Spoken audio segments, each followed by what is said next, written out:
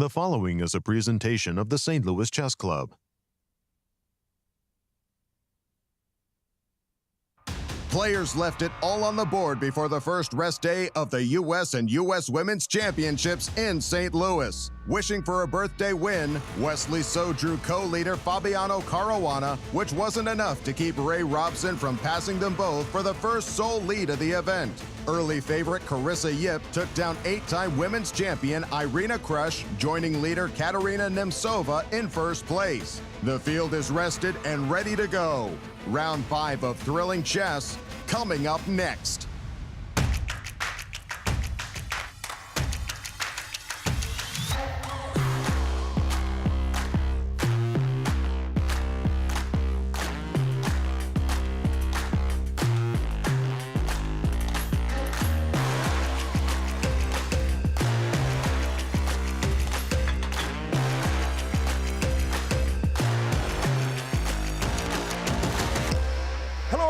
And welcome back to St. Louis and round 5 of the U.S. Championship and the U.S. Women's Championship. We're in beautiful Forest Park, right down from the playing venue, and on the rest day, the players were able to come and recharge and relax for the fight ahead. Well, it is time to fight, and to call all the action, we're gonna jump to the studio with Christian and Yasser. The majestic Gateway Arch overlooking the vibrant city of St. Louis, capital of chess in the United States and host of the 2021 U.S. Chess Championship and U.S. Women's Chess Championships. From the studio here in St. Louis, I am your host, Grandmaster Cristian Chirila, and I'm joined by my brilliant co-host, Grandmaster Yasser Seirawan. Yasser. Christian, as always, a great pleasure to be with you. Pleasure to be with you. Calling all the action.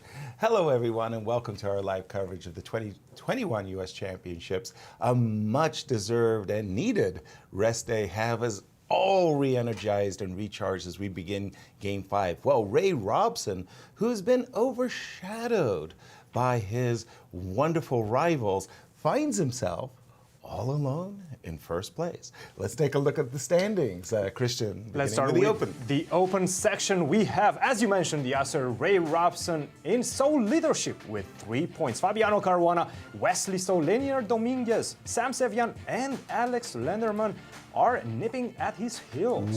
Half a point behind. What a chasing pack indeed. And in the ladies section? In the ladies section, we have 2 co-leaders. We have Carissa Yip, one of the rating favorites, and Katerina Nemtsova with +2, 3 points out of 4. Only half a point behind them, Talia Cervantes and Ashrita Eswaran. And our format, Christian? Well, we've been playing a lot of Rapid and Blitz chess over the summer, but now we're back to classical action. We have a 12-player round robin in both sections, 90 minutes for the first 40 moves. After that, the players are getting 30 minutes for the rest of the game. Also, starting from move 1, they get a 30-second increment. No draw offers, which has led to some very lengthy rounds. Let's take a look at our schedule. Absolutely. Well, we've been playing a lot of chess and we will continue to play 1 game a day. Yesterday, we had our first rest day. Our second rest day is going to come on Friday, October 15th. After that, the tournament, the last round of the tournament is going to be Monday, October 18th. And if playoffs are necessary, on Tuesday, October 19th, we will finalize this championship. Absolutely. And Grandmaster Maurice Ashley is here to tell us and drill down about our leaders. Maurice, as always, good to see you too, my friend. Thank you, Yas. Well, we did have a rest day yesterday after 4 rounds, and you figure it's not even halfway through the tournament, so it really shouldn't matter that much what the score is. Nobody's running away with it after all. But it turns out that history has shown it to be extremely significant who is leading just after 4 rounds. And let's take a look as Ray Robson stands atop the leaderboard, 2 wins and 2 draws. He's the only player in the Open to have won 2 games.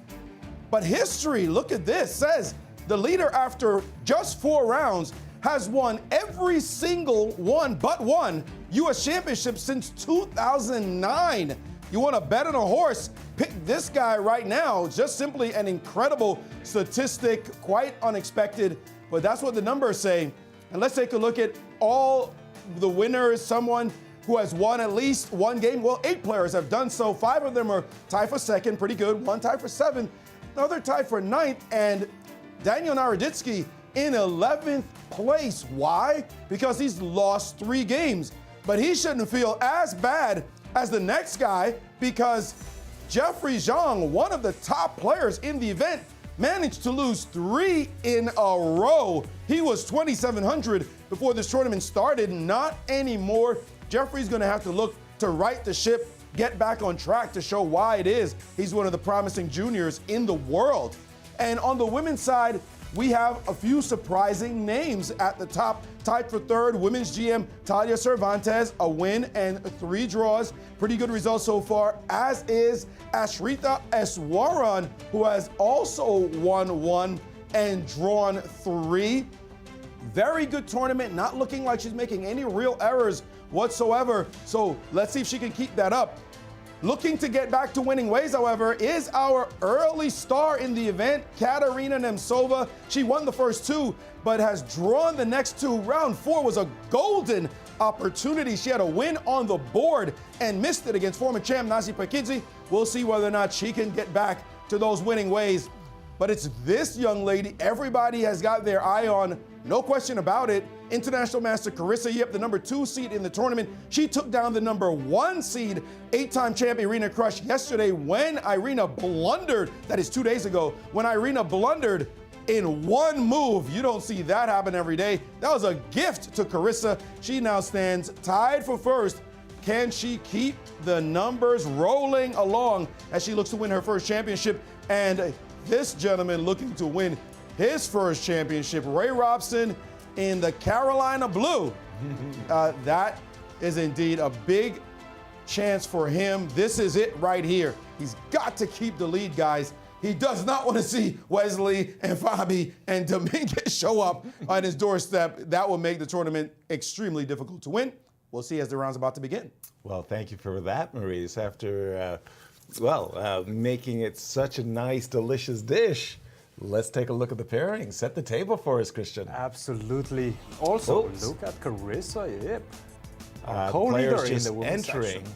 section. We'll just pause on our announcement of the pairings as we see our co-leader. She's going to be meeting Begim Tohirjonova for the first time in their careers. These two ladies at the very are facing bottom each other. on table Yes. number 5. Huge matchup that is. Big one. And then we have Nemtsova versus Sharevic, Cervantes versus Paikide. That's a Another big one as well, yeah. Abrahamian versus Eswaran, Megan Lee versus Sabina Foyshore, and Irina Krush against Anna Zatonski. I'm Wow. looking at that Krush Zatonski. There's 12 U.S. championships between them. Irina at 50%. Anna at -2. Oh my goodness. Somebody needs to right the ship in this round 5 between them as we see Anna getting ready for her game. Black, I think she was black, just to remind me. It was just... Yes, black against Irina. Black Yes. again. There we go. And taking off the mask so we can see her smile. Still in a She's good got mood beautiful, despite the poor results so far. a beautiful smile. And let's take a look at the open pairings. We have some very exciting battles on our hands. We have Jeffrey Chong against Sam Shanklin. These two gentlemen don't have an amazing event up to this point. No, and if you were, say, before the match, you would look, before the tournament, you would look at this pairing and say 2 Olympic teammates, potential great rivals, not doing very well. Neither player has a win between them. Sorry. Darius Vierch versus Ray Robson. Our leader, Lenderman versus Sam Sevian. And that's a big matchup too, because both players have +1, and if there's Have a point victor behind the in leader. that, if there's a Absolutely. victor in their game. Caruana versus Naroditsky. This is a golden opportunity for Fabiano to potentially catch up with the leader. Will the real Fabiano please stand up? Bruzone versus Wesley So, and Dominguez versus Burke. Another big discrepancy in terms of rating.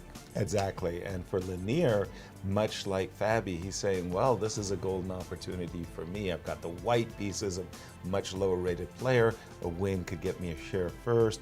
Somebody, Dariush, please upset Ray Robson. Stop that man. I'm going to posit that out of those 5 chasers, none of them play. Oh, there is the pairing between Sam and Lenderman. Correct. I'm going to say then, out of those 5 chasers, I think at least 2 are winning today. Ooh. Big predictions. At least 2. Big predictions. If you look at the matchups, it suggests great possibility. They're not playing each other. There's some uneven matchups. Fabi against Danya, for example, we see there's some matchups there where you think Dominguez, for example, he's thinking, I got to beat you. I'm sorry, John. Yeah. I got to get you. So, and he's got the white pieces against John Burke. So just those two matchups alone, the Fabi Dominguez matchup, suggests 2 wins. Of course, you got to play the games. And Wesley, he's playing a very tough Bruzon, super solid so far, but he knows he's the stronger player on paper at least, and maybe in fact. And then you've got that key matchup with Lindemann and Sevian. I don't think I'm making too bold a prediction, And actually, looking for 2 wins. Wesley So also with the black pieces that I wanted to say. One thing about Wesley is that generally whenever he plays the black pieces, he's quite content with the draw. Yeah, He never takes any unnecessary risks. Of course, as you were mentioning, Maurice, these are the 2 big matchups in this one. Fabiano Caruana versus Daniel Naroditsky, who is, let's put it mildly, it's struggling. Absolutely. Especially no with question. black. With black, especially. It's been terrible with black. Well, what really happened to Danya was that in that first round, he kind of came in this competition saying, well, what should I be doing? Should I be playing really solid, playing all my mainline defenses as black? Or since it's the start of the tournament, let me risk something. I'm gonna play, a double-edged, high risk, high reward Alekhine's defense against Ray Robson, and it did not work whatsoever. And after that, he got a win, so he thought, okay, he's coming back into it, and then suddenly the bing, bing, bing, 2 back-to-back losses, and next thing you know, he's in number 11th position. That's him bouncing back against Jeffrey Xiong in that second round matchup. He's got a beautiful smile, doesn't he? He is that tall as well, by the way. He is. He's Now, a tall I man. worked with Daniel when he was maybe, well, let's put it another way. I worked with Daniel when I was taller than he was. So that was a long time ago, right? And now I kind of look up at him. I'm like looking down. Am I standing in a hole? He shot out. He's a tall man.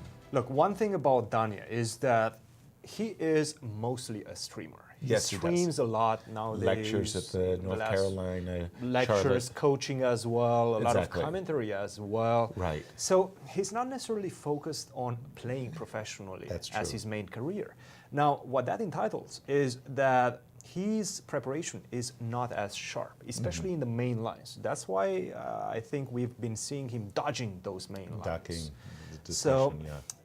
Against Fabiano, unfortunately, he's going to be forced to play some of those main lines. One of the remarkable things about Danya, now age 25, I believe he was more or less until the age of 15, he was really making a very concerted effort in the study of endings.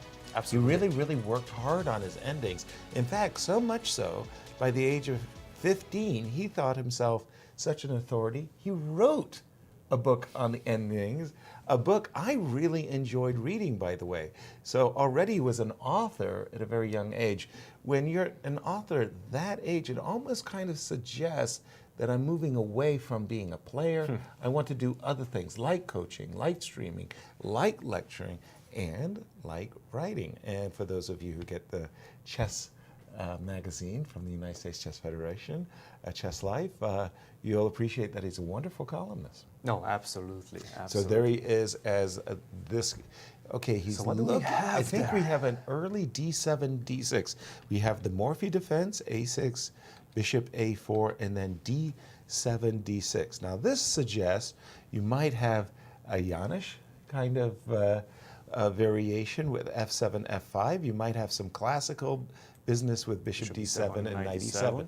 And what do you have for us, Maurice? Just a quick note, something extremely offbeat being played by Jeffrey Zhang, who needs to figure out what's happening in this tournament as he's lost 3 in a row against Sam Shanklin. And check out this move order, Knight F3, C5, C3.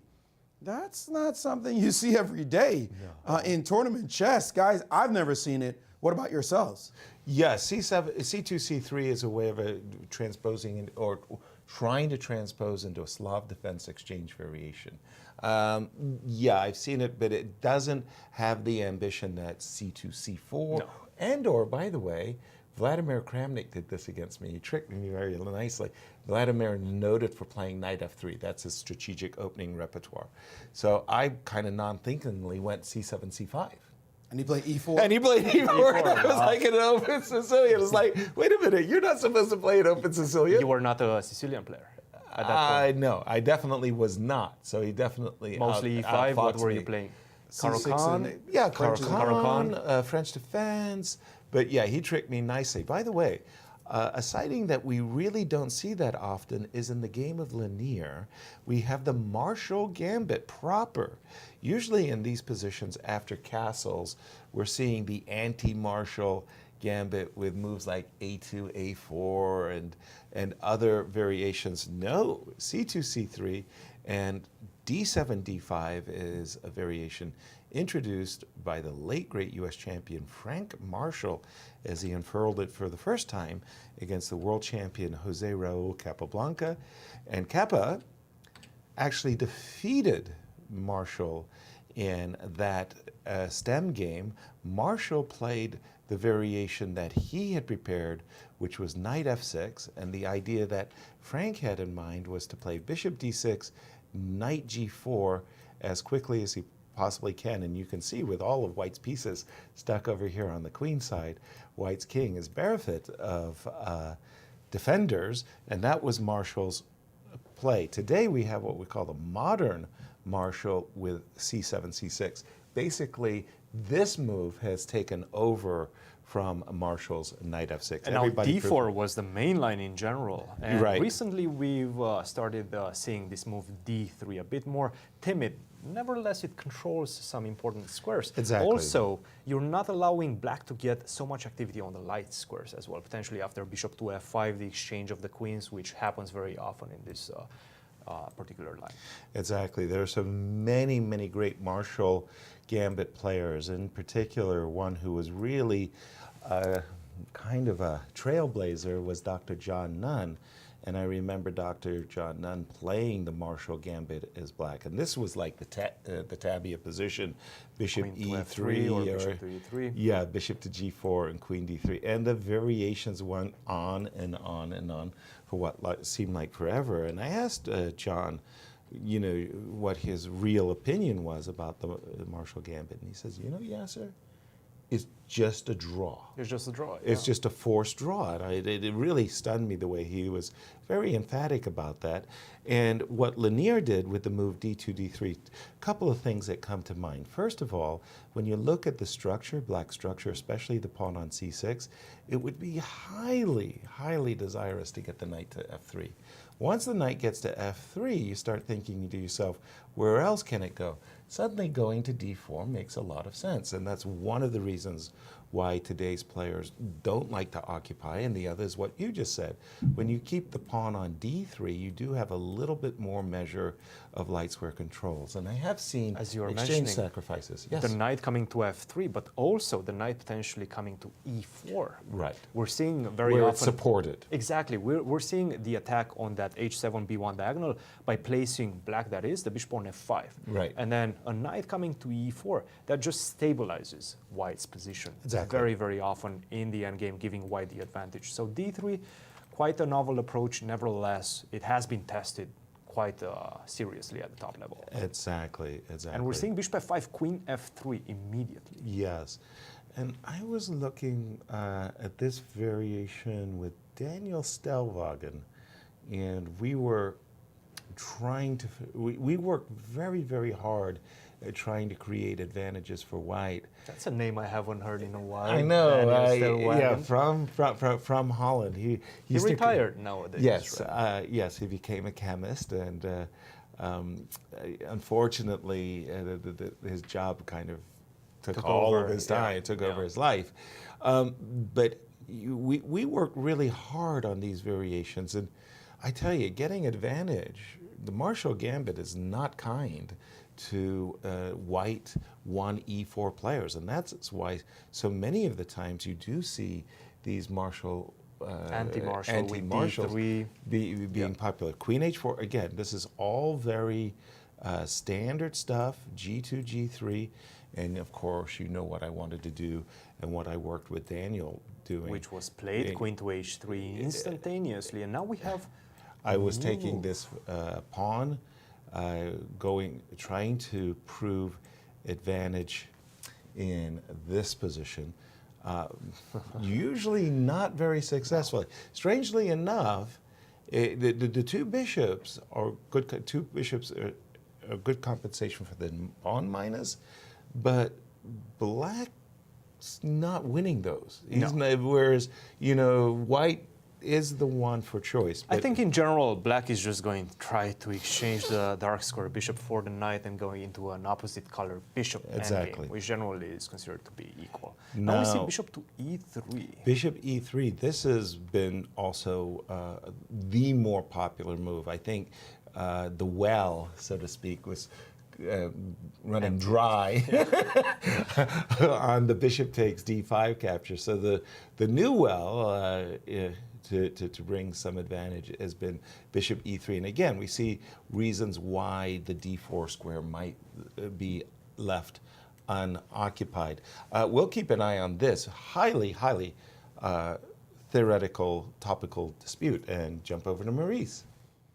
And in a not highly theoretical and non-topical dispute is this game between Bruzon and Wesley So. Bruzon doing quite well, 4 draws in his debut at the championship. So far, he's playing Wesley So, who we know has won this already twice.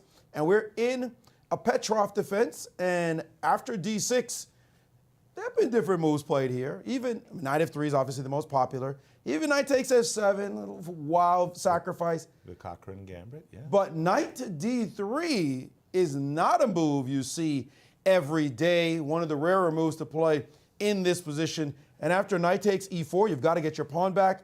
Queen to e2, and we have seen this type of play with the knight on f3, but this time the knight goes to f4 with the idea of a knight d5 siding. And this one is, I've taken a look at the theory. Knight f6 is the most frequently played move here. d4, trading queens and developing is the most popular line. Doesn't look like a lot for White, but there is this knight on f4 that can be coupled with a knight on c3 and something jumping to d5, maybe with a little bit of pace and tempo in the position.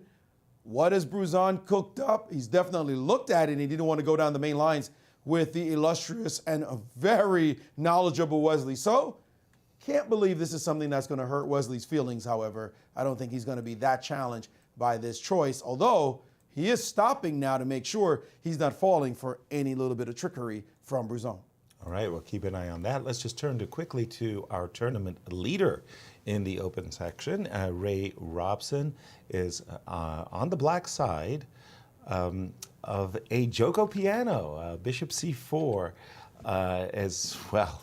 My goodness, who would have guessed that this would become such a topical choice after 500 years? Bishop c4. And this is a big surprise, by the way, from Darius. Once again, Darius has spent a large amount of time analyzing bishop to b5 and writing 2 books on bishop to b5 in the past year and a half. Wow. 2 books. Wow, I didn't know that. And now he's playing bishop to c4. Doesn't believe his own writings? Who knows? Maybe he believes that his opponents have read his writings. Okay, that's the other point or problem of writing. Bishop c4, the Joko piano, Italian for the quiet game. White just develops a piece, eyeballs the pawn on f7. I've always thought there's 2 ways of playing the Joko piano, where you play for a very early d4, either as a gambit, or you play it as Darius. And it very much depends on what Black does after bishop to c4. Now, your early d4 usually comes after bishop to c5 instead of this move knight to f6. Exactly. Bishop to c5, and now we get c3, knight to f6, and then the Evans Gambit, is that how you call it? No, this is not the Evans Gambit. Yeah, this is the Joko piano with d4. Proprio. Yes. But the Evans Gambit, it's b4. B4, yes. That's the fun stuff. And again, as a kid, I was always infatuated with these gambits and getting these early sacrifices and quick developments with Queen b3. And I do remember one Garry Kasparov using the Evans Gambit. But when Nisipiano chose to use the Evans Gambit against Fabi Fabi was so prepared. Fabi played almost a perfect game, I believe in Bled. And B2, B4 has fallen off the wayside. C3, knight C3, oops, excuse me, that's not what I was looking for. No. I was looking for knight C6, D3. So now, after knight to F6, you can also go the fried liver attack with knight to G5. Yes, well, the two knights, normally speaking, today's players are not allowing the fried liver with knight takes D5, knight takes F7. Rather, they are playing these mainline variations with knight A5. Knight A5, yeah. Very, very popular in the 60s and 70s. Even this now, whole it's pawn quite sacrifice. popular. Yeah. And today, it's funny, at a time, you know how fashion goes, but bishop E2, that was it. There was no other move here for white than bishop E2. That was the standard. But today's players, modern players, bishop D3, shades, echoes of Jeffrey Zhang playing bishop D6 as black, stepping in front of his D-pawn in his game against Ray Robinson. Bishop D3. Nobody would have played that Bishop D3 when it is was one popular. move, but also queen F3 is another attempt. I think that I thought that was more or less analyzed and refuted. I don't know. The new engines are finding so many new ways as well. Queen to F3 is tried, but generally is considered not to be a big advantage for white. After rook to B8, bishop to D7, I think is also an option. You don't want to take the second pawn on C6 because that will give black too much counter chances. The knight on A5 is one of the drawbacks. In any case, he did not go for, that is to say, Ray, after the move D2, D3, went standard operating procedure, bishop C5, C2, C3, all standard castles. Now, castles, and I just wanted to say that nowadays it seems like D7, D5 has become all the rage. D7, D6, why didn't I like D7, D6? When I was playing this stuff, I always thought that you had, it's not that these sacrifices kill. On the contrary, they're likely not that sound, but at the club level, at the class level that I was playing at when we would play these positions, we were winning. From a practical perspective, these are quite difficult, especially if you don't know what you do. As black. But generally, players nowadays of this caliber definitely know how to react to those type of sacrifices. Maurice, what do you have for us? We have, first of all, a rare sighting. Actually, never seen before in her tournament performance. And an extremely sharp opening of foot in the game between Tatev Abrahamian and Ashrita Eshwaran. And D4, we saw her switch up and play knight F3 for the first time in her career, at least in the classical games in the databases. And now Tatev said, hey, knight F3 worked, surprised someone. Let's surprise again with D4. No way Ashrita could have suspected that this would have been on the board. Well, she might have thought she's trying to switch things up since what she's doing hasn't been working for her, as Tatev has already lost 3 games in the competition.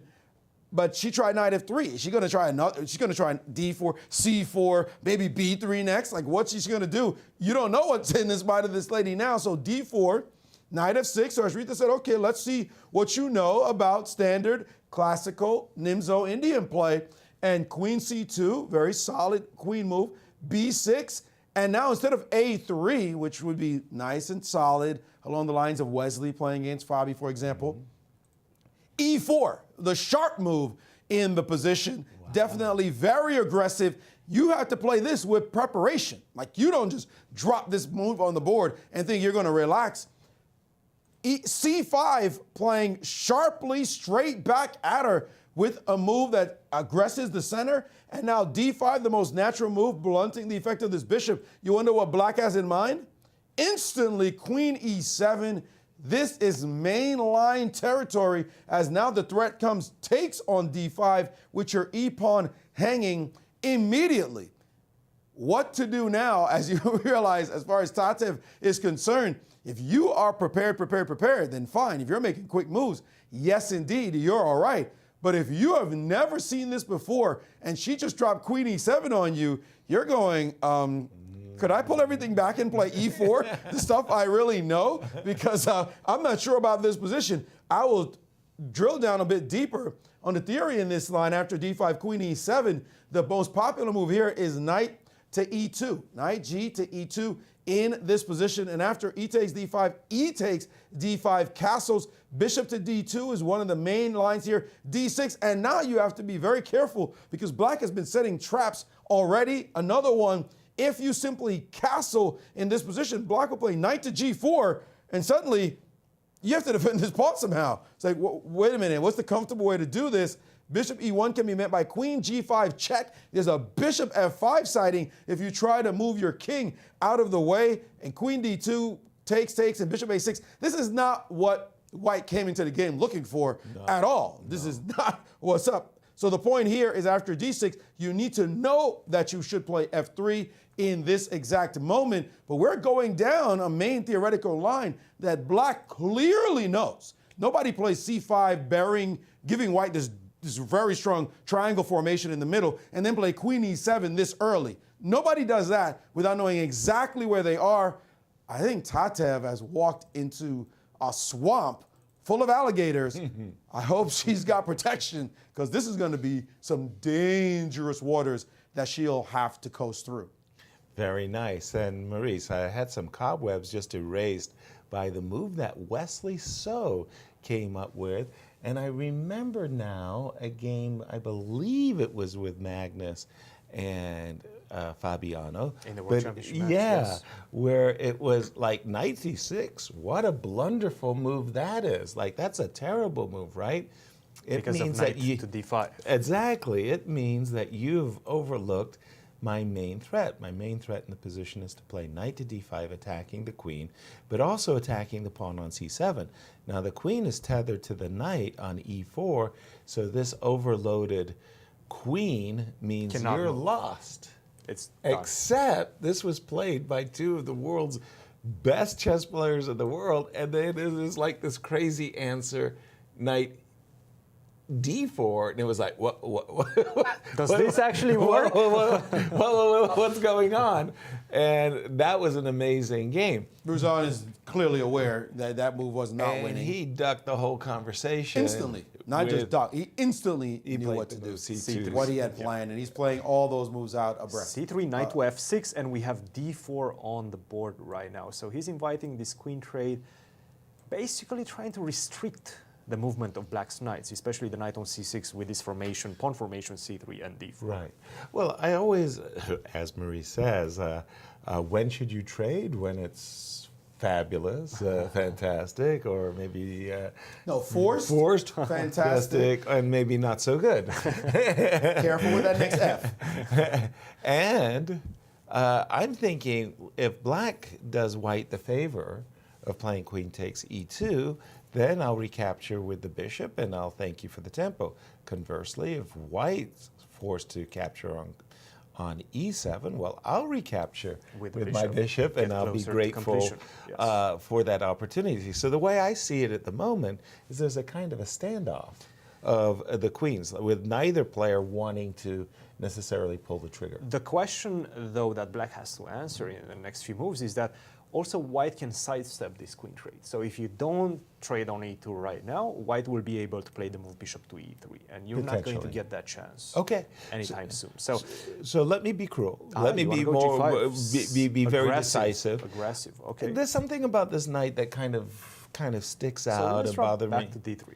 Yeah, and it kind of sticks out and it kind of bothers me. And I'll just play h7, h6. I will, if you like, my intention is to meet h4 with rook g8. It so, feels like a good move for okay, white. absolutely. I Good mean, I think sequence. other players may be attracted to the move g4. I am not. Here, what I really want to do, of course, is to play bishop f5 and simply castle and get my king out of dodge. You were right, what you were saying, that white is not obliged in many cases to trade queens. So let's He go can buy. bishop e3. Let's But see you how this are one. giving me...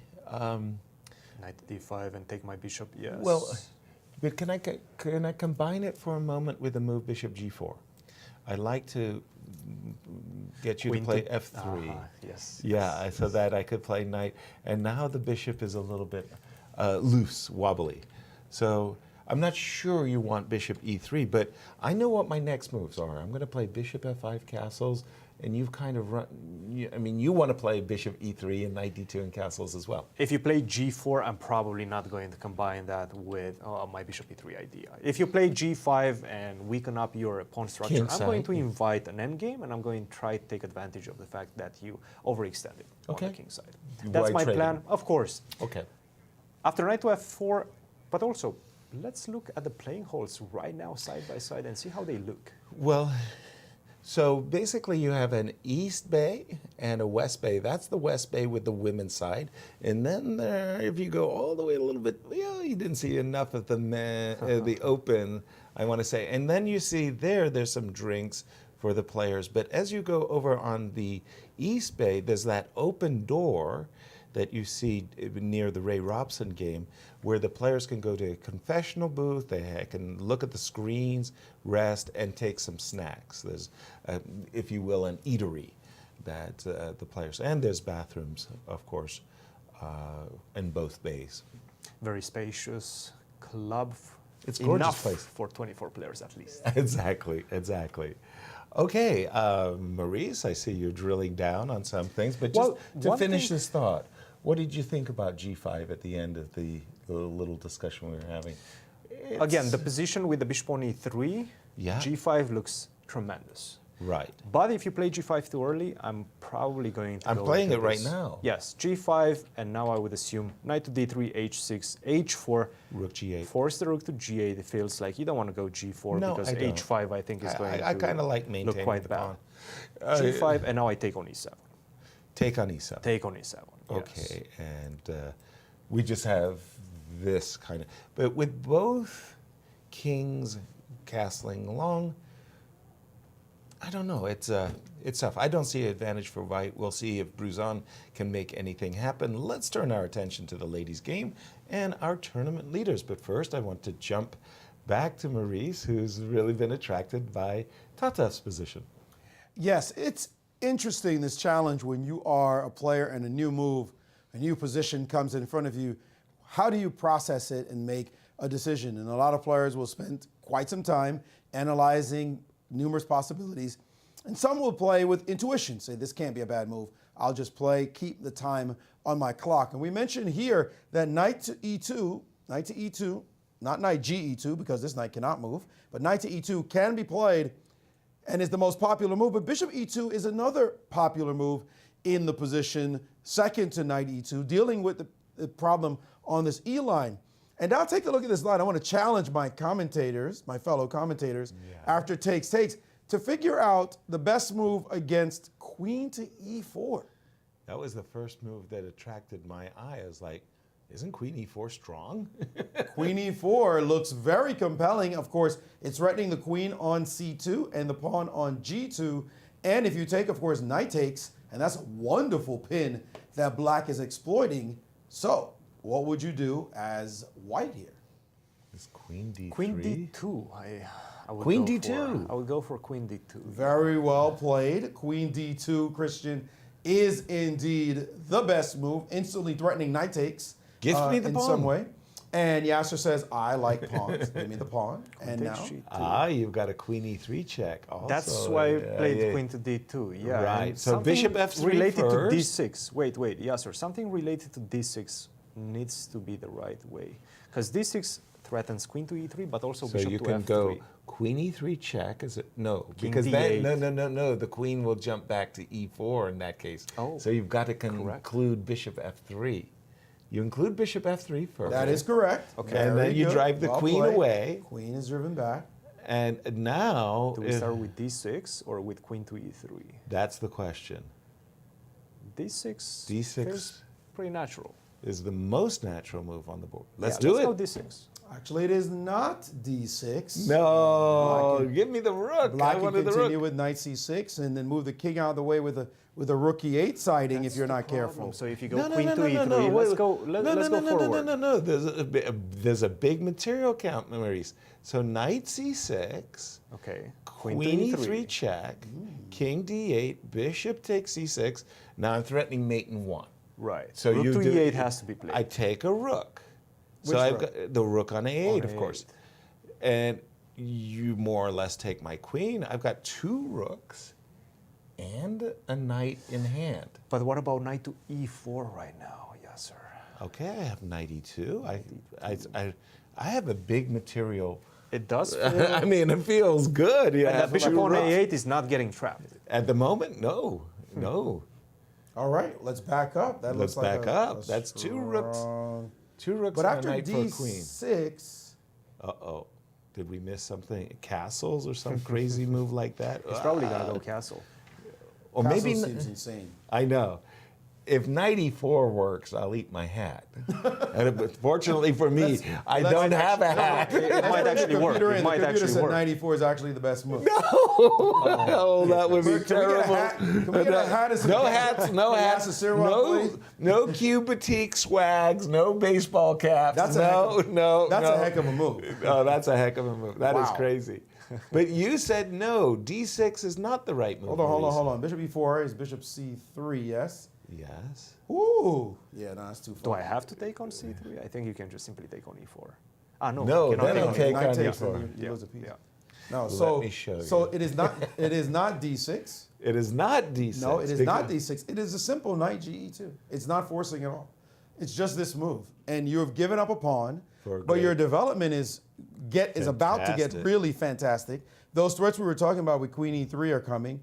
The knight is now very solid, blocking the file, so you have no worries there. And if you dare castle, rook G1, and Queen H6. and then the play is just whoop, giddy up on every single move for white. So this is not a pawn you want to take. So after Queen E7, bishop to E2, Black did not, Ashrita showing her knowledge, did not take on D5. She instantly played D6 in the game, and knight F3 played, and now castles. And this position, Black is very fast, talking down this line. If you castle now, for example, and a take occurs, takes is not the same, you can't take back with the queen, or maybe you can take with the queen. Is rook E1 on tap? Knight E4. Knight E, but that just gives back a piece in this. Yeah, line. but it's double takes, pawn. Takes double This pawn. is still a worse endgame And for white. worse endgame for white. This pawn is really bad. Bishop A6, and will knight come under D7, attack knight really D5. fast Not with these looking kind good. of moves. So, again, Tatev, with only a couple of games between them, as Ashrita is new to the championship circuit, a win and a loss. It shows that Ashrita has at least beaten her once. And Tatev knows she's a dangerous opponent, and now she's showing her theoretical knowledge in a position that cannot be that familiar to Tatev, as she has been burning a lot of clock. Let's just look at clock times alone. Ashrita has 129.28 left. That means 32 seconds off from the initial 130 she started the game with. Of course, the increment does matter, but nevertheless, not much time. Tatev, with only 8 moves played, is already down to 107. Burning almost Burning half a an lot hour. of clock in the opening. Not great for her. We'll see whether or not she can maintain the excellent situation she did, or she can repeat the excellent results she had when she experimented the first time. But those experiments, man, you got to be careful. You never know what's going to happen. As she has indeed castled, and Ashrita instantly took on C3 with the bishop, showing that she did know, hey, you're That taking, nuance, your castling is a problem for you. And now E5, all of it instantly. Now, did that's a not move I did not capture. expect, I have to say. But makes sense. She's just given up the 2 bishops, shutting down the position. But normally speaking, in this position, with the knight still stuck on B8, not going to A5. A5, yes. White's rather happy. The weakness on C4 doesn't stand out that much. On the other hand, this is a very well-known position. It's got a pedigree of 13 games in our database. I think the reference you just got is not correct. Uh-oh. Because I have 13. I have 13 moves in my database as 13 well. games, yeah. 13 games, but only on this position. Okay. On this position. E5 that she played has only been played once. Oh. The other 12 times, Black took on D5, instantly challenging this pawn and forcing this capture. bishop f5 after that move? That's the Or capture you G5? want. You want I this to like happen. it. And in most games, very popular line, bishop f5 or bishop to g4 have been played. One of these two moves is, of course, I like challenging the bishop bishop f5. f2. So Yeah. taking on d5 is the most, by far, popular move. This e5 move, if I may back up to that position, this e5 move here Right. is The game highly unusual, seen only once, and all the way down, looks like, well, Kovalev played it, so he's a decent player, we'll say, but nevertheless, it's not the usual recipe, and I don't think this position really blocks the game the way Black wants. Why? Because White can always look to open up the game, a4 on this side, f4 on this side. Taking on taking on d5 looks like a great recipe in this position. But that Shrita played e5 as though that was indeed her preparation. She knows where she's going, and she's even gotten up from the board. So if Tatev had prepared this, she's in completely new territory as far as she's concerned right now. Once All right. again, this transition from e4, playing it your whole life, to knight f3 or d4 is not an easy transition. I remember 10 years ago when I first came to the United States, and I did make this transition at some point, mostly because I was going to the university. I didn't have a lot of time to prepare my e4 lines, which usually are extremely sharp. And I you was need a losing a lot lot of of time. games. You know, I was facing Caro-Kann, the French specifically, where if you don't know your theory, you're probably going to end up in a pretty bad situation. You're never going to get an advantage against very well-prepared players. So I decided to go into d4. The transition was extremely tedious. It wasn't easy at all. I was occasionally just losing pawns. Black was taking on c4, and I was Like never something like recovering this, it. And I right. was like, what am I supposed to do? How am I supposed to arrange my pieces? I was burning a lot of time as well, and we see that with Tatev right now. But Maurice, you have another game? No, I want to challenge you guys in this position. Okay. What would you do as White if you, instant knee-jerk reaction? I'm 91. Yeah, exactly. I'm preparing the plan of advancing the pawn to f4. So I'm thinking that the knight on f3 has got to move. So I'm thinking something like g3, knight h4, or knight e1, g3, knight g2, and prepping f4. Okay, so very logical direction. We all know you want to go and you want to prep f4. However, you have a second pawn break that's very powerful. a4. And instantaneous. A4 with a5. That said, let me challenge you and create a weakness on this side as well. That's another thing you could do. The engines are giving e5 as a really bad move, just like instantaneously bad. And Tatev has found the engine response. She has played, you just saw a4, and this is the kind of position, if Tatev gets a little space, gets a little wiggle and start to get some play, she could say, hey, maybe I don't know this opening that well, but I got a position on the board. I'm a chess player. Let's challenge you. And a4 is supposed to be clear advantage. +7, +8 for White. Plus 0.7.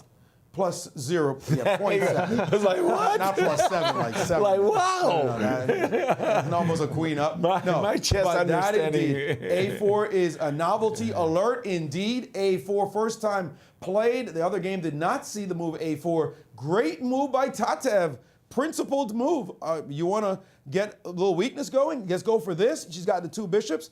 The position is a little bit blocked, but she's not. It's not like C4 is proving itself to be some kind of huge weakness here. Often it happens in this formation that this pawn can come under heavy play. A knight on A5, a bishop on A6. That ain't happening today. No worries there. So Tatev. Maurice, let's go with this line. So A4, probably we're going to see something along the lines of A5. I would assume you cannot allow White to play the move. I'm on the other side of this coin, but go ahead, Really? make your point. Yeah, go A5, ahead. and I was wondering about the line after bishop to G5. Are you going to try to kick me out of that diagonal with H6, bishop H4, G5? Or is that too much after knight takes G5? We're seeing the sacrifice yet again. In a different I incarnation. would be very careful. What I'm saying is that if I'm I was opening up the F5 black with in this F4. position. This is not what I want to see. This is. I'm on the other. You're very enthusiastic about the novelty alert, just as the chess engine is. But I'm on the other side of this coin. I'm looking at the double pawns on C4 and C3, and I'm saying, you want to play A5? You want to take on B6 and give me a passed A I don't pawn? want to take on B6. I'm all for it. Bishop G4. Go ahead and play. Go ahead and play A5. Knight d7, and just put this on the board for just a second, Maurice. Knight d7. Knight d7. Take it on b6. Just take it on b6. Okay. Do me a favor. And I want to take with the knight. So at the end of all what you've done, a4, a5, I'm the one with the passed pawn. I'm the one. And you've got the double pawns on c4 and c3. I don't think you're happy. I agree with you wholeheartedly, Christian, that you're not taking on b6. You're just Probably leaving. not, yes. But why am I so enthusiastic as white? I want to. What do you do about this move? This move. Just curious. Knight to h4. Wow. So Wow. You do put the pawn on a5 first, though. Right. No, I want this to sit just like this. I'll figure that out Exactly. later. Exactly. But what do you do about this? I want So- to against this. I want to play this move, obviously. Right. Get in a nice tickle. And if I have to play g6, I'm not happy about playing g6. Okay, so because what do you do then, about Maybe even I've got the f3. dark squared. No, I've got a terrible problem. Sorry. So I want something, to take and play here. So something went. Okay. So Your knight stopped you from backing up. I apologize. You play a5. Correct. Let me take the knight on f3, and Okay. take the. Pawn on a5? No, I'll play knight d7 again. I want to take, of course, the pawn on a5 and put my knight on b6 as soon as possible. Well, right So now. it's there's 8 pawns on the board. The 2 bishops are not strutting their But stuff at the but moment. I am going to move my bishop somewhere. all the way to g5. You want to Yeah. go to g5? Yeah. I want to take him double and treble and make you suffer. The thing is, I Nobody's see suffering. white playing on both sides right now. Yeah, I'm going to play on this side too. 'Cause I wanna go- actually, I'm going to leave this. I'm going to leave this. Exactly. I agree. I'm going to leave that. I remember the patriarch, Michael Bodvinik, said, you didn't see my game from the Red Army Championship of 1952. 2 knights versus 2 bishops. You didn't see my game of Lajos Portish. In that position that you just had, again, just finish h6. You're going to play bishop h4 or wherever you want to go with your bishop. Go ahead, Maurice. Just humor me for a moment. Put your bishop on h4. Okay, let's go bishop h4. Let's just see what you want. I just want to show something. All right, Maurice. fine. Take on a5, rook takes a5, rook fb8. Boy 8. Yes, rook a1 if you like, rook b7. And I'm going to play 2 knights versus the 2 bishops. And I'm saying that white's structure in the center is pretty brittle. You're not playing f4, because f4 really gives me good squares for my knight. Right. And my queen isn't great on e7. I'll find a square, and I'll go also for knight b6 one day and rook b8. Again, my point that I'm trying to make at least is that the c4 and c3 pawns are not great. They're just, they do cover some squares, but they're not giving you a break. If the c3 pawn were on b3, then you could play for b4 and some break. But where's your break in the position? At Only the same f4. time, your expansion with the a pawn is not possible either. So I'm it's going not happening to keep you anytime there soon. on the defensive, on the queen side. I mean, bishop e2. Exactly, just bishop Right. e2, f3, Queen maybe d8, at the right moment. Queen d8, go ahead. Queen d8. And my move will be queen b8 Okay, and rook b2. so let's, can I go? And again, look at the game, very important game. Lajos Portish versus Yasser Seirawan, Toluca Interzonal. Yeah. Everybody Let's, forgets. everybody knows Everybody about forgets. green. Nobody knows about it. One question. We're all disagreeing. Wait. By the Can way, I go in bishop this to position- g4? Yes, I think that's a I very think good bishop plan. to g4 might be a better idea. In this Okay. position, the engine's giving much better for white, but Yes. Yasser disagrees. Wait, Yes. sorry. And it doesn't want to do anything special. It wants to play bishop d2. Okay, and So I just play bishop d2. What are you going to play here? the same plan, rook f8 to b8, or Rook takes f8. on a5, one of the two. And rook a3 it Take is? it, yeah. Take. So the machine really loves the space. Yeah. It And the really, bishops. really loves the 2 bishops as well. And so it just thinks that white has a great position, but it's blockaded. But it does have a plan. And the plan A6. is to get the bishop here. Right. So a6, bishop d1. Yeah. Wow, it wants to go knight f8 to g6. As Yasser Seirawan played in the game with my shortest. Okay, we're going to keep an eye on that game. This is a turgid battle, but an experiment that really has worked well for Katja is in her game with Anna Sharovich. She is white, and instead, you play e4, knight f3, and against a Sicilian, and you feint this idea of playing for the open Sicilian with d4. Sometimes you can wrong foot your opponent by first just fianchettoing your bishop. And then when they play d7, d6, this is kind of a signal bell for you to do exactly what Katja did, is not to play for d4, but to go c3 and then follow it up with d4. Especially with the pawn on e5. Especially with the pawn on e5.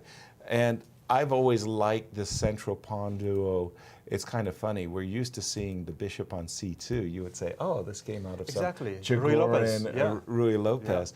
Maybe the bishop is better on g2.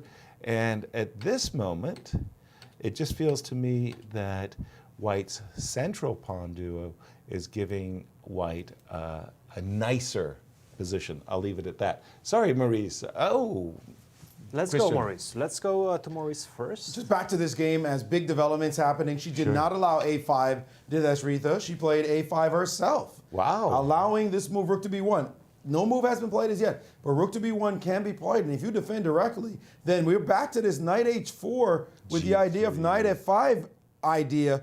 And you're starting to look a little tickly. Right. Does black in this position. So this experiment looks like it's gone very well for Tatev so far. Let's go to another game. Very exciting moment in this game between Wesley and Bruzon. Bruzon with the white pieces. Wesley played g5. He said, I had enough of this knight sitting on f4. Move it, please. And queen e7, knight e7, and now knight back to e2. There's a pawn under threat right here. Amazing tactics, a sharp game breaking out in what looks like a sideline of the Petros or Russian defense. Is black okay with the pawn on g5? Looks like white only has one piece developed. Can't imagine it's that bad for him. But Bruzon is intense. Look at that thinker's posture. He's not saying it's your move, I won't think too hard. He's furiously calculating right now. And also a novelty. So knight takes on e7 is being given as a novelty after queen takes e7. Instead of bishop takes on e7, I would imagine would be more natural. Wesley's knight takes e7 is the novelty in this game. Looks like a decent one to me, too, because the knight on c6 may be misplaced standing in front of the c7 pawn. Controlled by the pawns. Yeah, and maybe the bishop is better placed on g7. Very intriguing. Again, I want to go to our leaders' matchup in the ladies. We will definitely go to that one, Yasser, but one way in which we like to interact with the fans is through social media. Absolutely. And we do that a lot on Twitter. Right. hashtag US Chess Champs. You can use that. Let's see some tweets. Ask the commentators, stump us with your questions. And let's see the question. Bring it on up. Question for Yasser. Question for Yasser. Of the many US Chess Championships he has played in, which one was the most memorable? Wow. Sadly for me, I want to say that one of my most memorable championships was played in Estes Park. Estes Park, Colorado, and there was a couple of U.S. championships played there. It was just an incredibly wonderful site. We played in what was called the Stanley Hotel.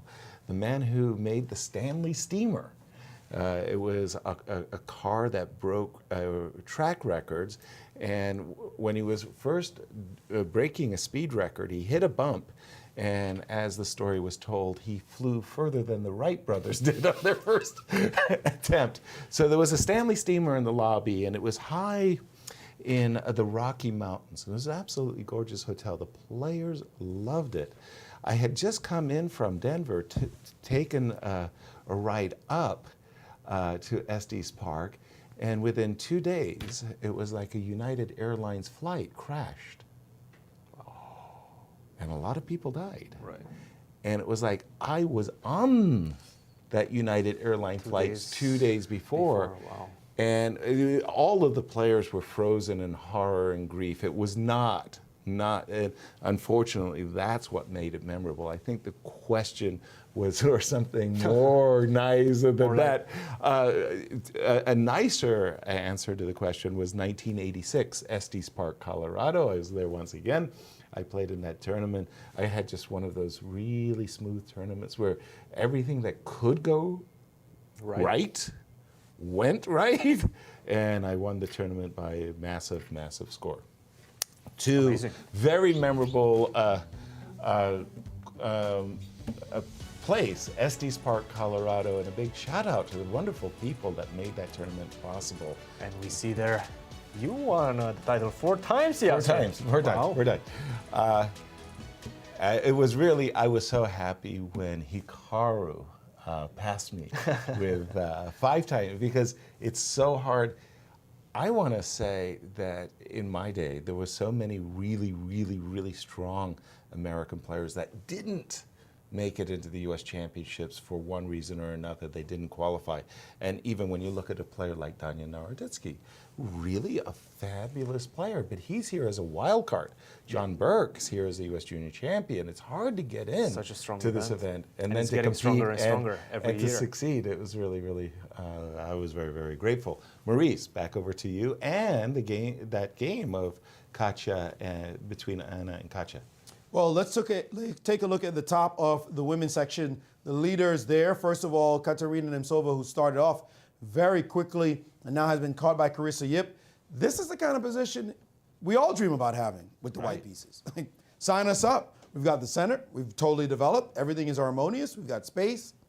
Looking very good for her right now. There's a slight threat of B4. She could play A3 if she wants to deal with that, but a very promising position indeed as she tries to take down Anna Sharovich. Looking good, trending all her way here. Trending the wrong way, though, for the fellow co-leader, Carissa Yip, is a position she has against Begum. And although she's sort of better developed, more pieces out in the game, more minors anyway, the bishop on C1, not in the game as yet. This knight is slightly offside, and it is white with the space. Kind of funny, both games feature bishops on G2, we see at the top. But this pawn on D5 being aggressed immediately, and this rook on E8, there could be an idea, for example, like knight G5, testing you. What's your pawn doing on the F7 square? And this knight is trying to sneak into E4 and potentially to D6. You got to watch out if you are black here. A very good position for white brewing. So Carissa, she just got to tie for first. She certainly doesn't want to be knocked back down, as the two leaders are trending at the moment in different directions. Exactly. That's a very topical Grunfeld variation, I want to say, that these two players, and I had actually wanted to ask Maurice, because this move C7, C6, I appreciate what you said, what you've offered, this D5 takes C6 and knight G5. It's a very positional approach, because you do see that the pawn is now on the E5, so the bishop's diagonal is brought, and the square on E4 is very compelling. But okay, probably is it a theoretical move, or is it just simply a bad move? Queen C8, I think, was already a novelty at that point. Really? Yes, or yes. In general, they go C6 immediately. We'll just go back to this one moment. Queen C8 tickles the pawn on H3, which was immediately defended by White's king, and I take it that and you're by the way, familiar with this position as a Grunfeld player. Defending that pawn on H3 is not even forced, because with the queen on C8, I can just simply try to start playing against your knights. I think B3 in this position is considered to be quite a good alternative. The idea being that if you try to take on H3... Munch, yes. Exactly, munch like that. I have a lot of ideas concerned about potentially taking on H3. Queen takes H3. Okay. And then bishop to A3, bishop to B4. That's one way. Knight to B5 could potentially be an idea as well. The only thing that I need to be careful of course, is that push E4 that you're having as black. Like, for example, in this final position where you're threatening to trap the knight on A5, you mentioned that E5, E4. Exactly. With this open diagonal. Yeah, and the position gets quite wild. Okay, that's what's going on there. But after King H2, I apologize. I'm just King to H2 King we H2. have. See, where is it? It's here. I apologize. There it is. And C6, and again, is this considered In general, the an push d6 overreach? is considered an overreach. Nevertheless, this position is very special because the queen is already on c8. So generally, we see this position coming from the retreat of the knight from c6 to e7, not to a5. Okay. And then we see that bishop coming to d7 so that you make space for the knight to go to c8. So somewhere, I'm just going to take this move back Exactly. for just a moment. So You're let's saying go that knight to e7. A standard, yeah? e4. Okay, this is all And now standard. you would love to play c6 and immediately attack the center. Okay. Unfortunately, you cannot do that because d6 just traps the knight. Gotcha. Okay, so then What you have to do- play bishop d7. Bishop d7, preparing the move c6 so that whenever you go d6, I go knight to c8. Not only that I save the knight, but I also attack immediately Instantly. that fragile pawn on d6. I gotcha. now Now after it does rook to feel, d1, yeah. rook e6, that pawn is going to fall. I gotcha. Now that makes perfect sense. So I'm attracted only to the advanced d6 because I feel the knight on a5 Exactly. could be trapped. Exactly. And you cannot attack that pawn on d6 that easily, especially due to the fact that your queen is on c8, badly Right. placed. Okay, so is this... To be honest, I like the idea of playing d6 more than I like the idea of taking on c6. I understand that objectively, most likely taking on c6 is the right idea, but you do have to see this plan of knight g5, knight e4, and landing on d6 potentially. Gotcha. So again, this move d5, d6 may be overly ambitious, but it might put a lot of pressure on Carissa as well. Maurice, back over to you. I know what your question was, and I did check just now with the engine, and it says that d6 is also a good move, not as good a move in its opinion as taking on c6, but they're both fine moves to play. I want to tell a story about something that happened in this game. Well, something that happened to me before, but reminded me, this reminds me of that story. I remember back in Brooklyn with my friend Vincent Leon Monroe. We grew up together, we played a lot of chess together, and we were always trying to figure out how to get good at chess. And at the time, I was just starting to be about 2,000 level, 2,100 level, and so I started to feel my chops. And we had a chess book open. Yes, we used to study with chess books, back in the old days. I remember that. You remember that? So we had a book out, and Leon said, okay, I'm going to try a test. I have a game here, it's annotated, and I'm going to play some moves. And you tell me stop when there's a move that has a question mark. Like, could you identify a mistake? Yeah. A mistake. Not a blunder, But a but just mistake. a bad move. And so I said, okay, let's go for the challenge. So he starts making moves, and he's going along, he's going along, he's going along. And then he played a move, and I went, whoa, what's that? And he paused, and I said, I don't like that last move. And he said, you got it right. Very good. I was like, yeah, I feel it myself. And the book said, and there's a book between, games between good players, F5 was not a good move. I'm reminded because in this moment, Sam played a move that made me go, whoa, Leon, Brooklyn, back in the day. What's F5 here? It's a very concrete threat to this bishop, obviously. But after trading castles, what's the deal with this pawn on e6? Wow. What's the deal with this square on e5? Bishop d7, rook e1. Like, wow, that's Don't a have to ask me twice. bold move by Sam to just weaken the pawn voluntarily. And I'm wondering, where's your play? Where's your energy? Why did you do this? Guys, would you be going, whoa, wait a minute, if you saw F5 as well? Right. I mean, if a student made F5, I would immediately stop my students. Like, just answer me a question. What is the drawbacks? What are the drawbacks of this move? What could you say would cause me to double guess that move? F5 looks, whew. And I mean, Sam, of course, understands the drawbacks of the move. He must have felt that he had some dynamic recompense for the backward pawn, the weak tender e5 square. Well, he's trying to go rook to f6 and rook rover on 6th rank and try to checkmate his Knight opponent. f4. Coupled with the idea of knight f4. Sam- Strategically, it looks very suspicious. Sam Lots of also luck. wrote a book. Yeah. 2 books, Small actually. pawn moves. And Small steps to big improvement. Right. These books are all about pawns not moving backwards. At least the first book was about that. I think the second book was about passed pawns. But his very fine first book said, what did he learn? Pawns don't go backwards. It's Right. like, you had to write a whole book to learn that. That's what the first book really stresses. And I guess bishop takes d6 was a novelty. Was f5 was actually played before. This is what I'm being told, that bishop d6 was the novelty and f5 was a move played before.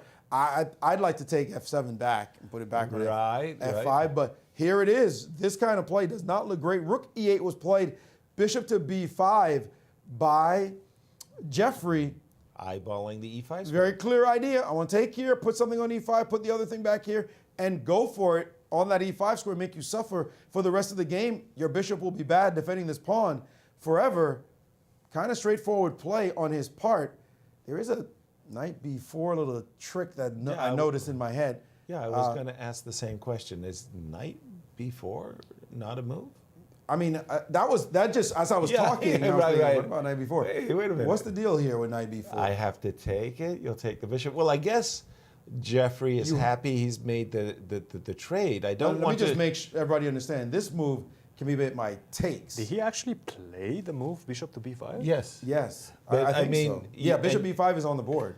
Yeah, but again, So I'm knight thinking b4. takes Take and queen c5. c5. Yeah. That's his concept, that he is getting the minor exchange, the exchange of minor pieces that he wants, so that he can try to dominate He's the looking e5 for square. this endgame and potentially after queen to b6, which looks like the right move for playing this Just put the position. knight on e5 and go to sleep. Just get the knight. I Yeah. like queen a6 maybe with some. Okay, so this is what he has Right. calculated for sure. But I believe we have some items. Yes, before we take our first break, we do want to tell you about some items that Q Boutique has. Absolutely. Holiday season is coming, and if you are looking for the perfect gift, we have these vinyl boards that you can roll up and take anywhere you want. I want to This correct you can find as qboutiquestl.com, Yasser. When I grew up with what you just said, the vinyl canvas boards, and we used to roll them up and we would play Bug House and Blitz, and they were really wonderful. This is silicone. So this is a crazy board that with the vinyl boards, you got the Well, you see, creases. blame the producer, But Yasser, the because they told me it's silicone, vinyl. the silicone board could just do this. So Absolutely. sometimes when you're cramming your backpack with a roll-up vinyl board, now with the silicone board, it's all good. It all comes out. I love these new boards. Oh, they're I think they're beautiful. great. Guys, What else? We're going on a quick commercial break. All right. We'll see you on the other side. Nice.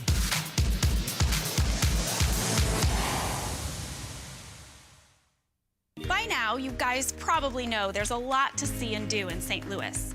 But when it comes to the art scene, there's more here than meets the eye. From Laumeier Sculpture Park and the City Garden to the stunning Cathedral Basilica, one of the largest mosaic collections in the entire world. So if art is your thing, St. Louis is on display all year long. Ooh, now that's an exhibit. St. Lou is always exploring. Can you hear it? It's the sound of hope and health and strength. It's the sound of compassion, of open doors, where people and machines are in tune and miracles occur. It's the sound of personalized healthcare and active communities. It sounds like life, and it's what you hear when you really listen. Founded in 1839, the University of Missouri is steeped in tradition. The recently founded Mizzou Chess Program is a partnership between the University of Missouri and the St. Louis Chess Club. Collegiate chess has been experiencing a meteoric rise at the national level. Through its tradition of excellence, Mizzou has always strived for the best. Mizzou Chess is working towards raising the bar by bringing our institution's ethos of respect, responsibility, discovery, and excellence to the chessboard.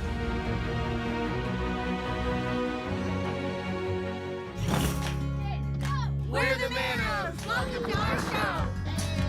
Go, go, go!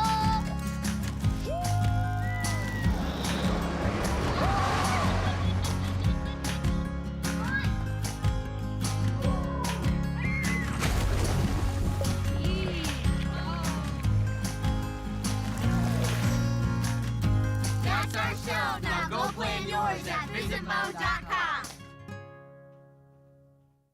We all know St. Louis is a championship sports town, from the 11-time world champion Cardinals to the Stanley Cup champion Blues. But I bet you didn't know about all the championship places there are to get out and play here, like the World Chess Hall of Fame, Westport Social, and Topgolf, and now even our own MLS team. So whatever sports your team is into, you can always bring out your A game in St. Louis. Oops, sorry. St. Lou is always exploring.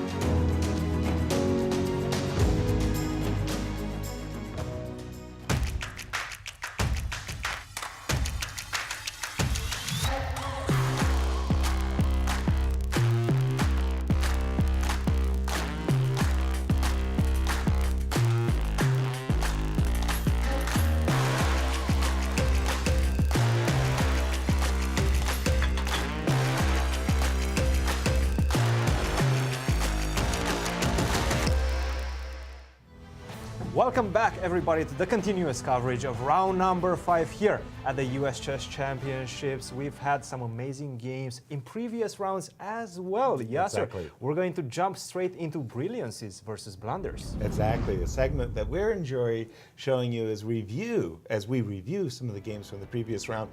Unfortunately, Brilliancies are being outshined by blunders. Today, we are going to feature 1 Brilliancy and 3 blunders. Our first blunder comes from the all-important matchup between number 1 and number 2 of these U.S. championships, as Fabiano Caruana had built up a very nice position as black. He had sacrificed a pawn in order to damage White's king. If you look at the imbalances in the position, 2 knights versus 2 bishops, but in particular, this bishop on a1 is woeful. We were all in studio expecting the very normal f7, f5, rook f8, rook f6, with a rook up and over with evil intentions. Fabi misanalyzed everything. He made a howler. e5, a very, very bad move. And after d takes e5, it's suddenly clear that this bishop on a1, in fact, the entire position is opening up for the bishops. Our birthday boy, Wesley So, after rook e6, didn't understand that he could seize the moment and score a very big victory with the move rook f1 and or a nice advantage with the move rook g1. Wesley returned the blunder, played captures, and the game quickly ended in a forced repetition and a draw. A big blunder alert in that game. And Maurice, there was also a blunder in Katya's position. Game. Yes, Wesley could have won. Katya could have won as well. She's got a great position. It didn't even look like it was possible coming from the opening, but now here it is. She's all lined up, ready to go, and all she has to do is just, the pawn's under attack, just play f5, collect this pawn, then go after this one, and it's money in the bank on the way to a clear first place standing. Instead of doing that, she played rook to f3 and threw away a huge part of her advantage, and then compounded it on the very next move with the move f5, which now looks natural, but she should have played f6 and still kept some advantage. But f5 allowed this to happen. King to f1, rook f3 check, driving the king down to f1. A great defense as king takes would have led to rook going down, mate threats, potential mate threats created with this pawn as well. Gave her enough counterplay, and Naji managed to save the game and keep Katya within range, allowing actually Carissa to join her in first, thanks to the next blunder. Absolutely. And also a number 1 versus number 2 by rating matchup. Carissa Yip with the white pieces had just played the move bishop on b5 to f1 after a very adventuresome opening.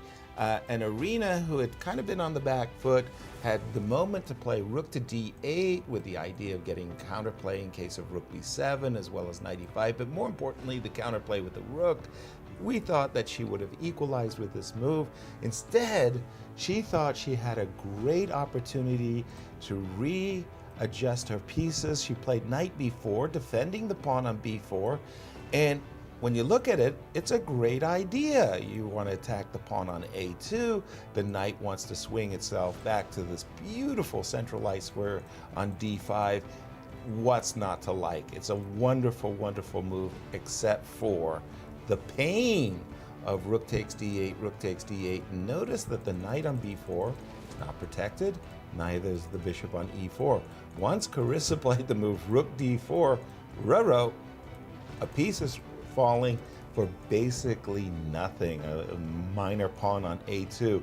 Arena had no choice but to give it up, giving her biggest rival in the tournament a huge victory.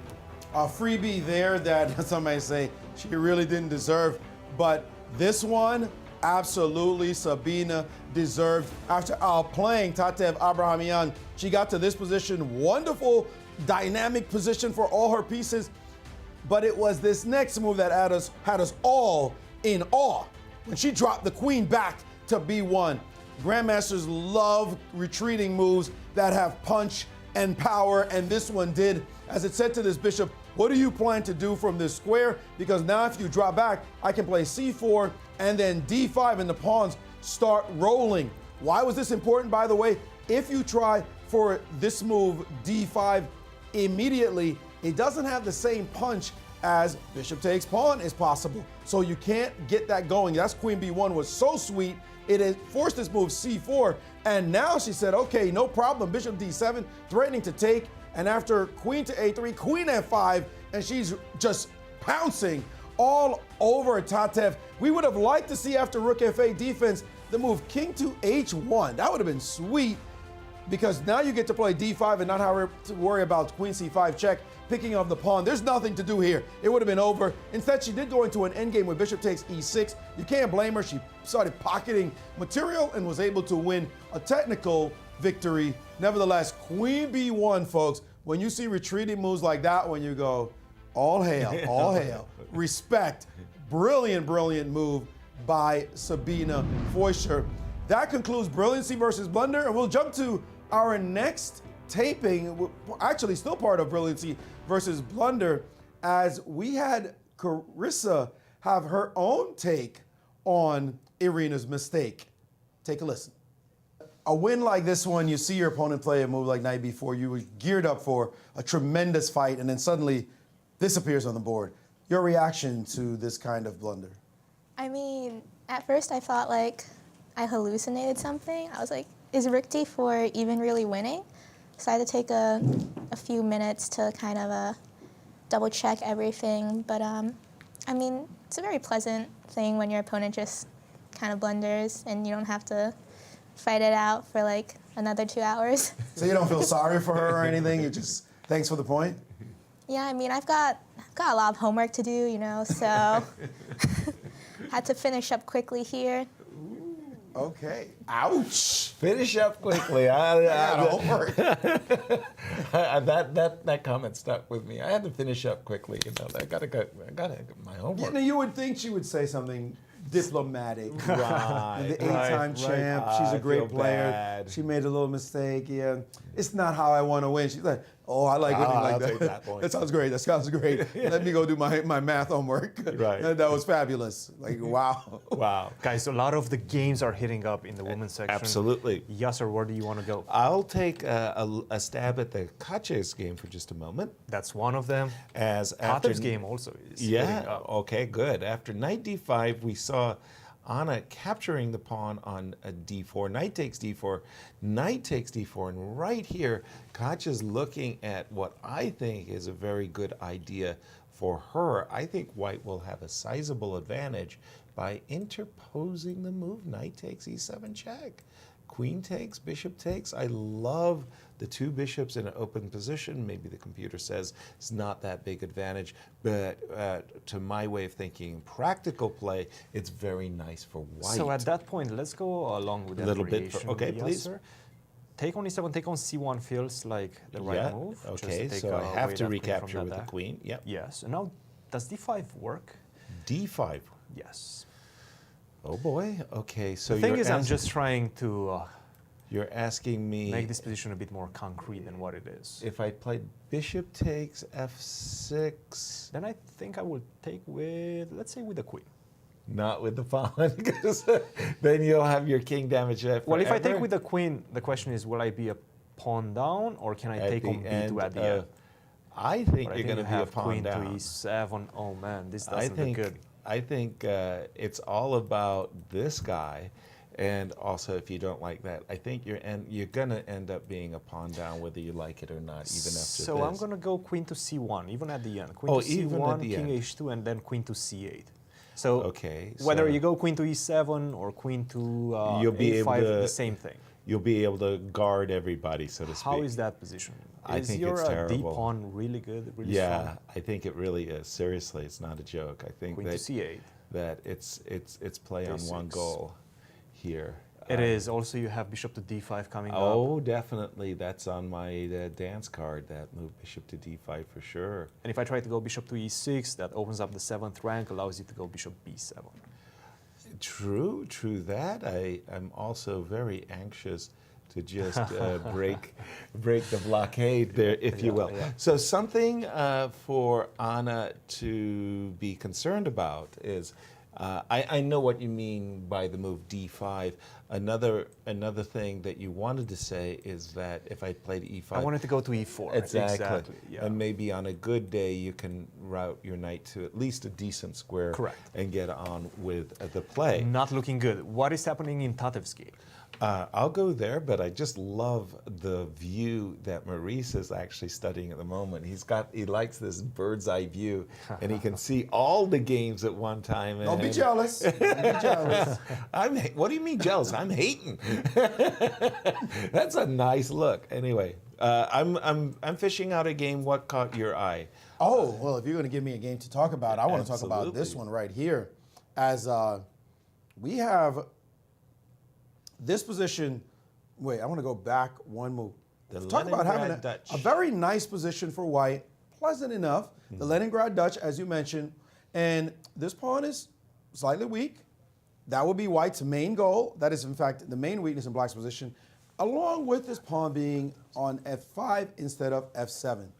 Your pawn's under attack. You can play b3. There's no trickery that doesn't allow you to be able to put a bishop on d4.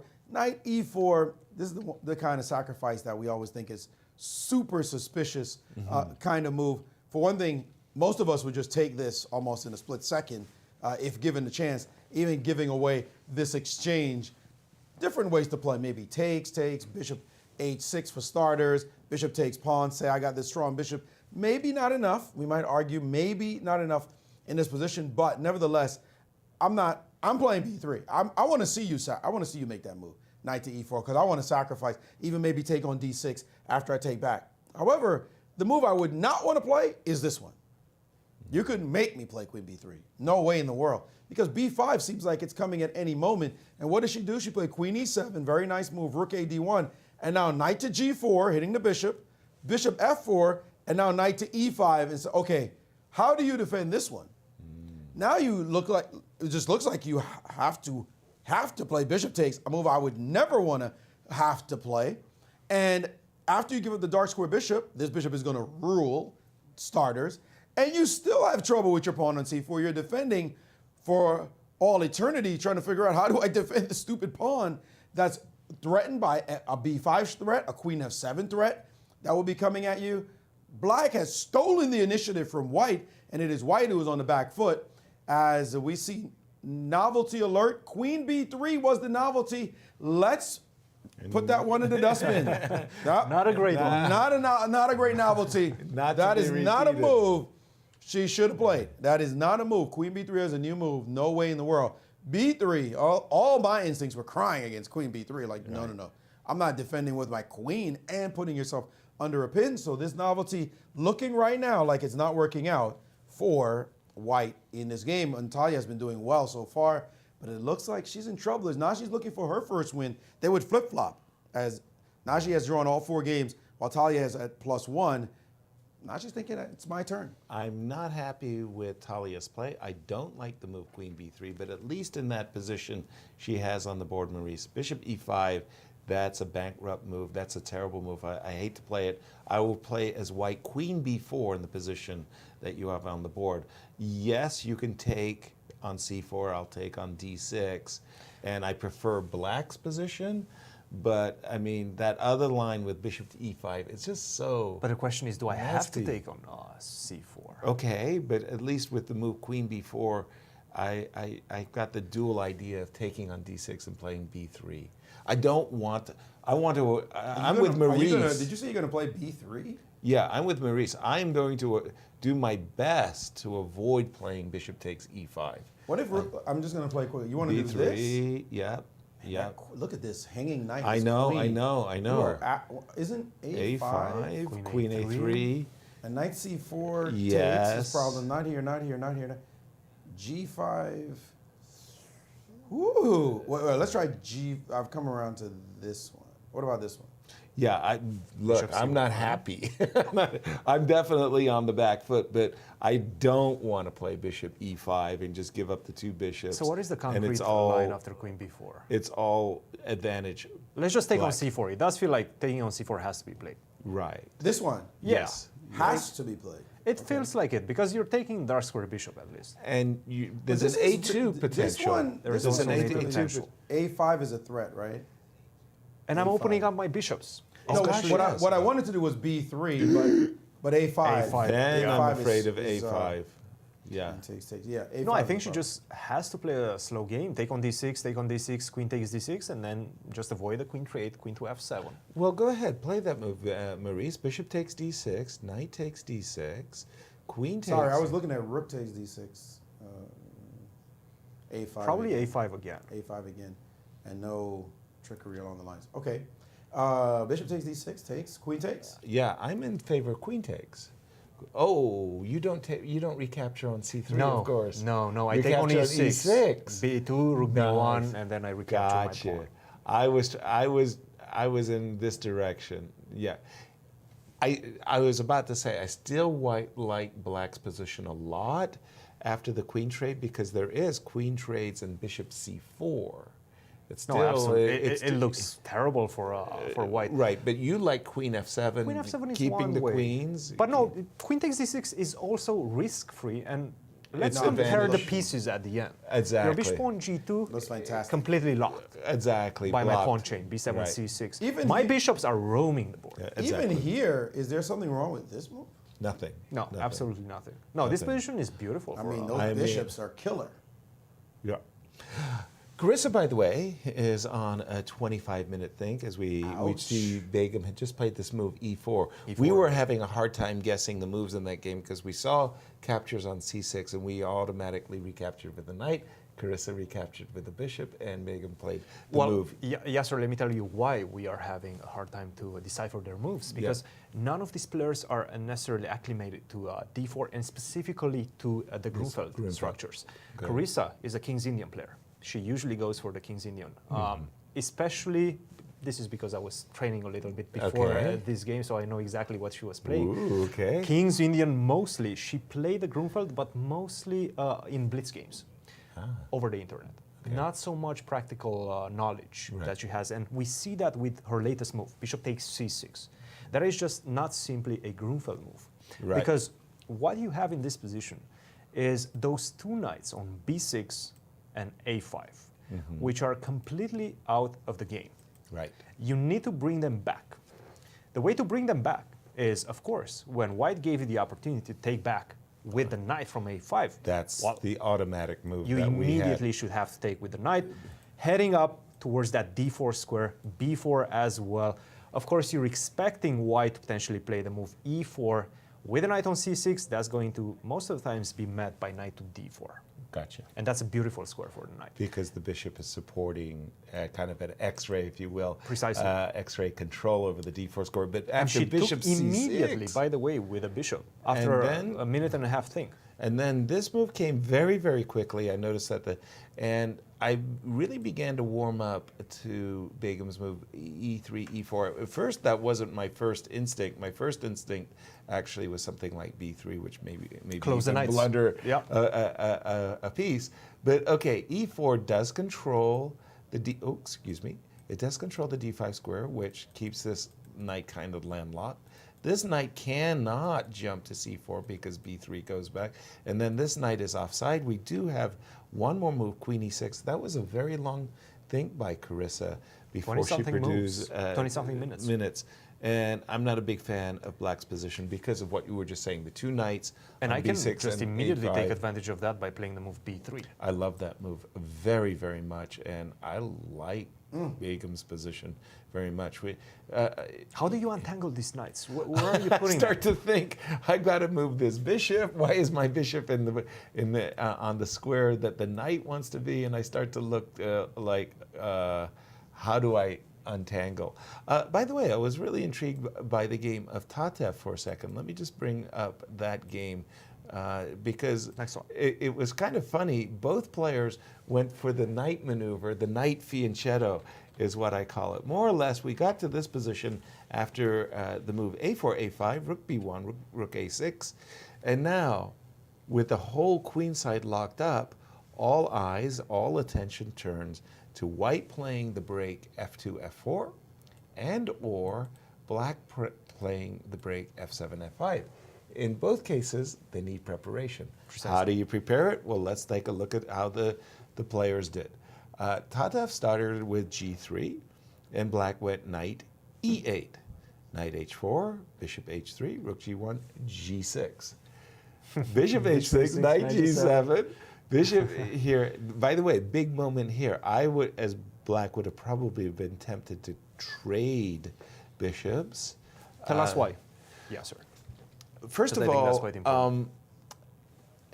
it's kind of funny. Sometimes a bad bishop, the bishop on f1 is what I would call a bad Supposedly bishop. bad, yes. But it defends a good pawn on the c4 square. The bishop on h3 really is not so much more effective than the bishop on f1. I like the tempo. I don't like losing tempos. And I would have been attracted to bishop takes f1. Let us say rook takes f1, bring the knight out, and really start to gather up my energy to be able to play f7, f5. Of course, white is doing the same thing, wanting to play f2, f4. But let's get to the game position. Bishop c8, bishop d3. Tatev is basically saying with this move, I really, really want to stop you from playing f5, and I think we're caught up to the players. I like to play the Czech Benoni. Did you ever have the Czech Benoni in your repertoire? No, I had the Benoni, but not the Czech Benoni. I had the Czech Benoni. I played against the Czech Benoni, and I love to play against it. And a lot of players do. One of my really all-time great victories, I was so proud of this game. As black, I played knight d7 here, followed immediately by king h8, knight f6, knight g8, and knight g8. And I did this against the world champion Fritz chess engine. Oh, really? Yes, in the man versus machine competition in The Hague, in Holland. Aegon, one of the largest insurance companies in the world, sponsored this tournament. And I won without so much as a whimper. Really? Yes, wow. with the Czech Benoni. And how strong were the engines back then? At the time, it was just before Gary lost to Deep Blue. And I was thinking, I had some really great record against these chess engines, the M Chess Pro, the Marty Hirsch, the Shredder machines, Junior and Fritz. I had some great records. I was clobbering these. So when Gary played Deep Blue the first time in Philadelphia, we were there, Maurice, and Gary won against Deep Blue. I couldn't understand why it was such a celebrated victory. I didn't have any idea that 1 year later, Gary would lose in New York. I thought that the loss was premature myself, personally, but that was like Armageddon. Right. And then the tournament in The Hague canceled because, well, we had already had an engine that beat the world champion.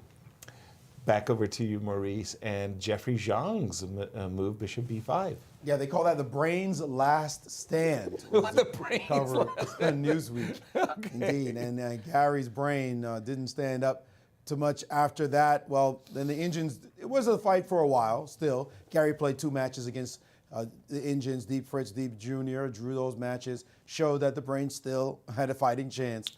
But it didn't take too long for us to say, okay, whatever. They're better. Right.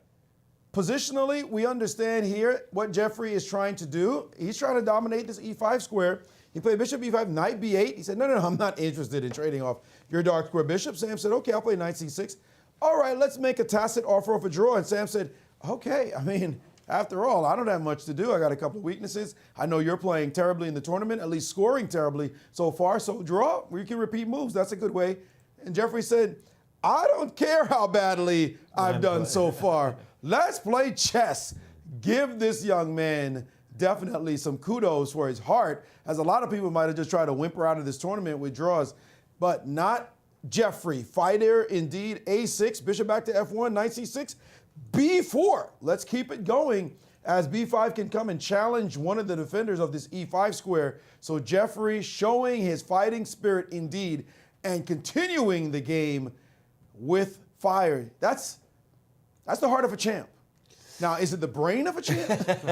I'm going to say, I'm not sure if it's the wisest thing to do. A lot of players feel like you get a couple of draws so you can right the ship and then start to play for victories. But he did have a full rest day. So maybe he did something on the rest day that reset all the dendrites and the neurons and the like. And he said, I'm ready to play chess today. Let's go. When I was playing chess professionally, the chess world was dominated by the Soviet Union. The Soviet players were the best in the world champions. Come on back, Bobby Fischer, come on back, we need you. And the Soviets had a saying, stop the bleeding. Yep. Stop the bleeding. Make a draw. Yes. Jeffrey has just long castled, meaning he's 3 big zeros in a row. Soviet trainer would say, that's it, Jeffrey. You're white, make a draw, go home, get your energy back. I understand the heart of a champion, but sometimes you just have to stop the bleeding. But his position is great, by the way. He did have a rest day. He did have the rest day. So maybe he Maurice... stopped the bleeding during the rest day. Okay, recharged. We'll keep an eye on that game. Again, I just looking at the Katja's game because it didn't go in any of the directions that we had been looking at. In fact, after takes, Katja said, look, I'm just slightly better. I've got this like little positional space. My bishops are better than your bishops. I've already got a pawn sitting on the square d5, which is pressing. This queen on c1. It's a no-risk affair. Let me play it like this. h6, bishop c3. Not 100% sure about that. I thought that she was prepping Queen to c7. Queen to c7 in this whole sequence. So I was a little bit surprised by bishop c3. And Anna said, look, my queen is on e8. Let me put it on a far more active square, queen e2. And I think, to my eyes, Anna has dodged the worst of what could have happened. And Katja may have missed an opportunity somewhere. Just Definitely. to stay in the open section for a second, Yep. Yasser, I do switch want over to see to what's Maurice happening in the Lenderman game. I got this on the board right here. Excellent, Maurice. excellent. Yes, Sam Sevian got what looked like an equal position against Lenderman right out the opening when he played the move d4. Takes, queen takes d4. His isolated pawn is gone from the board. White doesn't have any real aggressive pieces. And it was at this moment, rook a d1, when he could have played bishop to e6, developing his last piece, attacking the queen. If you go for queen b7, rook to b8, queen a6, your bishop is hanging. Wait a second, your bishop is hanging on d2. It takes, then just simply takes. And nothing that serious for him to worry about in this position. He would have equalized cleanly. However, he decided to offer a trade of queens instead of playing bishop e6, maybe a little worried about his pawn and the tactics there. And Lenderman said, okay, I'll trade here and I'll put my bishop on f3. You still haven't solved your problem of your pawn on b7. What are you going to do about it? How do you develop this piece without dropping material? The last move, bishop to a5, we're still wondering how he's going to develop that piece, as White could actually now expand in the game with bishop f4. And look at these b-hops, just putting massive pressure along the line. And how do you get this piece into the game properly as the position is indeed developing in White's favor? This one looking tricky for Black. Remember, both of them are sitting at +1 right now. Lenderman, he doesn't look like a man who thinks he has a good position. He looks like he's not too thrilled. His body language there for sure. But nevertheless, White is the one with any pressure here, and he's kind of looking at the pictures. What's over there? He's trying to remember the last time he saw this type of position in his analysis. And Lenderman is very mischievous when it comes to his body language. Yeah. Because it looks like he doesn't like his position, but in fact, he loves his position right now. And we can see that on his time spent. 1 hour for him, 33 minutes or 35 minutes for Sam Sevian. Okay. That's a huge time difference. Let's catch up with the open boards. First of all, I'd like to go to the game of Luzon versus Wesley So. Not too much has happened. Remember that was a very unusual Petrov or Russian opening. We had this novelty by Wesley, which was the recapture on e7 with the knight, not with the bishop. And not too much has happened, just both players making good moves with their pieces development, and I would call that game an even position. Let's go to the game of Fabiano. Pardon me. There is a game between Fabiano and Daniel Naroditsky. We see an exchange of the bishop for the knight on f6. That's a bit strange. When we left it, we had just seen that. Actually, we left it a long time ago. We saw d7, d6. I've always referred to this variation as the old Rui because I've seen so many games from the 18th century where they played like this. And Daniel, well, b3, a5. He's given up the central pawn duo, but that's not all that's going on in the position, as he does have an outpost that he wants to utilize for his knight. And he got there, and he didn't get there. He got kicked out.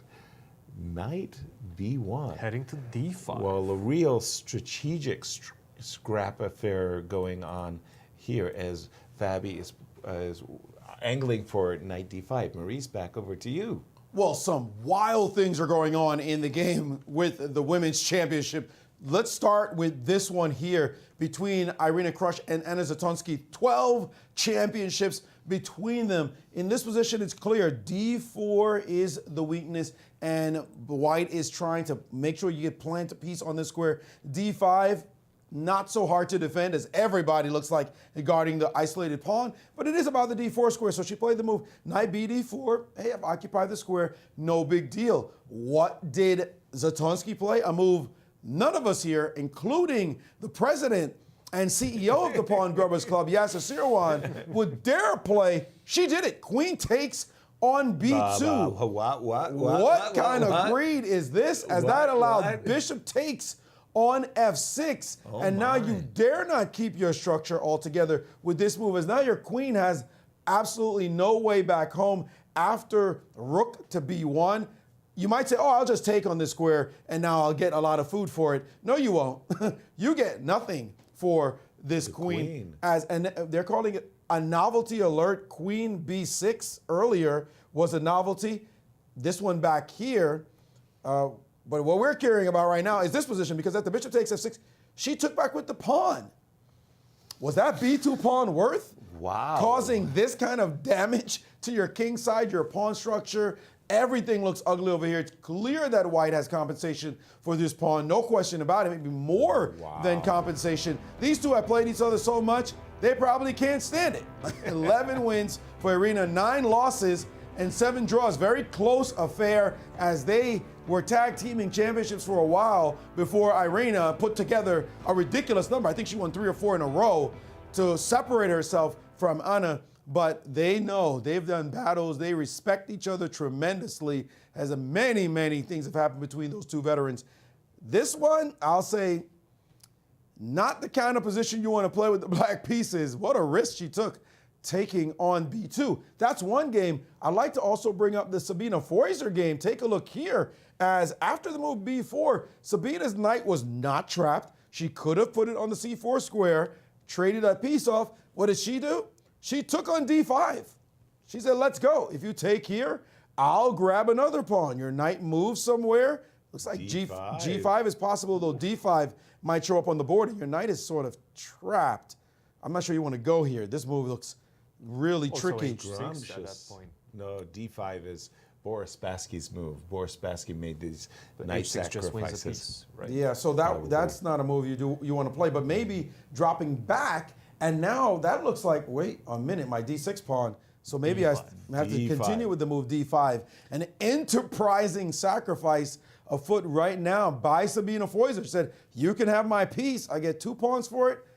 Let's go. Yeah, this is a special sacrifice, a specialty of the world champion Boris Spassky. He loves sacrificing a knight for these 2 central pawns, And A5 is just a bonus. I mean, I've seen quite often in the brighter system when you go Precisely, knight to that's B8, right. knight D7, knight B6, That and then you was where- sacrifice the knight on D5. that's precisely right. Another enterprising moment came in the game between Torhijonova and Ip, because we were talking about potentially keeping that knight on A5 with the move B3. And- check what Begim did. Oh, completely different approach. She said, Completely a different approach. put your knight on C4. She attacked force the you knight. there. I'll force you there. No choice. And A4 with ideas of, look at what, looky, I've got tempos galore. A5, B5, and knight D5. You still have one very badly placed knight, and that is the knight on B6. I'm going to go for that one. Exactly. Well, especially if I can get A5, knight D7. B5. Then B5, I've got a minor piece in my pocket. So Carissa looks like she's in trouble. So let's look at this position a little bit. So rook to C8 feels almost forced at this point. I was thinking about A5, not that I'm a big fan of Carissa's position. I was a A5, little, yes. yeah, I was a little fearful that White is playing A5, B5, and I'm on the back foot. Not that I'm happy with The the problem knights. with A5, I go B5, Okay, bishop to D7. correct. And now the question is if I can go knight to D5. Right, and I can't touch that knight on D5 because I know you're going to recapture with the Exactly. pawn. And whoops, I'm losing the knight on C4. But don't I have rook C8? Rook C8 and now knight G5. And how is this position tactically is the question. Well, Because my your queen is running in out deep- of moves. in deep trouble. My queen, ugh. If you have to go to D6, then I lose take a on B6, and I think that just loses a piece, unless you have some sort of discovery attacks, which I don't see. If you take with the knight, I take your queen, and then if the knight is Exactly. hanging, Exactly. If I take with the knight, just what you're saying. not looking good. No. Oh my gosh, it means that I can't. Tactically, I can't play A5. Then it means I'm in real trouble.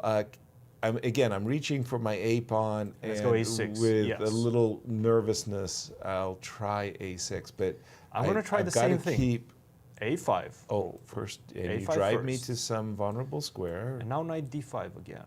Knight David 5. And Oh that dear. attacks your knight on C4. But also this knight G5 idea, which... Oh, knight C... Wait a minute. You got all kinds of threats. I think this is game not- over at this point. Yeah, this is not looking good. Just a second. Man, I'm having a hard time. Okay, you This said position's terrible. terrible.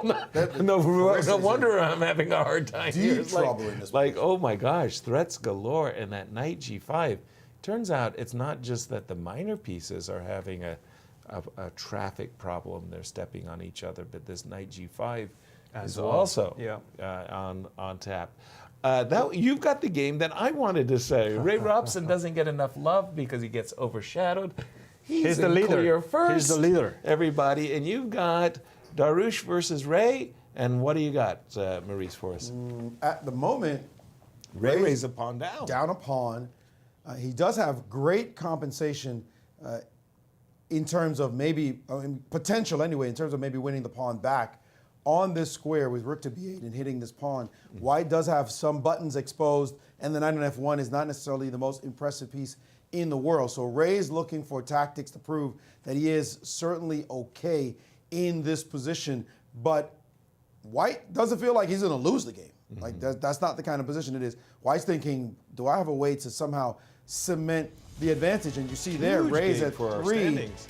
in the game. Darius not doing badly right now, although he's Minus tied one. for 9. He's -1. It would be great if he could beat the leader, that's for sure. And he will try to, but Ray's on top with those gang of criminals right behind him looking to take that leadership from him potentially. By the way, one quiet criminal, maybe even the smooth criminal, is Alexander Lenderman. We pointed out this position, and he did play bishop to f4, and he's put it to his opponent. I've got this nasty configuration, 2 bishops aiming straight in the heart of your position, controlling squares everywhere. This bishop not finding it too easy to develop because this pawn will hang.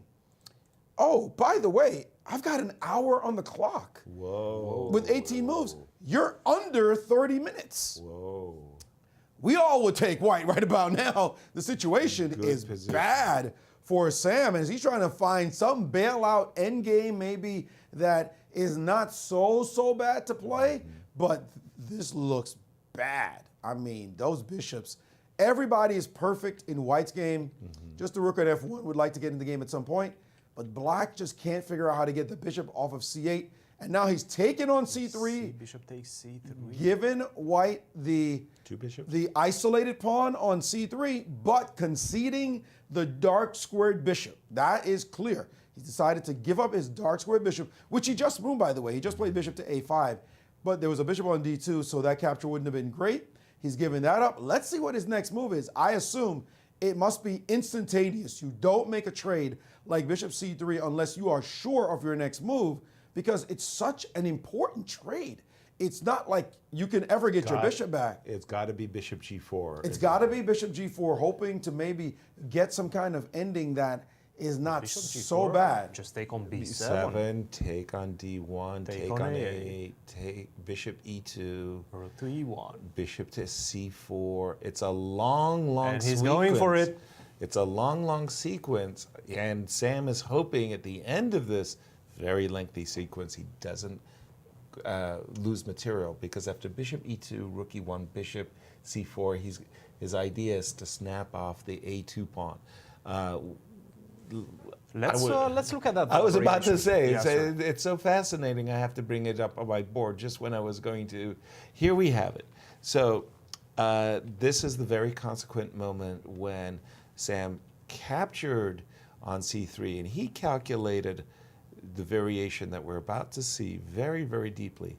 Took on c3, takes, and as Maurice was saying, this bishop, these two bishops screaming control over the queen side, precipitated bishop to g4. So now we let's take on can't just, b7. yeah, you can't just allow any trade of the light squared bishops, because that will reduce white's advantage to virtually Tremendous. nothing. Yes. So bishop takes b7 is the forced move. Take on d1. Bishop take on takes. a8. Now you want to win back the exchange, so you take the rook on a8. Now, I don't want to take the bishop and lose my bishop, so I want to play bishop here, attacking the rook. Now you've got two things under attack. And I'm going to give you my a2 pawn. I'm going to Well, go that's bishop very to generous. f3. Take it, Yasser. I know you want I it. will do it. I will, of course, take the pawn. And rook to a1. Right, and this is where, now we pause for just a moment. This is where the very desirable rook b8 should be played, because we've got a back rank mate. The problem is those bishops. Now, if I move my rook to e8, or it's not like my rook can come and support my bishop. So I'm probably obliged to drop back immediately. And the big question is, how close to an equal endgame after rook to a7? Well, it's a two-result game for sure. I mean, white is f3. White is for choice, but black is pretty darn close. He is indeed. So bishop to e5. Right. And now rook to c8. Rook c8 or f6. I want to how do I say it? I want to be able to drop in on f4 one day. Absolutely. Bishop to d4 and now rook c8. Yeah. And so I've given. Now this, I think, is where Sam stopped, said I can hold it. Exactly. I mean, that's his judgment. Exactly. I'm a pawn down, but I can hold this. Good structure. I'm Trade going of bishops to was bad, though, going for material. after bishop d5. Did we make a mistake after bishop d5, Maurice? So why don't you just keep your have to go bishop? bishop to e2? Wow. Yes, exactly. Much better decision. I agree wholeheartedly with maintain the two bishops. Black will keep his passed pawn, but white will also keep his passed pawn, and he will have the two bishops. Advantage for sure, white. I've seen a game recently, but oh my gosh, so many games we played online. Magnus Carlsen, he did almost a Steinitzian model game of two bishops versus a bishop and knight recently, which I just, when you think about these young geniuses, Duda and Ali Fallujah coming up, and you're just saying, wow, those guys are so good, and Magnus is still number one. Yeah. Really makes me appreciate how really good Magnus And we Carlsen are is. going straight into that line. Exactly. Big calculation. Maurice, back over to you in the game of Jeffrey Zhang. Well, we know Jeffrey has been doing terribly so far in this tournament. This is a line score he doesn't want us to put up. His family and friends are like, get that out of there, get that out of there. We don't care about this. But maybe it's the beginning of a comeback story, which would be remarkable to see indeed, as Jeffrey is now got a great position against Sam. We saw the back and forth with the bishop on b5, but now it's time to get it done. Knight d8, b5, more space, ab5, and after knight to f7, c4. Hello, we are going after more and more space, a big breakthrough. These black pieces, they look coordinated only defensively. Yasser, you mentioned some potential attack for black. No. Not in this position. No. Black better start thinking about defense. And what did black do?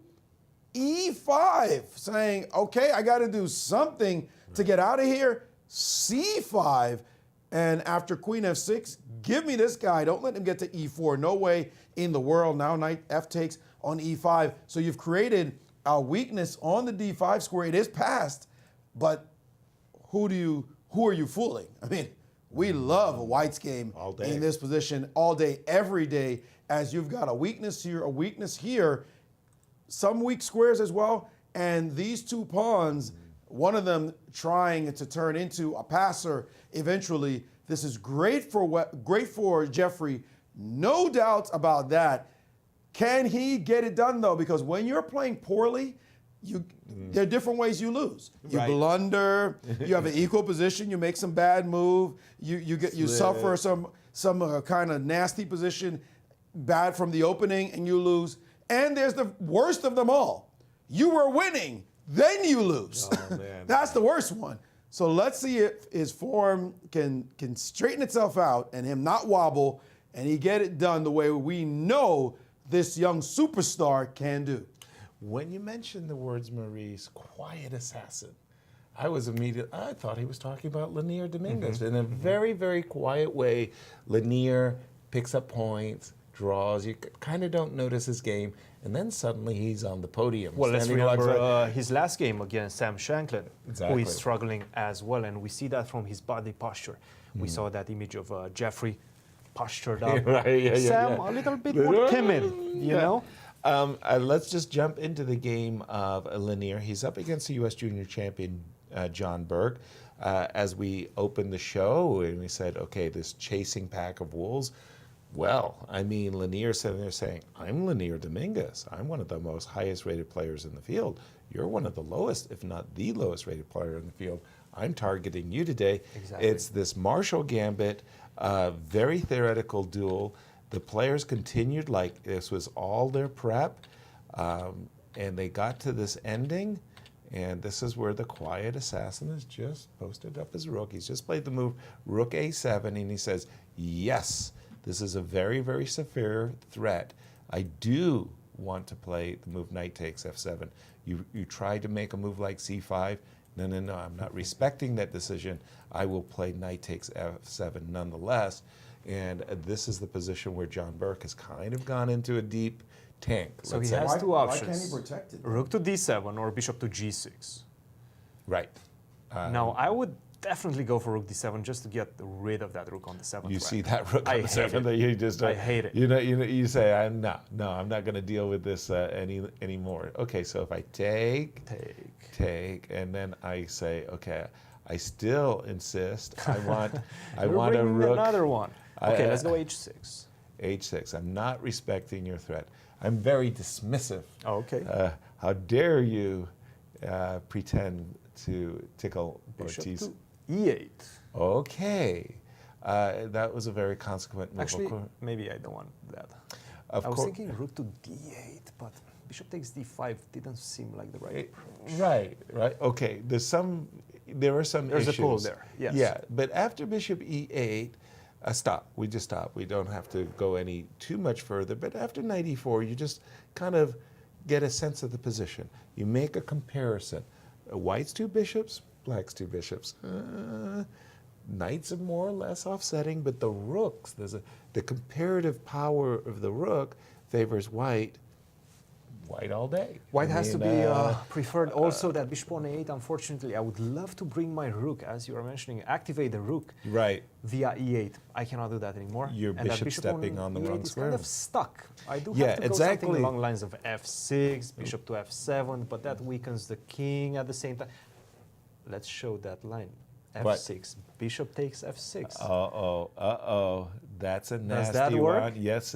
Now if you take on f6. That's a mate. That's the old Take on f6, king to h8. rook and knight checkmate that was featured in Arab manuscripts, by the way, from the 9th and 10th century. And you think to yourself, manuscripts? Yeah, that was on lambskin. They had dyed the position and made the moves on these Arab scrolls. Okay, so f7, f6, but you do have a one interesting. Do you? And now knight to d6. Oh, too beautiful. How are we looking there? I don't know, because whenever you show a really beautiful variation as a commentator, there's almost always something wrong with it, right? And I don't know what's wrong with it. At the moment, you got a bishop hanging, a knight hanging. I think you can take on d6. I can? Yes, take oh, on that's g7. wonderful. Okay. King to f8. Take okay, on I'm g6. following you completely. King to f7. And I take on h6. And now bishop to f8. 3 pawns. That's a lot of pawns. And I'm probably going to get the 4th one. Right. Rook to h5. Yes. King you takes. take on f6, I take on d5, you take on d5. That's a lot of 4 pawns. is too many. That's a lot of pawns. I once had 4 pawns against a bishop against Bent Larson, and I had no problem pushing the pawns through. So yeah, that it was a lengthy sequence, but it goes to show that the active pieces, it's very easy to make tactics Usually work. Tactics work in their favor. Yes. Right. Okay. We'll keep an eye on this game. And what do you have first, Maurice? Not yet. He's not ready. Let's jump into Fabiano's game, because against we haven't looked Danya. at that one in a while. Oh, sorry, my. I think the internet is collapsing on our monitors right there. That was why I wanted to throw it over. I'm not getting the board, the games to come up on my board anymore. We can see it live right there. Okay. All right, let's see. Let's see what's happening here. Okay, it seems like the platform is down at the right moment. now. So we're going our to have to small watch apologies for that. But in any case, we're getting close to going on break, so it might have worked out just in our favor when it goes down. By the way, the game of Ray Robson. I think I've gotten. Have I got? We are back. This looks like Fabi's game, by the way. Yeah. Well, this is Sam Sevian's game that just popped up on my screen, and I didn't do anything. And now we see Ray Robson deep in think right now, pondering his next decision. Who, in your mind, by the way, of all the players, have the best focus at the board? I mean, we've seen people get up, walk around, but when they're really there, because Ray's a big candidate. Well, what you just saw there, Ray has that. I'm deep into the game. Look, it's also a subjective pick for me, because Okay. I faced Ray so many times. I beat him once, the first time. After that, he killed me 7 times in a row. That's hurt. I call him the silent assassin. Okay. He just stays there. He never gets up from the board. Right. And he just continuously puts pressure on you. Mm-hmm. It's painful to play against him, and I see him right now. He's deep in focus. I see these players always kind of walk around and kind of relax a little bit in the middle of the game. I don't see that as much from Ray. Hikaru was one who always threw me off, because Hikaru forever seemed to be looking askance and up and around. Sometimes, like just leaning back in his chair, like nothing's happening. But in truth, that's a mirage. He was really, really calculating, and really, somebody who was focused on the game. I'm just thinking, and Wesley, Wesley, the player I picked, by the way. Let's take a look at our picks. I picked Wesley So to win the event. Lanier, Fabi, well, for competing. Participation trophy. Participation trophy. For VAR. For Verusian. What can we get VAR? A candle, love candle, a heart candle, something to, that he can remember us by. How about you tell us, guys? Hashtag US Chess Champs. What should we give VAR as a participation trophy? We need a little guidance. Well, Yasser, I think we're going to take a break, and we're going to wait for the platform to come back and the games to heat up. We'll get squared away. We'll see you on the other side of the break.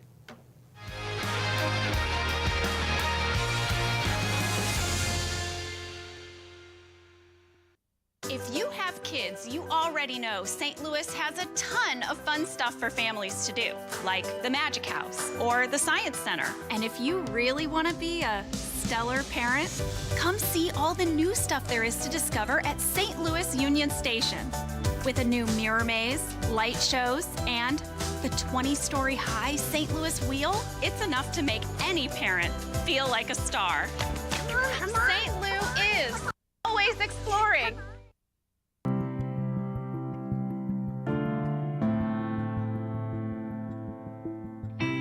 Can you hear it? It's the sound of hope.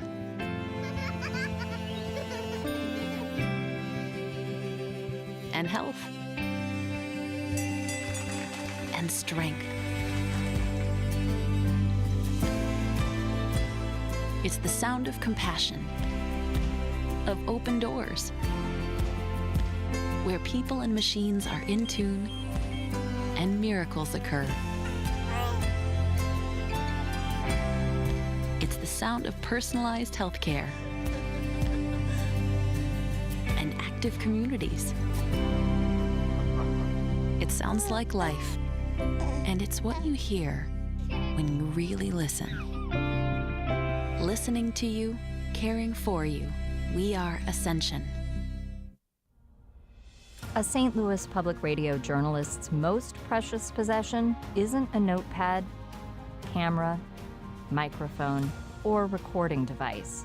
Their most precious possession is credibility. A journalist's work revolves around the truth, finding it, verifying it, and reporting it.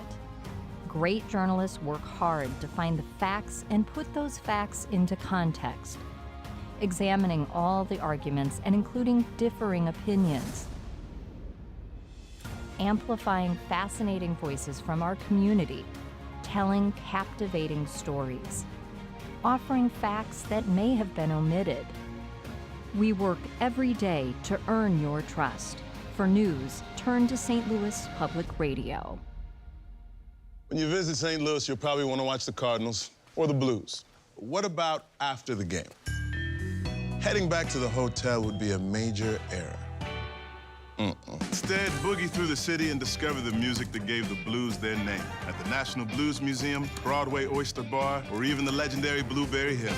So whether you love the Cardinals, the Blues, or the blues, come play with us.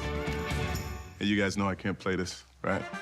St. Lou is always exploring.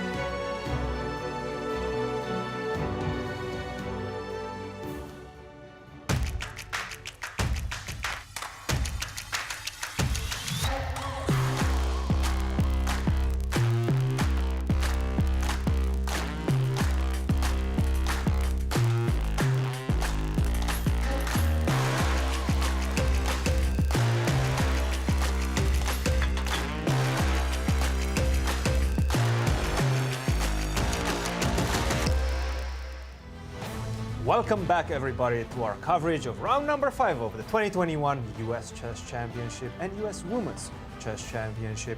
One thing we like to do after the second break usually is an in-game prediction. So I'm going to pick a game, and then we're going to predict the result. I'm going to go with the game between Tokirjonova and Carissa Yip, because that one is hitting up right now. Let me bring that up on our screen, because at one moment when we left it, we thought that White had a big advantage and that Carissa was going down. It still looks, to my eyes, like White's for choice. Didn't we have something like this? I blundered, I remember, with something like Rook C8, and I got hit with Knight G5, and I stopped. And Carissa did find the right move, and that is Rook E to C8. Exactly. I wanted to say that you need more squares for the queen. Precisely. She found, I suspect, the only move. The best move in the position. It was the best move. Okay, and now we're going to predict. What can I say? I still like White. Okay, White wins. I'm going to defer to Maurice. Maurice, you take it. You take it. When you don't have a good answer, go ahead. then Take you it. give me the second choice. Yes. You've been complaining too much about me generally following the footsteps of the great Yasser Seirawan. You see that? Go ahead, Maurice. Instead of giving me the first choice, you give me the second choice while you can sit there and think, what am I thinking right now? I'm slightly confused. I get how you operate. Well, okay, fine. He goes and looked at the position. Let me just get the position E8 on to C8 is on the board. This bishop eventually goes to G5, and F6 is coming. Turgid battle. But look, I'm Maurice, going to give it to Carissa. To Carissa? To Carissa. The win to Carissa. Because that bishop on D7, Maurice, that bishop on D7 I has think no Carissa squares. is clearly worse. I think that, is unclearly worse. It's obvious that she's worse, but it's unclear how the procedure That's the new will assessment. Unclearly worse. Okay, I like it. May I explain it, or you guys want to keep talking? Please. Well, my point is that there is no immediate knockout blow. She has to find the right delicate sequence of moves to be able to continue to put the pressure on her opponent. Okay. And I'm looking at the board, and it's unclear to me. That's why I say unclear. I love White's pieces. Okay. I don't like Black's setup, particularly those knights, but I don't see how to kill Black. So because I don't see how to kill Black immediately, I'm going to say I don't have the immediate chops to pull it off. I'm going to assume that White doesn't have the immediate chops to pull it off either. I think Black's going to make a comeback. Now, I think White is, again, if I had to actually bet some money, I would not say what I just said. But I'm going to go out on a limb, and I'm going to, since there's no money on the line, just ego and pride, I'm going to say Carissa buckles down and makes the comeback and even wins the game, not even the draw. Well, that means you've got 3 choices to go with here. I mean, you can break the tie, or you can take a third choice altogether. I could say draw, yeah? Right? Again, and show the fact that you don't have confidence in your own student.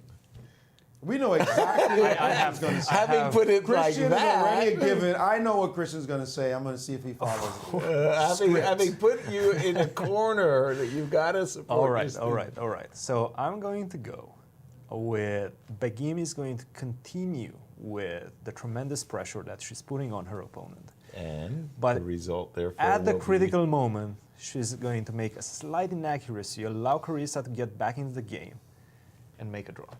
Wow. Well, that you definitely surprised me there. I didn't expect that statement. All right, respect. I thought you were going to follow Yasser. Participation, Grandmaster, is going to break. Is going to have to break the tie. The tie is he's got 3 results. By the way, Knight G5 is on the board.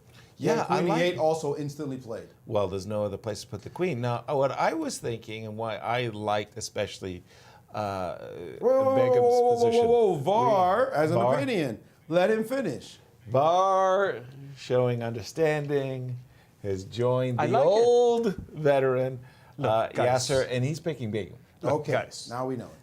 Unless Begim loses, I'm a happy man. If she wins, my student wins. Exactly. If it's a draw, I win. Exactly. I beat you, I beat Maurice. That's always a pleasure. Yeah, it's worth it. Okay, let's look at the position. Begim is going to play the move Queen D3 in my view.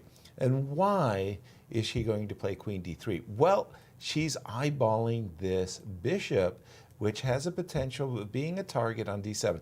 The moment the bishop's only defended by the queen as well as by the knight. So this move is setting up, for example, an idea, a sequence such as knight takes on B6, knight takes on B6, and bishop coming to E3. Yes, you can take my knight, but then I want to capture this knight on B6. By the way, Yasser, can you throw in knight takes F7? Whoa, excuse me, at what moment after Queen D3? Queen D3, H6, knight takes on B6, knight B6, and now throw in the knight takes F7. H6, knight takes B6, knight takes B6. Let me begin with that lovely munchie. How is that? Queen takes. And now the slow bishop E3. But at least Slow. I picked up a pawn. Whoa. You're warming my heart if that's the case. If you get to pick up the pawn without any consequences. I think knight to C4 might be the Knight move. A4, knight C4. All right. I'm taking over now. Okay, all right. We had our in-game prediction. Yes, we did. I want to follow up immediately, surprisingly maybe, with human versus machine, and I like this game to be the one. Oh, wow. All right? Okay. Human versus machine. Okay. Let's get it going before this one heats up too much. Putting us on the spot. Let's put you on the spot. Which one, Two Maurice? grandmasters sitting at the table against the computer that I have here, Stockfish, and it is this game right now, which you've had a chance to take a look at some moves. Clearly white is better. Can you finish it off? Human versus machine. I think we like Queen D3. You go. Let's start with Queen D3. We start with Queen D3. Queen D3. Don't look over here. We're not. Wow, okay, so We're not going to. Okay, Queen All D3. right. Queen D3. All right, I'm going to put that on the board. Queen to D3. And the engine's first move, knight takes A4. Who thought of that one? What?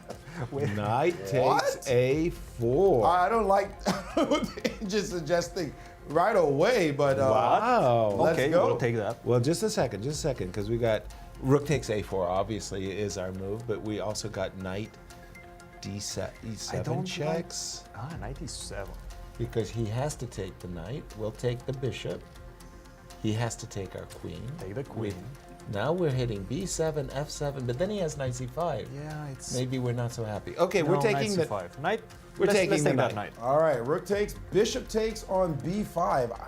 Okay, he cleared... Computer defense is Yeah, this. he cleared the problem piece with that move, and so I assume... Let's go back. A2 or... A1. I want my rook on D1 protected later on. Okay, Okay, fair enough, and but now, finally, the computer trick is H6. Driving our knight back immediately. Forced to go knight F3. Are we forced? What else? Queen to B3 doesn't make any sense. Knight F7 trickies? I feel knight F3 is the only move. Just a second, hold on. Knight F7, you presumably play Queen F7. Queen B3. You know what I'm trying to do is I'm trying to get something with Knight E7. Okay, but you know he's going to play Knight to B2, I'm not sure about that. I don't think so. Because if he goes Knight B2, I think we're going to sacrifice the queen. Okay, so Knight F3. We went back, Maurice. I honestly don't think he's going to go for that. I would be very surprised if the engine goes for that. Very surprised. Well, the engine is going for it. Knight to B2. And he's going after our rook. I'm not sure I want to sacrifice my queen. You don't want bishop takes B2, well, rook takes D3. Bishop takes B2, bishop takes... We have 3 pieces, but materially speaking, we're down material. He has those because he has pawns. the 2 pawns. And don't forget, he's got rook C2. So let's save the queen D2. But now he's got... Where you put... Whoa. Queen You D2. can't start making moves. What? You're playing Queen D2? Queen D2, yes. Okay, Queen to D2. Knight takes D1. So now I'm saying he's got 2 minor pieces and 2 pawns. I've got a great knight on D5. Wait, we don't want to take immediately, right? Bishop to a3 is also an option. Fair enough. I like. Well, we're losing. Let's see. F2. Do we like that? Do we like that move? There's something very attractive about it, I must say. But if we just recaptured the knight at once, we still have knight b6. Recapture. Let's just recapture. The Bishop rook on takes A1? h6 is also an idea. I like that Let's too. let's recapture. Okay, immediately. queen takes d1. The engines. You guys were very wise to take bishop a3, lost to bishop a4. Oh. Lost. Ooh, a move we hadn't considered. Queen d1 was very sharp. And now the bishop, the engine wants to go bishop back to c6. And returning an exchange now with 3 pawns. No. Knight b6 is rook d8 is going to be the move. Ah, rook d8. Excuse me. Bishop h6. Bishop takes d5. Bishop takes g7. Bishop takes e4. Well, right? how's that? I think I like that actually.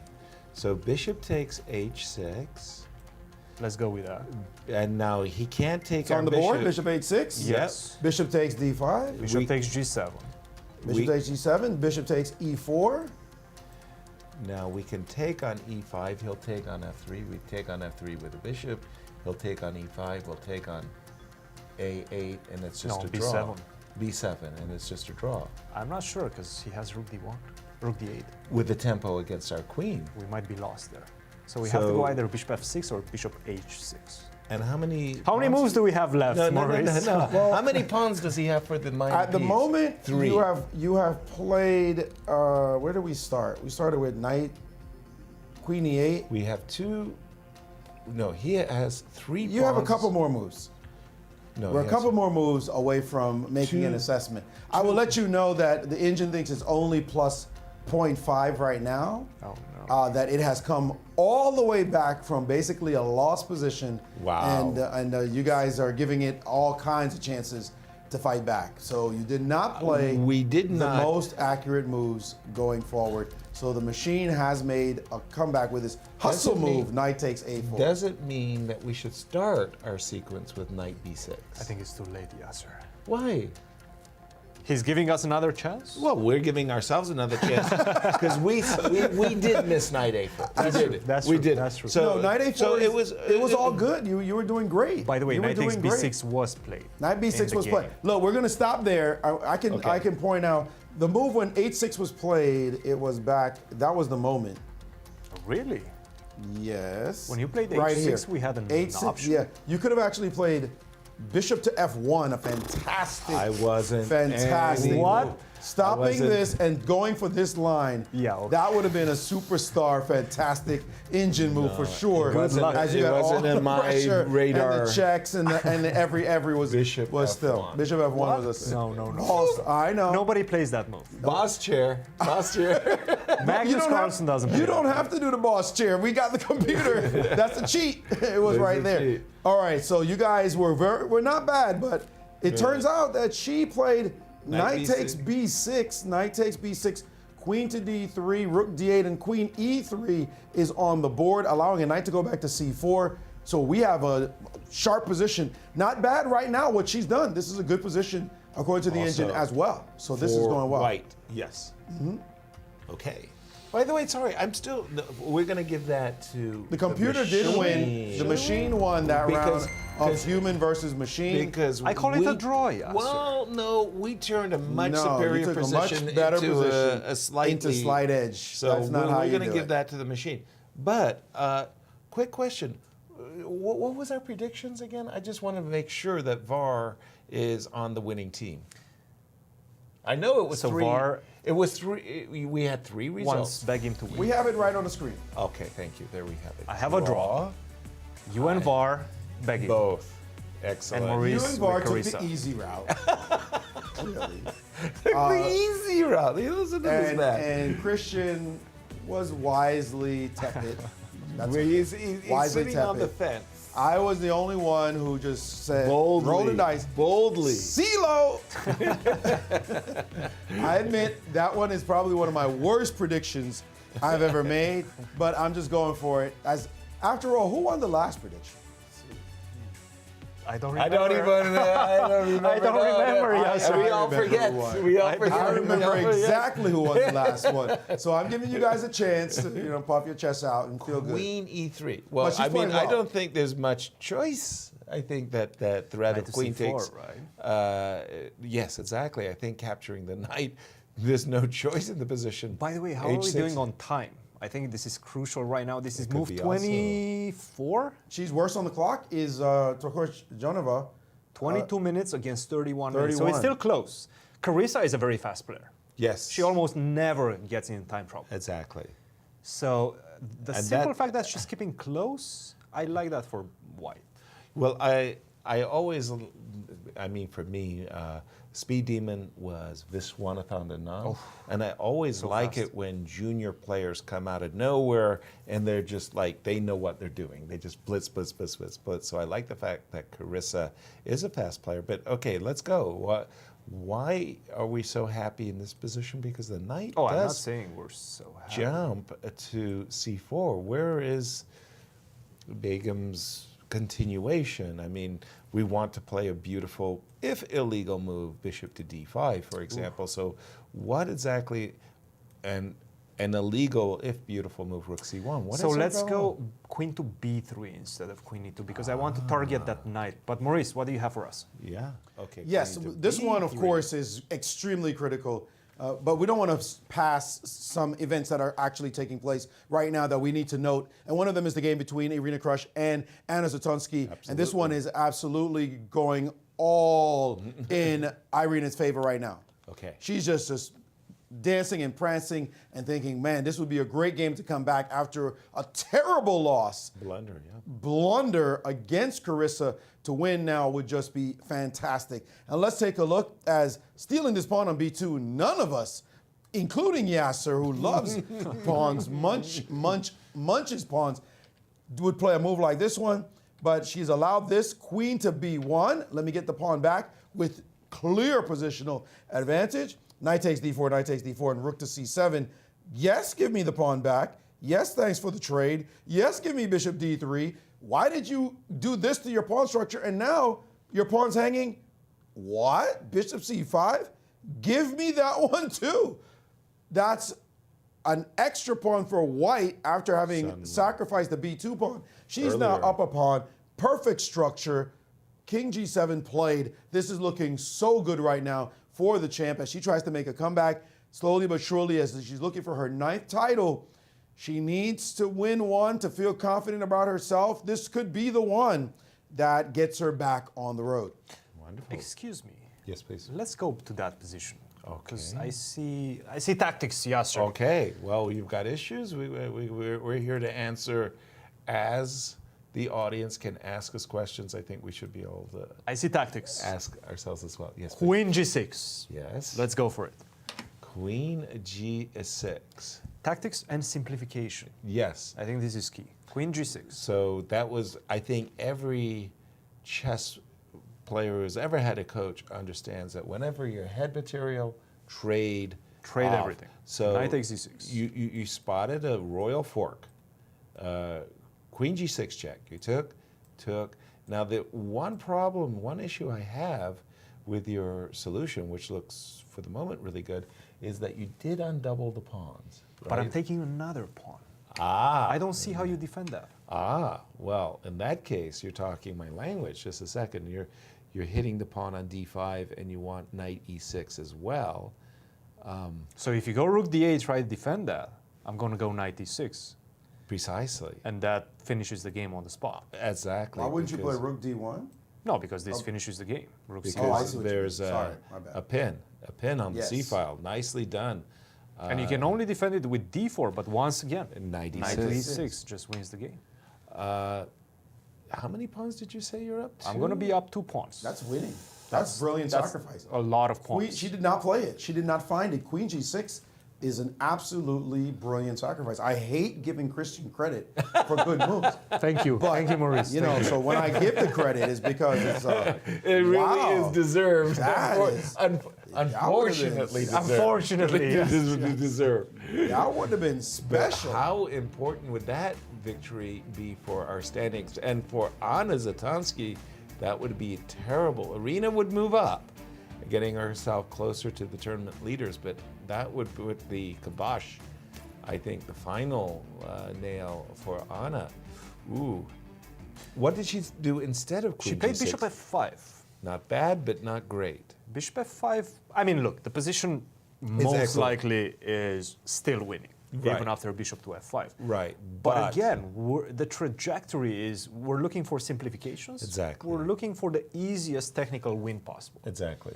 And queen to g6, that's where we're heading. Right. I was looking at knight takes c6 first, and that's Me kind too. of how the idea came to life. I was right here. And then queen g6. Exactly. And I was like, I've got this brilliant idea as well that I'm threatening a discover check, and if you take my bishop, I pick up your exchange. And I was really happy and pleased with myself until I noticed the bishop was on c5. There's a guy on c5. And I was like, oh dear, okay, I can't do that. And then you inverted the moves very nicely with queen g6, and then getting the queen over There's a there. sneaky, dirty rat trick in that position, by the way. What's the sneaky, dirty rat trick? Dirty rat trick. Check, Queen takes. g6 takes, knight e6 check, King h7. king h7, knight takes, And- d4, And then we were going to take knight e6, rook c8. rook c8. Knight takes c5. Or pawn. Or pawn takes d4. The dirty rat trick is rook c1. Okay, that looks like, you're no, e3, e2? Yeah. No way. And that makes a Draw. Oh my word. And nobody can take on c5 because of and if you take with the rook on c5, E2. still e2. Rook takes c5, e2. That What is a dirty rat trick. That is a dirty one. Oh my gosh. Nice. And if we take with a knight e2, and we're forced to give back the piece. And this is probably just a draw. That is probably going to be a draw. Yeah. I agree. Yeah. Wow. Okay. But you could have just taken on d4 and Gotcha. won the game. Right. Exactly. This is also winning, but not the same. Although I think Irina will feel like, I can win this. Yes. That's where, you're practicing your technical skills, and you have to believe. You're a pawn up. The position, the pawn structure on the other side is terrible, and the king is exposed. That's three big reasons why you had better win this one, or we take away your grandmaster. But it's not that easy. I can It's take not on that f5. easy. By the way, we do have a result in the game Let's between jump. Bruzan and Wesley. So that Petrov, that wasn't going anywhere. Really wasn't. And we felt that for some time. I think about right here, we realized, whoops, there's going to be a lot of trading going on. Yeah. And that's precisely what happened. And the players from this position discovered a way of making a repetition. And, well, okay, good solid defense by Wesley. Before I got to the game of Wesley, the game of Tatev, we have not looked at for some time, and yet that occupied our attention for earlier. Tatev was looking really good in that one. And let's see where the play all went. When we left it, I believe it was Somewhere around somewhere. here, yeah. It was bishop f1, h6, bishop c8, and we see wow, this some dance back of the bishops. Exactly, a lot of back and forth. f5, f6. I mean, this is why I love playing these positions with white. I can just do whatever I want, and I'm just going to be better for the rest of the game. Well, it's funny you should say that, because You have no counterplay. I love these locked in closed positions, because I think, well, no, let me put it another way. One of the world champions that I admired most, that most people don't admire, like he really didn't get the respect that he deserved, was Tigran Petrosian. And he had some great, sophistry in his strategical maneuvering. I loved, I think it was because I also got a 2-volume Petrosian books of his games, and when he won, you go, oh my gosh, it's like such great pleasure, profound understanding. And his exchange sacrifices. His exchange sacrifices, world renowned. Exactly. But why could he play those types of positions? Because he often played a lot of closed or semi-closed positions. And so I found myself equally drawn to these semi-closed positions, and I always looking for ways But of... closed positions where you have the space advantage. True. Not when you're suffocated on the back to rest.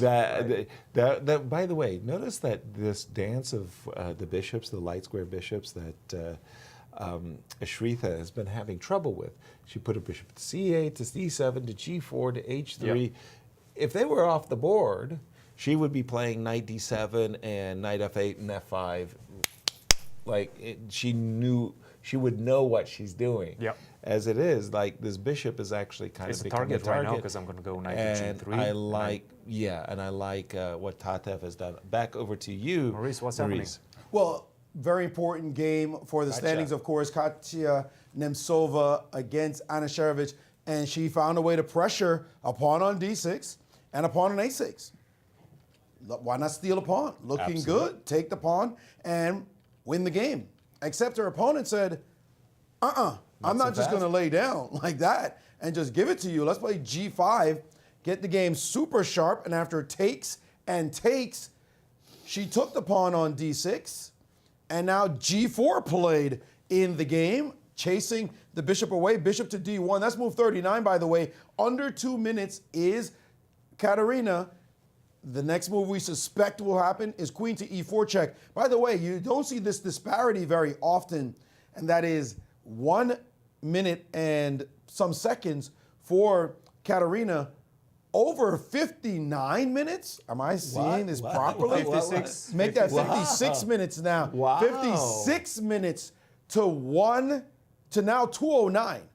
56 to 2? That's not something you see usually. And this is coming out of the first time control. Remember, she only had 90 minutes to start. What move are we at, Maurice? 39, bishop d1. Okay, 39. So she's fine. She's fine in terms of that. She can make it. That's not the problem. Yeah. But I'm just saying, how often do you see 56 to 2?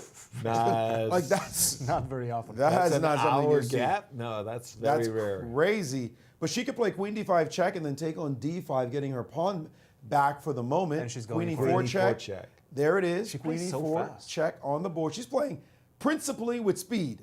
I'm just going to play fast, play fast. When she takes on d5, by the way, she will be hitting the bishop on d1. That's what I'm saying. Also getting ready to create bishop c6, create a battery on the long diagonal. Wait a minute. Really, really good. Who's for better black. at this point? Yeah, isn't Anna suddenly doing remarkably well? No. King h2 is is box. Everything. And she which she's played. And queen takes queen d5. She can play bishop takes f8. Bishop c6. Your king is also bishop c6. He wants to get that checkmate. Wait a minute. Yeah, exactly. Wait a minute. Bishop b3. Okay, so we have this position after king h2, and we just clipped the pawn. Bishop takes. You don't have time, unfortunately, bishop for c6. Bishop b3, pinning your queen. Bishop to b3. You guys know you're party poopers. Yes, right? we are. Yes, look, I want to show you this beautiful checkmate that you're probably not familiar with. Let me educate you. First time we've seen it. And bishop b3. Oh man, what a move! I don't get to. I have no choice, and it's probably white that gets the advantage. Exactly. I won't argue. How big that is, we don't know. Oh boy. Okay, is there nothing else? King h2, no tricky f4, queen h7 ideas to get the pawn to f3? No. By the way, I'm asking for too much. Too much. Queen takes d5, bishop takes f8, king takes f8, a likely sequence, and how do we imagine it thereafter? I feel, of course, bishop c6 is a big problem. You don't want to take on a6. No, you don't. Queen f6 is most likely. But Maurice, back over to you and the game of Talia, because things have turned in white's favor. Incredibly, the turnaround. Naza just got completely outplayed by her lower-rated opponent. 200 rating points between them. You would think a former champ, but she's been rusty in this event as she's coming back from retirement from chess. She said, I watched the pandemic from afar and the Queen's Gambit, and I said, I want to get back into chess. And that's exactly what she did, but she's not showing that great form in this tournament. We were all the way back here. Queen b4. She played rook to d8 trying to just play the position, allowing the move b3. We didn't really like this. We liked it, taking on the d6 idea, letting her take on d6, and getting some real play going with the two bishops possible. That is right here to play one move back, right here to allow her to play knight takes this position. Yes, this sequence. This is the sequence we like, maybe queen f7, maybe even move the rook to e8, all kinds of moves, just showing that two bishops power. Instead, she played rook fd8, allowing b3, g5. We saw this very active move, rook d7, but she slow played it with rook to f8, and now queen c1, h6, f4, hello. Thank you very much for giving me a chance to punch. G takes f4, bishop takes king h7, e4, and white just going hop, hop, let's go. Knight to g6, bishop to e3, and now queen d8, bishop h3. Who do you like here? I like white. No kidding. Look at this. She's getting hit this way. Her king side collapsing.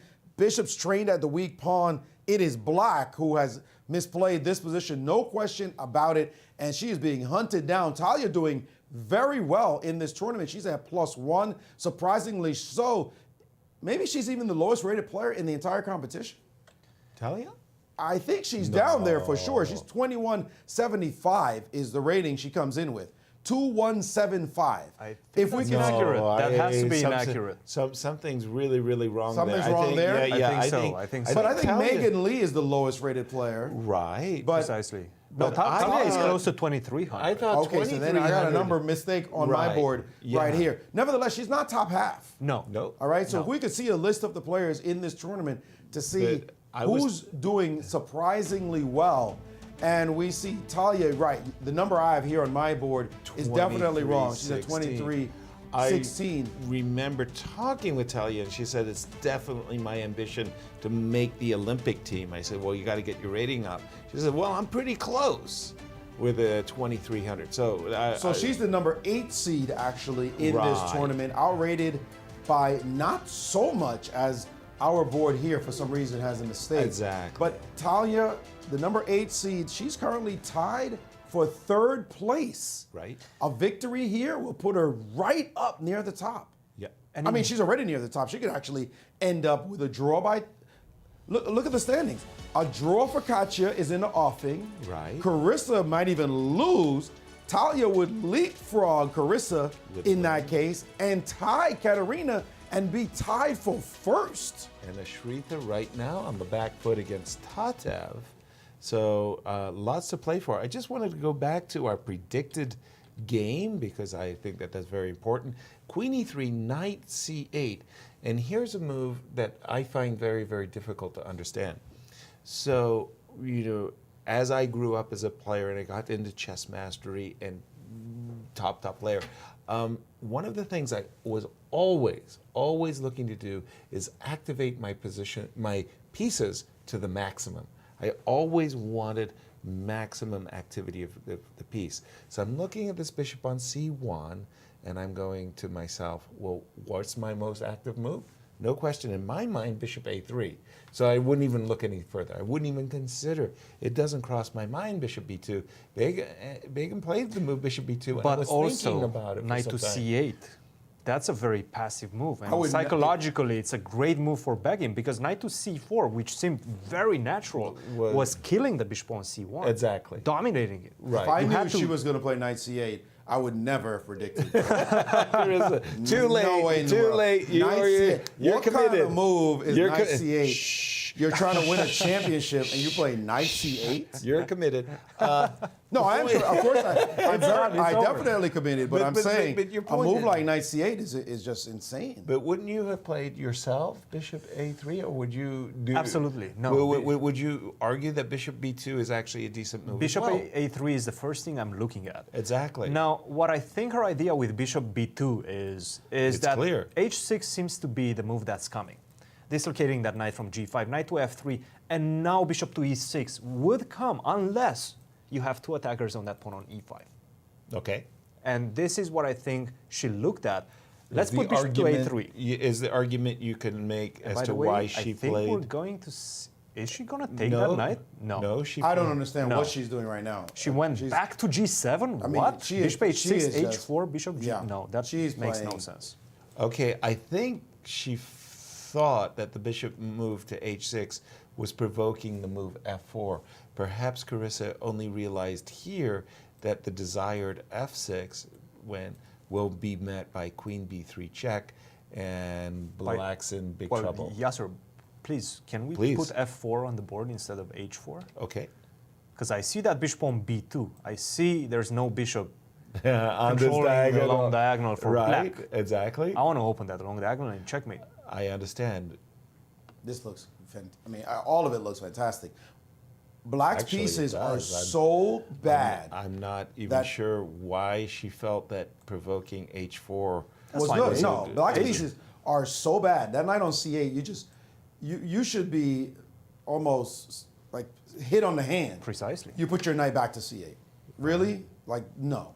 Just absolutely not. You had to play knight C4, whatever happened next.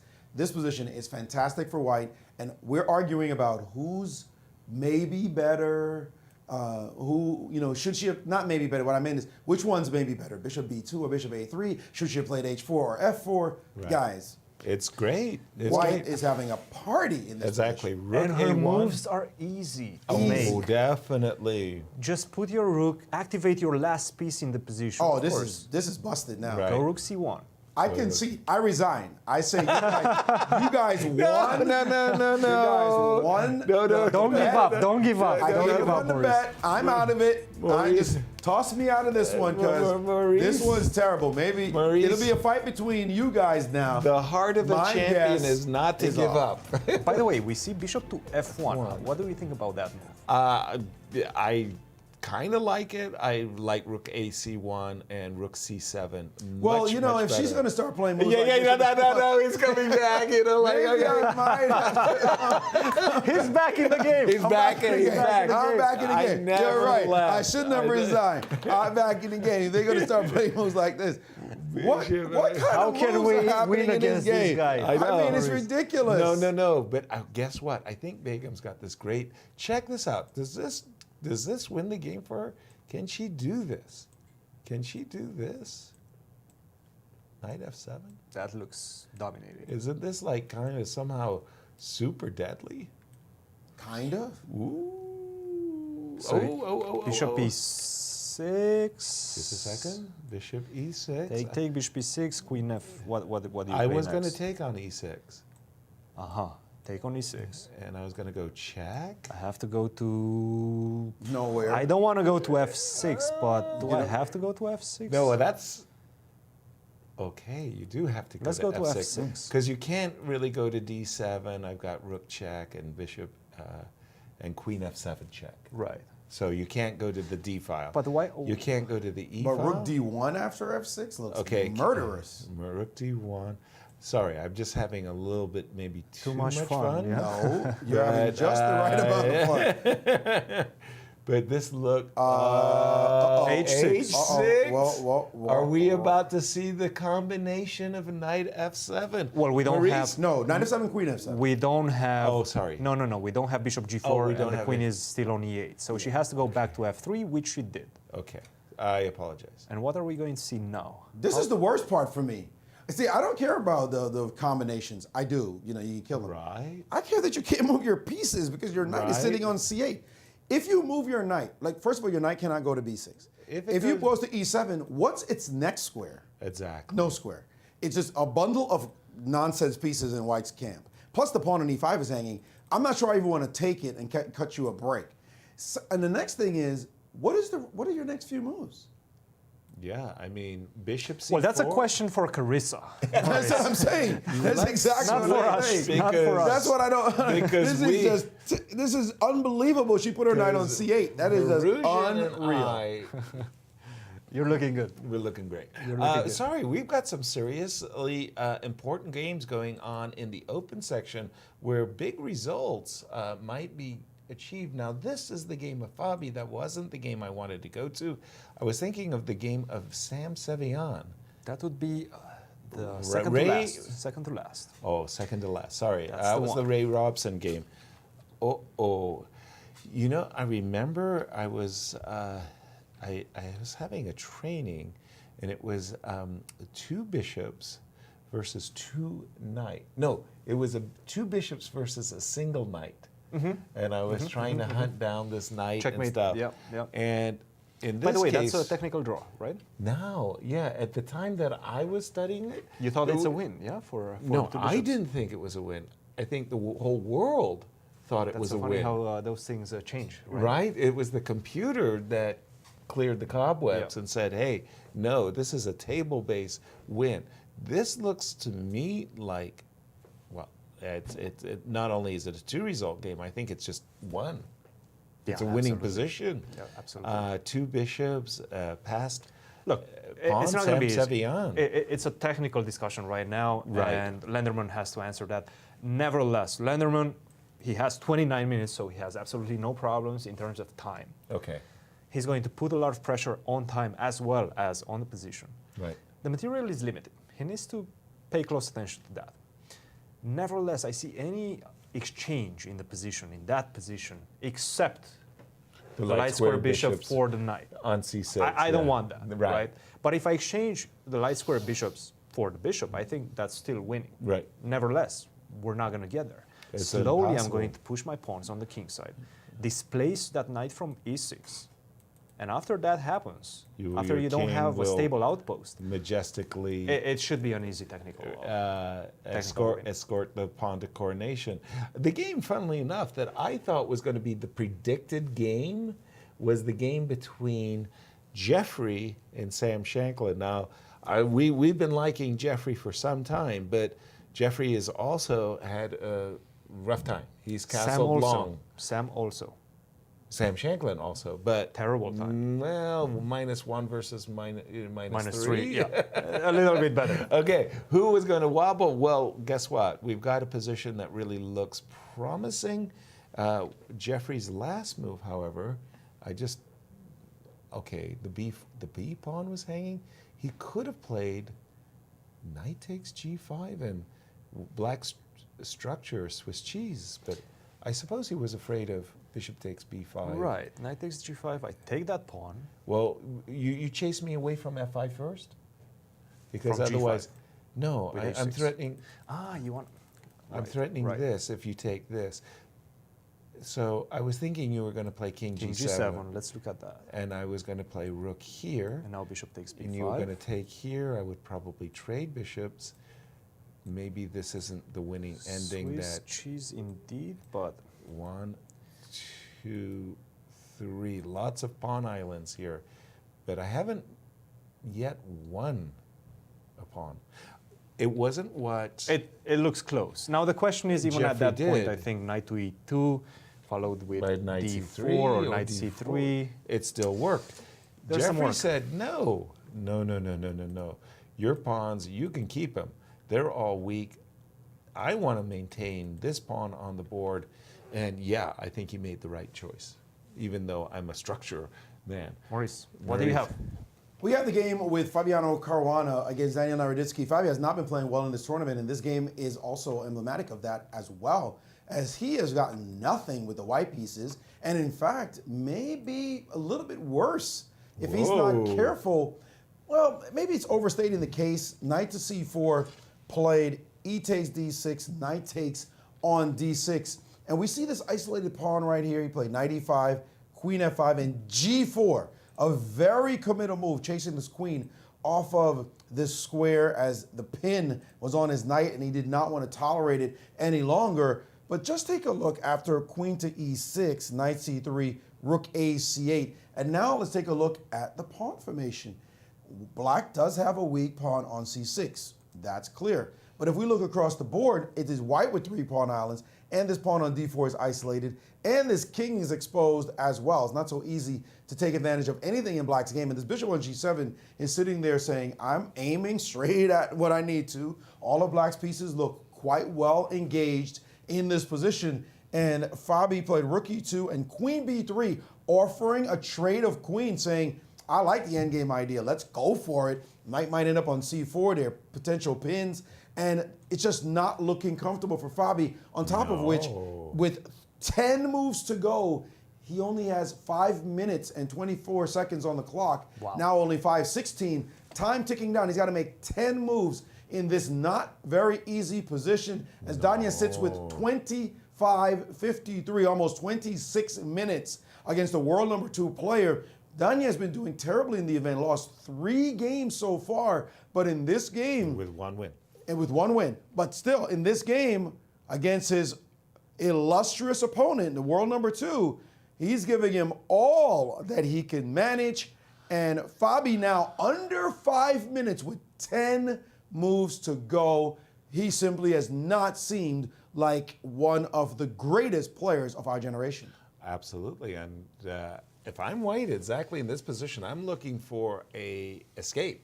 What is my plan B? How can I make a draw as White? I want to pull the shoot and say, okay, I love black structure. I love the bishop on G7, and I'm hating the fact that if I allow the trade of queens, A, B, which we've just seen, if we ever see a bishop takes E5 and a knight C4, ouch, that might just be like lights out. That's like losing, and he did take on B3. I'm just simply shocked by how unstable Fabiano Caruana right now looks.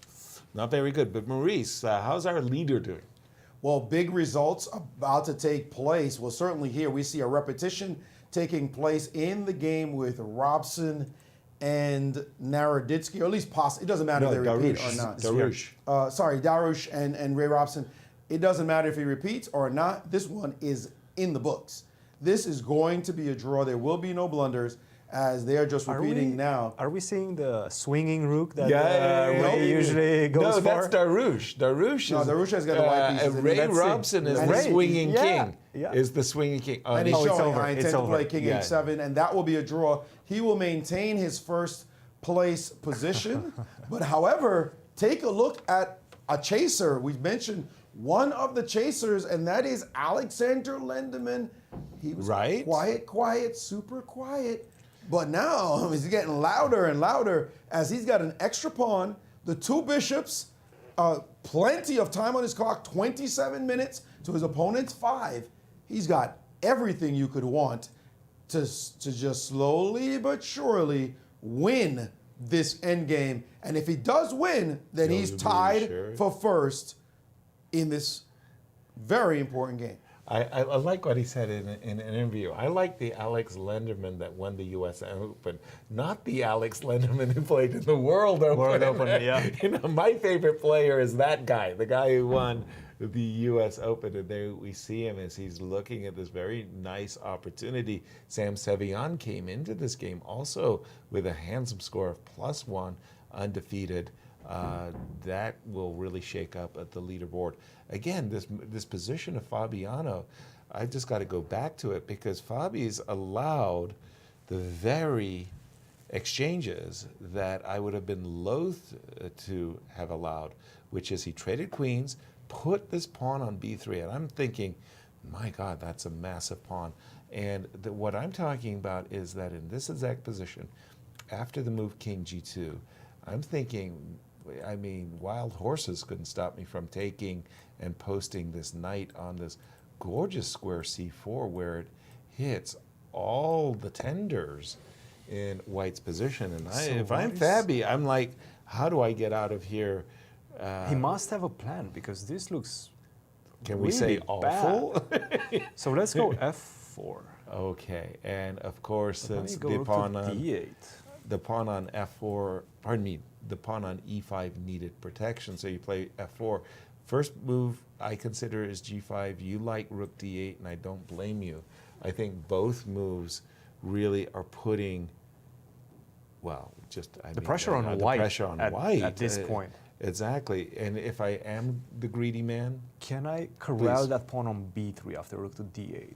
All right, let's see. So the maneuver I'm seeing is exchange on D8. Clear. And then go knight to E4. Okay. And I want to go to C5. So you're not heading that away, you're heading that away. Exactly. Here it's like, I mean, everything says like there's got to be some wonderful pawn breakthrough. Not seeing it directly. Can I go chat? Oh, that's not a check. That's the problem. That's the problem. Can I go check? Well, You can go rook d1, it just doesn't land with a check. Okay, that is true. It doesn't land with a check. I'll tell you what I had in mind, which was that you would have to move your king, and then I would put my rook on b1. This is the sequence. If you do get to trade this pawn on b3, man, oh man, that's just, you're too fast, aren't you? It still feels like it's black for choice after Right. it takes b2 and then But it's knight not, c4, but it's not the same. Yeah, okay, in that case, let me go back to a secondary plan I had in mind, which was g5. King f3 or king g3, I'm not 100% sure. Let's King go F3. king It f3. doesn't matter. I think I'm going to take in any case. And I'm doing the double trouble. So if I'm trying to stop you with knight to e4, you're going to pick up my Pawn. And unfortunately... Any knight c5 moves, no, I can, no. I can maybe actually even check this away too. Let's go back. Knight to e4 is not a good move. Okay. Well, as Fabi... While we analyze this position, Maurice does yes. have some breaking news. Maurice. Well, we were in beginning at the top of the show talking about the favorites. Fabi And Lanier. outrating his Wesley. opponent by tons of rating points. Lanier outrating his opponent by tons of rating points. Wesley So, the same. All three coming into this round looking for their chance to move up the leaderboard, maybe catch the leader, Ray Robson. What happened? Wesley flew out of here by draw. And Fabi, we're looking at potentially in some real trouble he has to get out of. We'll see. Maybe he can keep the balance. But Lanier, off the three, maybe he has the best chance. This U.S. Championship is hard. You're playing the lowest rated player in the competition, the U.S. Junior Champion, not even from this year, from last year. A guy who's only rated, I believe, only 2560 or so, FIDE. Wow. And you're 2750 and plus. Top 10 in the world. You thinking, I got the white pieces, I should be able to take care of this guy. No such luck as in this position, John started playing like a boss. No, he did not play rook d7. He played bishop g6. He said, I'm guarding my pawn. Rook b7, you think you got something? c5, move your bishop.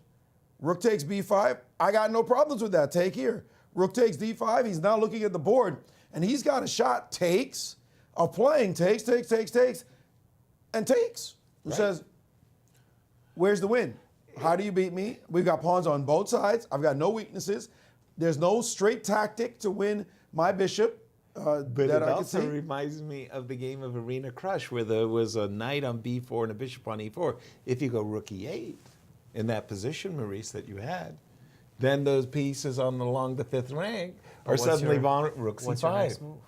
Rook c5. That's what I was thinking. That it's a pity I can't play rook e5 like Carissa. It's not quite a blunder. I think rook. Yeah, you're still surviving. Is playable. But okay. No, I mean, this John Burke looks great for John Burke. It exactly. seems like an easy draw. Remarkable. And let's go back to the game of Shankland and, pardon me, Jeffrey is about to take Sam down. Really? What happened? Oh, when we left it, this is the, okay, Jeffrey The pawn gets to is use on b6. That's a big difference. He gets to really play bishop a6 and b7. Are you kidding me? By the way, he just played bishop g2. And Sam is in desperation mode, and he resigns. Boom, boom, boom. He resigns. What a move. That just is ugly. Wow. Oh, my word. Bishop g2. And Jeffrey can breathe a sigh of relief. Wow. We don't know what he did on the day off. Whatever it was. By the way, a big shout out to Wayne, Jeffrey's father, Wayne Jong. I mean, Wayne, he suffers with his son. I mean, when Jeffrey plays well, he's really, really happy. But he came here, saw him at the opening ceremony. He's such a supportive father, and seeing his son go down 0-3 is like, oh gosh. What do you say as a father in a situation like that? I love you, son. Look, this is once every 5 years type of tournament for Jeffrey. But Maurice, what else is happening in this position? Some excitement in the game with Fabiano Caruana and Daniel Naroditsky. He did not go for bishop takes e5. Instead, he went for a c5. Okay. Knocking the legs out from under this piece, and takes now knight c4 was played. And we're waiting to see his next move. It looks like it's going to be knight to c4. Right. Hitting the piece and taking here. Now you have to be very careful if you are white, because if you take, then pawn takes. This piece looks and is a beast. Awesome. This pawn is going to drop from the board. There's a 2-to-1 going on. Knight c3, you could go for this position if you want. Not but that protected pass pawn on b3. That's money in the bank for black. So dc5 played. Lots of time on the clock, 19 minutes to look at the position and make sure you make the right move. It looks as though Fabi is the one who is clearly being hunted in this game. That would be huge, as he is. Look at his posture. Oof. He's saying, what am I doing? Like, how is it possible? Every single game I play, I'm in trouble. Right. White or black, he had one good game with white. Other than that, against John Burke, he said he could have been -2 right now. Exactly. And he's not happy right now. Let's see, knight to c4. How do we equalize, if we ever equalize with? No, I've been looking to pull the parachute on this game for Fabi for and you some know Fabiano down. is looking at that as well. Like, how do I get out of trouble? For a draw right now. Exactly. D4 takes c5, knight c4. That's just a gorgeous move. Again, this pawn on b3. When Fabi made that trade of queens, that pawn suddenly became in the throat. You know, like. Do you have to go f4 right now? Do I have to go f4? Perhaps, but still, can I play it simply and just take this guy and take on c5? But then I feel like maybe rook d5. Rook? No. Don't play rook d5. Rook d5, rook takes d5, and rook takes e5. Yeah. Not only am I a pawn up, but b2. That bishop is. Whoo! Knight c4 is on the board. Knight c4. Oh my goodness. We'll keep an eye on that as we have a special guest in studio, Christian. Absolutely. We are here with Jeffrey Xiong and Maurice. Take it away. Well, he certainly didn't have a good first third of the event, but got a rest day, and he's back with a win. Jeffrey, first take us through the psychology of not playing like yourself. Losing 3 in a row is not something that you do even once every 5 years. Yeah, it was a very tough start, obviously. I think the most annoying part, though, was I just felt like I wasn't fighting well. I mean, playing bad moves, making mistakes is one thing, but I just felt like any time I felt some kind of slight pressure, I would just immediately crumble. So, yeah, I took the rest day was very timely for me to watch some football and regroup a little bit. I was wondering what the formula was. He said watching football. What game did you watch? Well, it was nice to watch my Cowboys dominate. Oh, you're a Cowboy fan with Yasser Seirawan. Thank you, Jeffrey. Oh, my goodness. I okay. mean, my brother in arms. Go Dallas. All right, we'll forgive you for that indiscretion. What? So you watched and got motivated, and then you came into today feeling rambunctious, ready to play, and you played c3 on move 2. Talk us through that move. Yeah, it was a move that actually gave me personally some trouble. I mean, it was just kind of confusing. I think Magnus played it against me in 2017 Isle of Man. And I also was very confused because it can often transpose into a London, for example, and it's kind of a London where bishop gets stuck on c8. So I was hoping maybe Sam would get confused as well, and I think he didn't really get what he wanted out of the opening. All right. So then you got this position as we look here. And when he played the move f5, did you fall out of your chair, or did you think, it's a move? I felt like when he played knight g6, I thought that was maybe the first step in the wrong direction. I was expecting f6 here. Because actually if he goes f6, I'm not sure if I can castle, because then he takes on g3 and e5, and maybe he gets some sort of initiative. So Yeah, I was a little bit worried about this. At least I needed to find another way. But when he played knight h6, I was happy because then I go queen c2. And actually, besides f5, it's not so easy for him to play another move, honestly. Because he needs to develop the c8 bishop, but he also doesn't want to take on g3. And b6 is a little slow, so... I mean, f5, yeah, it's very, concedes quite a bit, but at the same time, I wasn't sure what else to do. All right, so then you started rolling. There was a moment when he looked like he wanted you to repeat, and you offered once, and then you said, psych. Why'd you continue? At first, my idea of bishop f1 was kind of to vacate the d3 square, for me to maneuver maybe the other knight via b3. But then I realized that if I do that, I think he goes e5.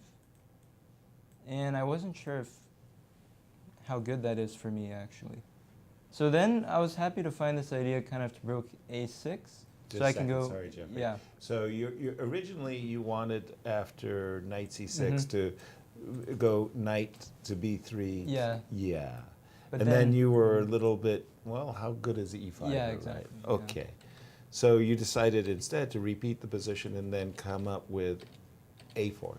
Sorry, please. I'm sorry. Press pause for just a second, Jeffrey. Forgive us. There's time pressure happening. Could we go to the Fabiano Caruana game, the board itself, the two players sitting there, producer? Because I think Fabi's down to 34 seconds, and he did move, and now he's down to a minute. He had a big decision about what to do, and he did capture. He has to make 5 more moves. 5 more moves from this moment. And down to only 50 seconds ticking down, you see his opponent with a ton of time on the clock. Yasser, you said you didn't want to see this position at all. Fabi looks like he's in serious trouble here. That great bishop, the rook about to take the pawn back, and Fabi sitting up in his chair, down to only 34 seconds. Jeffrey, your thoughts about this position? Yeah, I'm honestly very surprised because when I saw this game earlier, I thought it was very pleasant for white. So yeah, this is quite a sudden change. We put ourselves on the spot. We have to predict the result. Jeffrey, white wins, loses, or draws? Okay. I will go with a draw. What? What? All right. He made so the prediction. bishop b2, rook c4, bishop a3. You think you can keep that pawn on b3 Well, yeah, I guess contained? C6 there. Rook c1. We're being what do you told like? that Rook c5, or do you go bishop b2? Bishop takes b2. Bishop I want takes to create b2. that passed pawn. Yeah, that's what I was thinking. I thought But, rook c1 was a mistake. It looks like it. Bishop takes b2. No, but rook c4 there? Bishop takes a3. C6, B2. b2. knight c3. And don't I just go and pick up this knight somehow? I can't believe it. how do you do it? How do I do it? So let's say I go bishop e7, put it on f6, and then bring my king. Yeah, you'll have a pawn on b2, which will be forever protected by the bishop. I think that's winning. And rook c5, knight c3 also looks awesome. I mean, I'll also try to bring my king, I think, quickly f3, e4, and then Fair. Yeah, it that's seems fair. unclear to me still. So I This think is a it's bishop two-result game. b2. I think it's bishop b2. Let's just take a quick gander. Sorry. Well, actually, Jeffrey, we'll abuse you while you're in our witness protection program over there. We won't give up your identity. How did we do this for a moment ago? We're here, and something like, okay, we like this move to just put our bishop, and you can bring your king over, but what is this situation? We'll bring our king over, and our king and our bishop. I gotta believe this should be winning. So you go to for d5, black. king to e4. King e4, and You have to try to stop me. King d5, okay, can I? king c5, I guess. If king c5 doesn't seem like c7, just king d7 finishes the game almost. Feels it. Feels like it. And the engine's giving a win for both moves, rook c5 and bishop takes on b2. Wow. Both moves. Both moves. Win. As a win, yes. A piece Both at least. moves. So rook takes c5, knight c3. What's the winning maneuver? Bringing the king in is what it wants to do. bringing the king to the queen side, king f8. Yep. And just saying big advantage. Because you're always in this kind of stuck. But Jeffrey's Bishop B2 response was, well, wait a minute, aren't I bringing my king also into the Well, side? we can debate whether or not the engine is right, or okay. Jeffrey's right. Right now, Jeffrey's on the hook for a draw. Let's get back to his game, the position where we had for his game, if you can pull it up. Sorry, where are we? It's here. No, that's going No, to be that's the the last wrong- game. Last yep. game. Last game. Let's get all the way at the bottom, sorry. Okay, we left it, actually we left it here where you decided to come up with the A4, B4 expansion. Jeffrey. Yeah, I quite like this idea. Basically, I want to activate my rook on A1, and also, as you saw in the game, I wanted to go C4 and activate all of my pieces. It worked like a charm. Does it mean, where did he go wrong? Where did you really feel like, holy smokes, this is really great? I mean, already after I found this idea with B5, I was extremely happy with my position. Very good, because it really looked just about, at this point when you had your pawns on B5 and C5, this is when you were really starting to dominate, I thought. Mm-hmm. Yeah, the issue for him is he needs to find some kind of counterplay, but I'm just too safe on the king side. side. Yeah. Right. Okay, so after this, everything kind of went smoothly for you? Yeah, I think knight d4 was very strong. Yeah. Right. The last really, really good move. Mm-hmm. And suddenly, well, boom. Yeah. Over. Besides the Dallas Cowboy game, the other game I really wanted to ask you about was Oklahoma versus Texas. I thought that was just an incredible game. Did you see that? 41-41 I saw, in the fourth quarter, and the Sooners pulled it out, 48-41. I was heartbroken. Go Longhorns. Yeah. My sister goes to. I mean, she graduated from UT, so yeah, it was very painful. Very painful. Very painful. Congratulations, Jeffrey. Welcome back to the tournament. Good to see you. hope you show up on the show soon as well. Me too. All right. Where would you like to take us, Christian? Well, let's go to the other the leaders in the women's section. Do you want to just take another gander at Fabiano's game just for a quick second to see? Nothing has happened. Rook to C1, and he's still thinking. Before you go there, we need to go with one that is probably going to be over any second now. There we go. And it's this position. Take a look. Rina versus Anna. Yeah, she got. This is just. There was some fight going on, a little bit, but Irina just massage, pushed her back, and got a position she wanted. And now she has basically a straightforward win that she could play right now. Just play rook g3 check. King to f8. You cannot go this way. You have to go here. And just keep checking. What do you do? King e7. Well, if you play king e7. In the best way, I'm picking up a pawn. In the best way. This guy's going after pawns. Yeah. Okay, look. King e7, we're going to force it out of you. This check. You got to go back. You cannot go to e8 because of that one, so you have to go here. Now we're going to check you. Now the move you did not want to play. Force me to go back. Can I take some pawns? We're going to check. You want pawns. Stop. I want to, that's what I'm talking. Okay, you can have a pawn while we get a full rook. How about Game that? over. Which one do you prefer? I'll take the rook. I'll take the rook. That is a force sequence. She is here. All she has to do is play check, Rook, check, and it's over. It's just a win, clearly done, and we'll force resignation with just a couple more checks, maybe 3, and she'll say, okay, I get it. Wow. I'm going to lose this game. So this one should be over very quickly as Irina will have bounced back, and she has played rook g3 check. We see king f8 on the board, and we're waiting for this finish. Let's stay with this one. And the queen is going to b8, and here it comes. Yep. It's and king, there's only rook back, but if you play it now, then she's going to play it anyway, and the clock has stopped, and we get resignation. The two great champions, with their long rivalry, Irina has added one more notch onto her belt. Wow, very nicely done. Quickly checking in on our Predict-A-Game.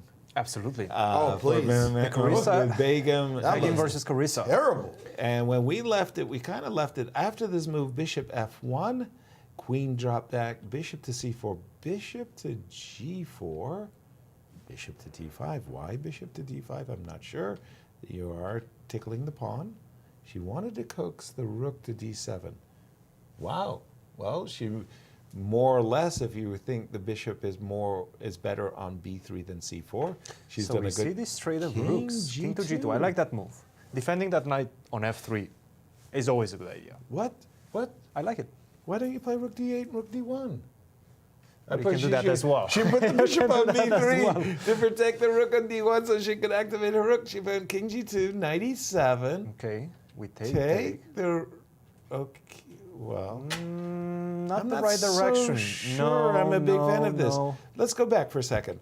First of all, one of the most important rules of strategy is keep your opponent's passive pieces. No. Do not help your opponent activate their passive piece. Don't The exchange rook like on that. a8 is terrible. Take the rook, play rook d1, then figure out what you want to do furthermore. But what happened is the rook on a8, which is really doing nothing.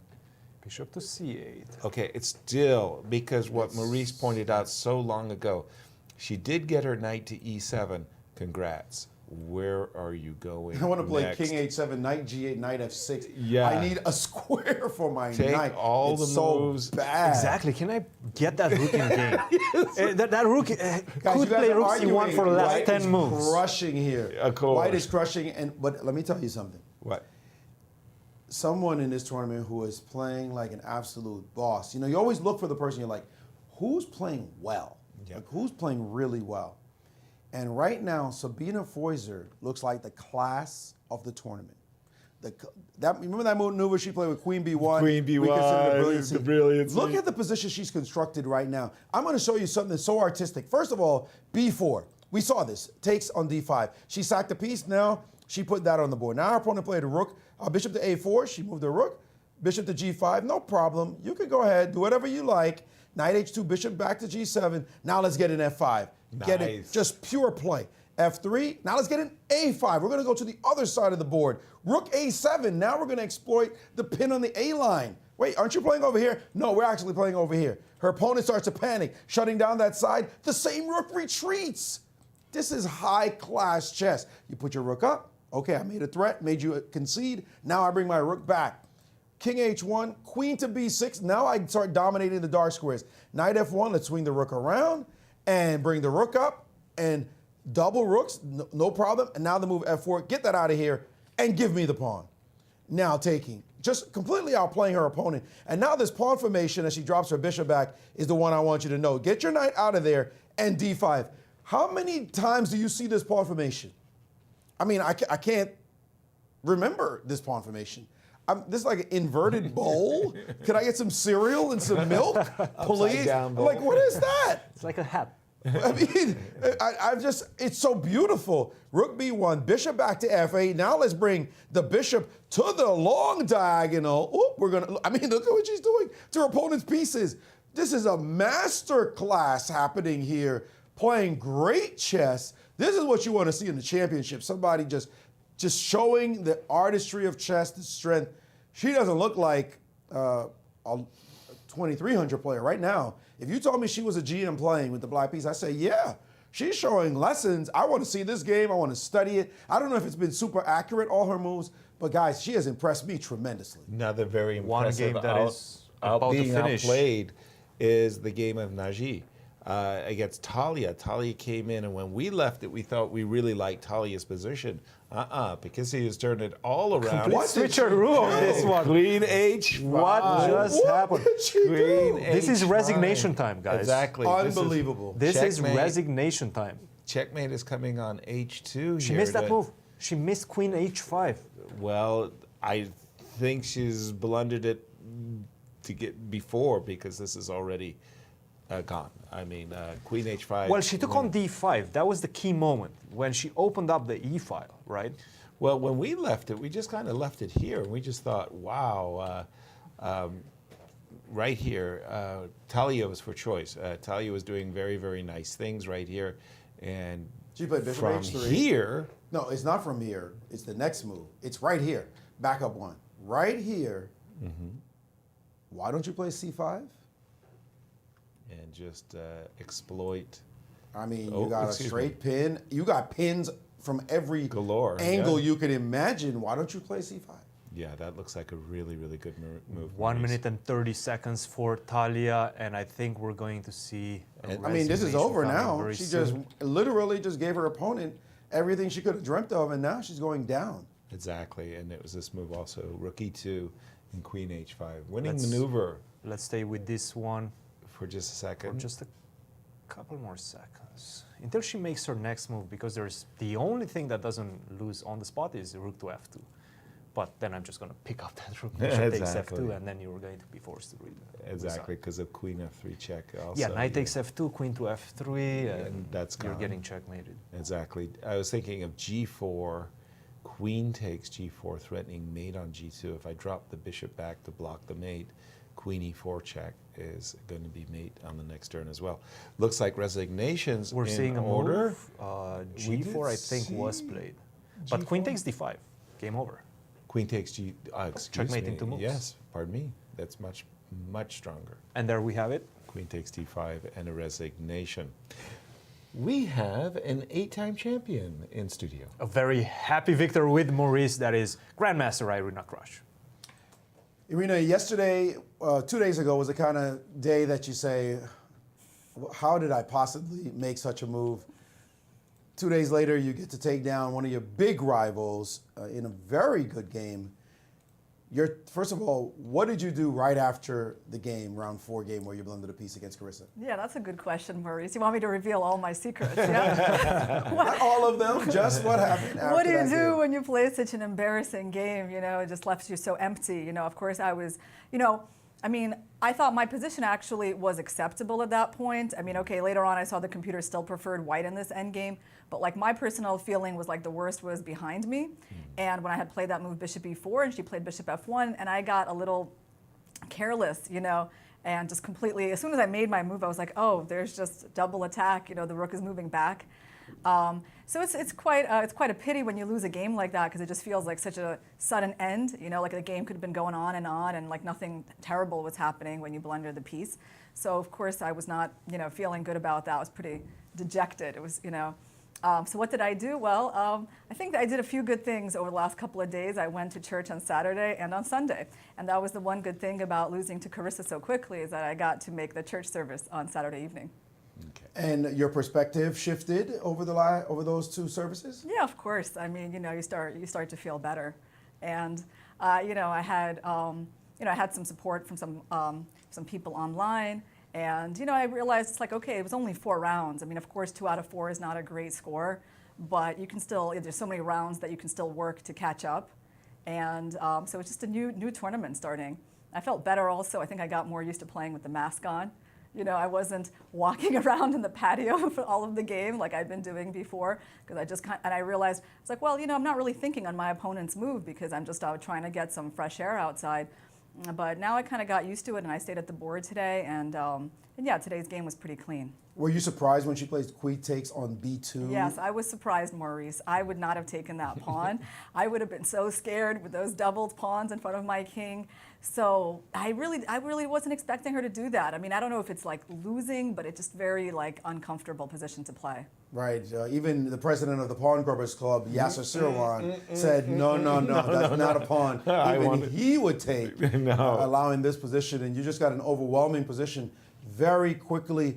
You did get a great game, but Cristian Chirila spotted a fantastic tactical opportunity for you.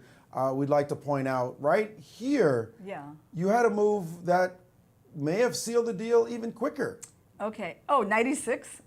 Well, 96 is not bad. Oh, queen and G6, actually there's winning, king H8, yeah. But queen G6 might have been more of a killer blow, as you would instantly go into a winning endgame with this move. Wow. Okay, so pawn takes 96. The problem is she must lose d5 by force. Interesting.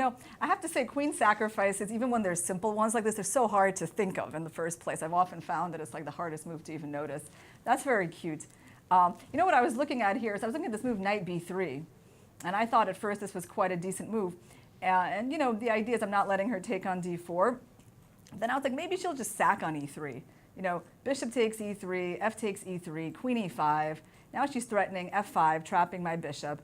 So if I move it back, she takes on e3. There's some kind of like bishop h3 all the time. My pieces are completely on the queen side, and so I didn't want to, didn't want to give her any chances like that. So yeah, that was one line I noticed that could be promising. Maybe looking for too many chances for her instead of for yourself. In the end, you ended up winning the game. She couldn't tolerate this weakness all that time, although she looked like she was trying to get some play, but she let your queen and rook get to the other side, and you were able to finish it off. Looks like at least a rook in the offing. All right, you made a win. You're at +1. Certainly not 50% anymore. And Carissa looks like she's in big trouble in her game. And a draw looks likely in the other game as well. Your chances about coming back, your feelings about coming back in this tournament? Yeah, I think the tournament just is going to be wide open now, so I feel pretty good. I mean, the most important thing is to start playing well, right? That's really all it is. I mean, there's a lot of rounds that you can kind of do your work catching up in. So, I mean, how many rounds? Still 6 more. It's a lot. You know what I thought about, actually? There was some years ago, I had a situation 2 rounds before the tournament where I was a point behind Anna. And so I had just 2 rounds to make up that 1 point disadvantage. I had to play her directly, and that's where I got to make it up. That was a really big game. So I thought, well, where I am now, a point out of the lead after 4 rounds, we still got 7 rounds left to play. It's really not as bad as that situation was. So that helps me put it in perspective. You said a line to me before I let you go that I have used even frequently in my talks, where you said, celebrate your losses. Yeah. Something that you heard and learned from someone else, somebody wise. Yeah. Can you say you celebrated this last loss in any way against Carissa? I really didn't. No, I didn't celebrate. It was good that I didn't fall apart. It was good that I kind of just was able to put it behind me. Yeah. Well, if you win this tournament, you'll celebrate the fact that you were able to do that, indeed. But it's still a long way, as you said. Congrats on your victory. Good luck in the rest of the tournament. Thank you, Maurice. How exactly do you celebrate the losses? Whoa. We need some of that technique. Celebrate your Who on earth instilled that thought in your mind? Let me take that seed and pull it out by its roots. Don't celebrate your loss. Celebrate your wins. No, I think it's a great point. We can argue it for a while, but it's such a great point. The thing is, if you lose a game, I mean, could I speak? If you lose a game, right? If you lose a game, if you let that loss stay in your system without being able to figure out how to get it out, then it could carry over into the next game, into the next game, into the next game. So you need to figure out what you learned from that game. What did that game teach you? What are the lessons that you got from any individual occurrence in your entire life? Something that any mistake you make is an opportunity to learn. So you need to take that mistake and not punish yourself over it, because we all make mistakes. So instead of punishing yourself, saying how stupid you are, what an idiot I am, I need to make a draw the next round, you say, thank you very much for the lesson. I got the lesson. I learned from it. I'm going to be stronger. I didn't die from it. I'm going to be stronger. I'm going to play better from this moment. So it's a chance. It's an opportunity to grow. I think most of us just have a knee-jerk reaction where we lose and we say, that was terrible. And what happens next? You get another bagel and you keep losing. I think it's a Nobody believes you.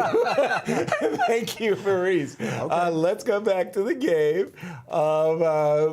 Thank you, Irina. Thank you, Irina. Begum is really taking over. She is dominating Carissa. And she made time control. Very important. Crucial. Very important. She gets an extra 30 minutes.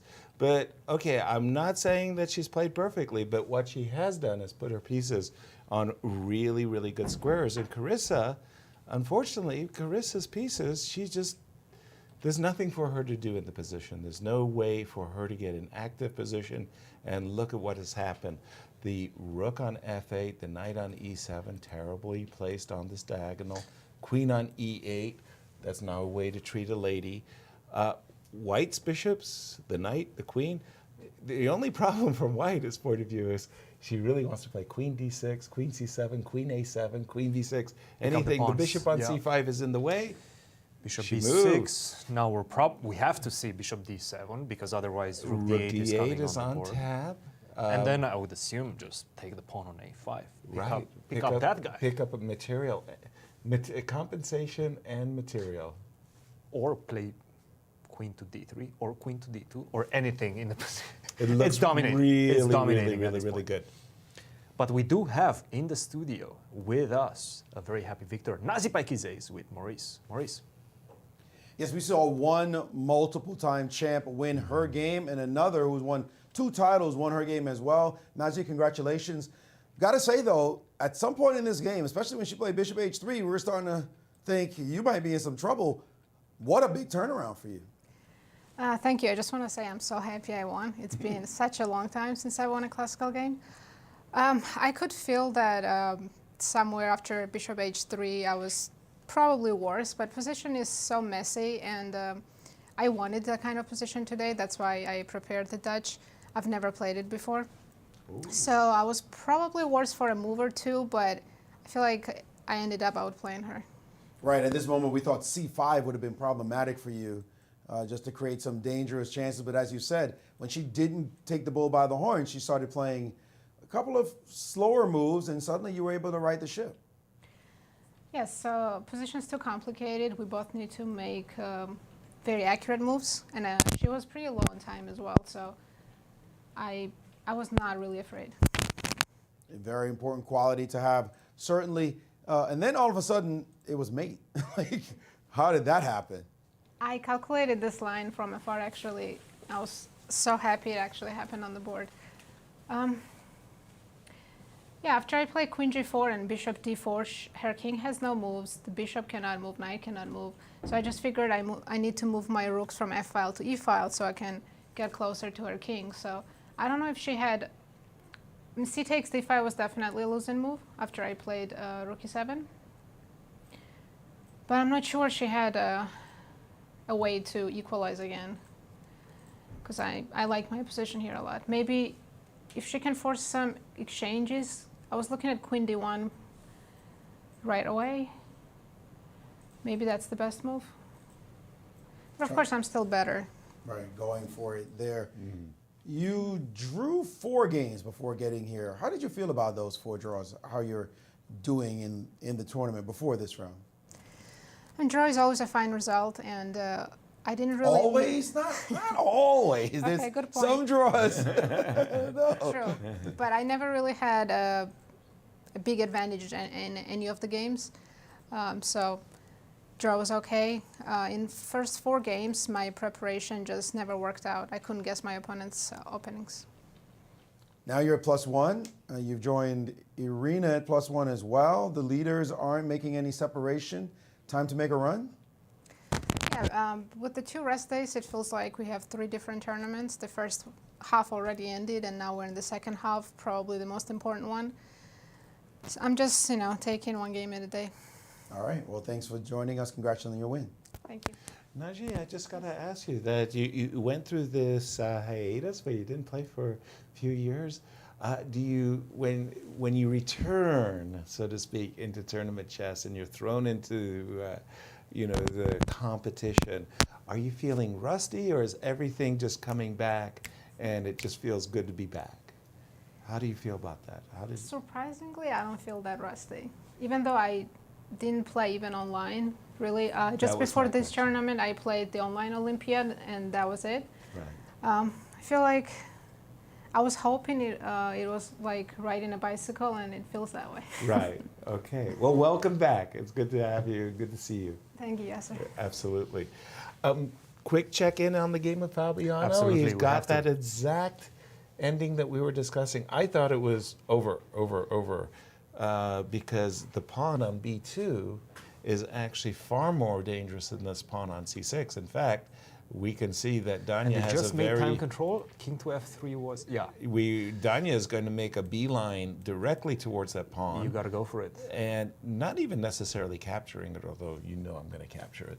But you know what I'm saying is, if I put my king and then come down, in the meanwhile, I think we got here when Jeffrey was in town. Yes. King to e7, king to d5. We actually played the move king d5 in order to stop this, and then we kind of just went, darn it. There's nothing to discuss. The king is in the square, and in the meanwhile, I guess you have to do something like king b6 here to try to survive. Hello, I take No, but it. king b6, you just take c7, and now you just go rook e1 and queen. We're going to be queening, but I have an extra bishop on the board. With check. With check. With check. With check. With check. Not bad. Maurice, we're seeing bad this is a things disaster going for on Fabiano Fabi. Caruana. But what happening in Katya's game? She could take the lead all by her lonesome. She could, and it's the kind of position we saw earlier. We thought maybe this is going to just fizzle out into a draw. Heck no, it's wild. It's still a sharp position. She has an extra pawn, but look at this B pawn. The king looks exposed. Should there be a mate somewhere? Nope, squares are covered. So it looks as though black can say, I'm confident that I can hold this together. This pawn's not going to be that easy to push all the way down. Neither is this one, but it's not stable, easy draw. Like that's we were thinking maybe that's where it was going. No can do. This one is absolutely still a lot of play. So maybe Katya, with Carissa looking like she's definitely going to lose that game, maybe Katya can pick up the point and stand in first by herself. Actually, even if she draws, she's going to be in first by herself. So she's got that. She could separate herself by a full point from the pack if she manages to somehow win this game. Thank you for that. Alex Lenderman still working hard. He's got the 2 bishops, an extra pawn against Sam Sevian. He's been nursing that advantage for some time. When we come back from break, we'll see if he can make it work for him. See you on the other side.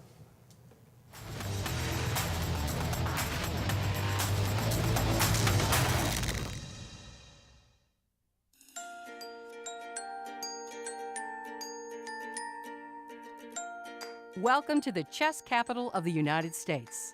The St. Louis Chess Campus, in the heart of the vibrant Central West End, has established itself as a premier global destination for chess and is comprised of 2 unique nonprofit institutions.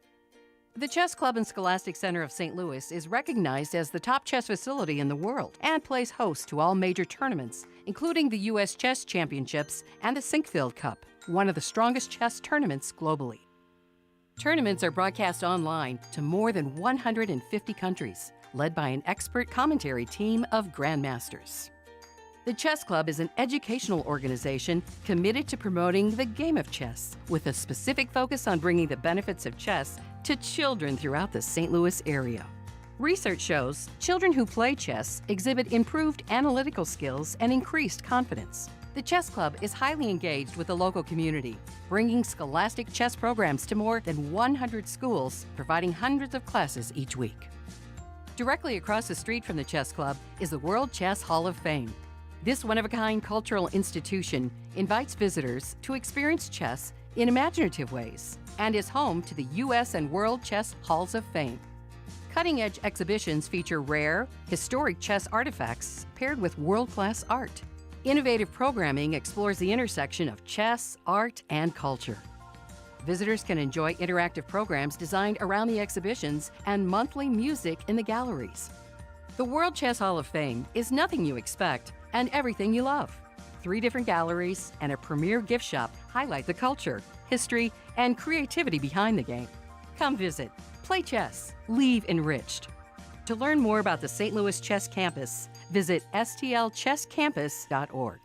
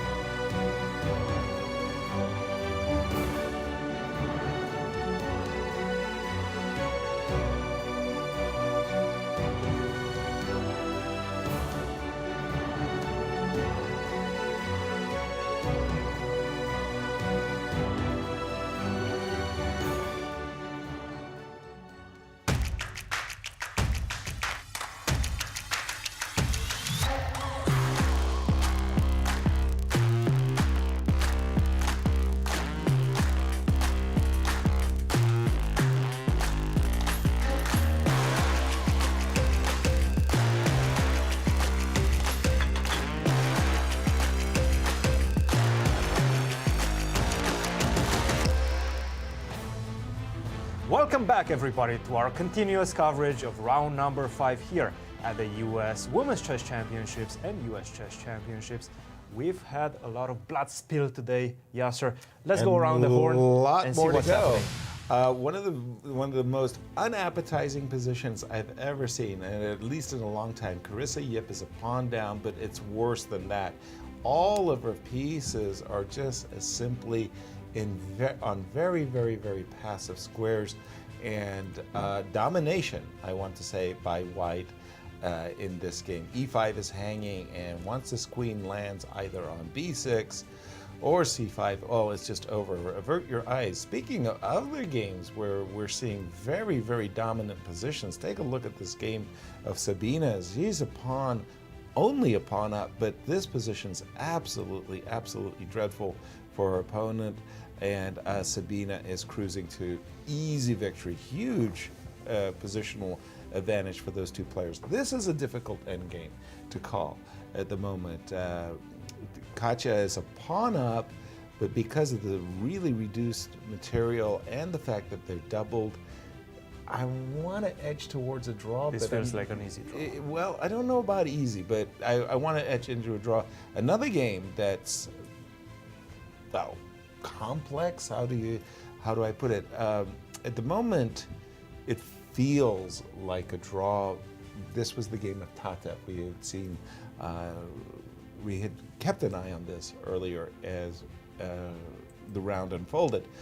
The game that really is shocking is Fabiana versus Danya. Frankly, Danya's dominating. This pawn on b2, the bishop on g7, the black king making a direct beeline to this pawn on c6. It's like, honey, give me that pawn. King e7, king d6, and this knight is just simply woeful on b1 square. And finally, the game that we've been expecting that, well, that Lenderman would win for some time. That is to say, he has the two bishops, an extra pawn. It hasn't been that easy. Sam Savian is putting up the best resistance he possibly can, and I'm expecting that, yes, Lenderman will still win, but, you know, it's not an easy one. It's not easy. Absolutely not. So there we have it, around the horn. So let's go to that endgame. Let's see if we can win it. This one of the one between Lenderman and Sam Savian, because I feel that's going to be the most contested game. Exactly, for sure. Well, okay. The question is do I try to escort the pawn up the board, meaning do I go with my king over here to the queen side, put my bishop, I don't know, on g3, put my pawn on c5, and then advance. King c4, king b5. So do I escort, or do I try to simply use the pawn as a decoy? To go on the other side. Yeah, okay, you go with your king way over here, and I'll go with my king way over here, and I'll take over all your pawns on the king side for the pawn on c4. And the idea being that if you do go king to f4, and yes, I try to stop you from going to g5 by playing the move f6, that gives you another target. Exactly. Bishop to c3. I immediately... you want the target on g6. I like that. Yeah, both. But I like this too, of course. Bishop here and bishop c2. And suddenly this pawn, this structure on the king side all collapses. So and black will have to stay with the king on the king side. King to e6, defend those pawns, because I don't think you can defend. By the way, so let's go f6, bishop to c3, or bishop to c2. Either one. Bishop to c2, knight to e7, unfortunately. No, knight e7, bishop with bishop b4. Check. And that's game over. Clear. Yeah. Yeah, exactly. So either, well, pick your pleasure. Actually, both moves look really, really convincing to my eyes. You're not going to play f6. Unfortunately, you're going to have to probably sit passively and just let white make the inroads that he's been struggling to do. If he can put his king on g7, I suspect a whole bevy of endgames are simply lost. The king will be just too powerful. Go king to f8, you're going to go king to f6. So I cannot, with pleasure. Absolutely. Oh man, this. So if you make a waiting move, for example, and you can do it like in this style, you could maybe try to resist. But Well, even then I give you a check. Exactly. Bishop to No, C3. I apologize. I'm going to have to go back even to F8. Now king to H7. Exactly. Yeah. It almost feels like I'm ready to checkmate you. Yes, exactly. It really does, doesn't it? And it's like I remember these marvelous masterpieces of He's going for bishop Akiva, B5. Akiva Rubinstein, where he marched his king up the board in some of his most impressive endings. And let's see, what do we have? Hold on, I'm going to have to refresh my board. I apologize. Be right back to the current position. And we just have this. I just want to see how they got here. And so a little toing and froing. I mean, Lenderman loses nothing by this back and forth. He hasn't compromised at all, but it does seem a tad peculiar to me that he hasn't just gone for the direct. And how do they match up, Christian? Let's look. Well, one win, one loss, one draw. Couldn't be closer than this. Couldn't be closer than this. Well, they've done everything that's possible. It's definitely looking like Alex Lenderman is probably going to get ahead in their matchup. Exactly. For this one. Now, for Fabi, talk for a second to our audience what this would mean should Fabi lose this game. I mean, a few minutes? Yeah. It's a disaster. It's a disaster. It's a disaster, a complete disaster. His whole tournament was very bad so far. Right. Practically, he the couldn't first four find games, himself. He won one decent game against John Good Burke, game. but those Good game. three draws could have all been Could have been zeros. Could have been zeros. He's extracted the most out of His those position. games. Nevertheless, he's not putting any pressure on his opponent with the white pieces. His opponent, who is not an active player. Danya. He's a streamer nowadays. So this just rings the bells of alarm right now for Fabiano. It's not looking good for him. And I mean, right now, he's looking completely busted. Yes. It seems like Black is just going to march his king all the way to d6, Take take up the the pawn. pawn on c6. It doesn't seem like there is a good way to defend against that. Any trade of rooks is just hopeless because the knight, you'll be playing You're a piece paralyzed. down. You're The knight on completely B- paralyzed right Yeah, now. the knight of b1 will be like playing a piece down. And Fabiano knows it. That's the problem. I mean, we see the body language right now. He's hiding from Yes. his opponent. No, he's not a happy camper right now. Absolutely. But he's going to fight. He's going to He's try. going to fight. Yeah. I just don't see it. Like, how are you fighting in this position? Let's try king to e4, right? Okay. King to King to e7. e4, king to e7. So we went king to d5. I feel like I have to stop you from going king d6. Otherwise, you're picking up the pawn, and I don't see what I can do. Right. As white. And we've Check. consistently answered this. And what if I go back now to e4? Exactly. At least in this case, the pawn on c7 is ready to rock. Let me just go king d6. King d6, trying to reset for rook c8 and rook takes c6. You don't have any checks, and c7 isn't going to really be that helpful either. Where's the counterplay? Okay, I see an idea. Okay, please. Knight to a3. With king or d6, without? king d6, knight to a3. With or with. Yeah, that position. Knight to a3. Now. Knight to a3. Right. Excellent. Thank you. Sorry. Wasn't sure. Okay. I'm basically just trying to push you backwards. Oh, definitely. Whenever you go rook c8, knight b5, and then I go back to a3. I fully get, I fully understand. All right, let me put my king on the other side of the pass pawn for just a moment. Yeah, that's a big problem. I'm thinking I want to go rook check, followed by rook a8. That is a huge problem. Yasser, I don't see it. No, I'm sorry. I simply don't see it. It's not your fault. It's it's just the fact that once again, there's no comparison between the strengths of the two pawns. The pawn on c6 is not necessarily blockaded, but it's restrained. The pawn on b2 is just one move from promotion. Your piece down. Sabina, by the way, who is about Dominating. to win her game, it looks dominating. Nevertheless, Oh, that's not Sabina. That is Kasia Nemtsova, our leader right now. Only 3 minutes on the clock against Anna Sharevic, but they traded the queens. No, this is a very easy draw over. suddenly. Yeah. King to c5, we're going to see a shake of hands very soon. King to c5, king goes anywhere on dark squares in front of the pawn on the f file, and then you can give away your pawn. You're just going to move away the bishop around the board, and there's no way to break the that. blockade. Sabina has just played well. Nothing to say. A very powerful move, e5, e4. I had expected her somehow the bishop to get there first, but in any case, this is still, dominating position for Sabina. Oh man! Look at that. Yeah, I see you've got it's like you're looking over the vulture, checking in and seeing how bad is it. How bad is it, Maurice? How bad is it? It's horrible is what it is. Like, look at these pawns. This one has to be killed. You cannot let this appear on the board. Right. You cannot let this appear on the board. You have to kill this. And now, surprisingly, trades and takes, and this knight is completely dominated. Right. This king is stuck. Mate's coming straight down the board with a bishop g1 to bishop g3. Knight b2 to stop the check can be met.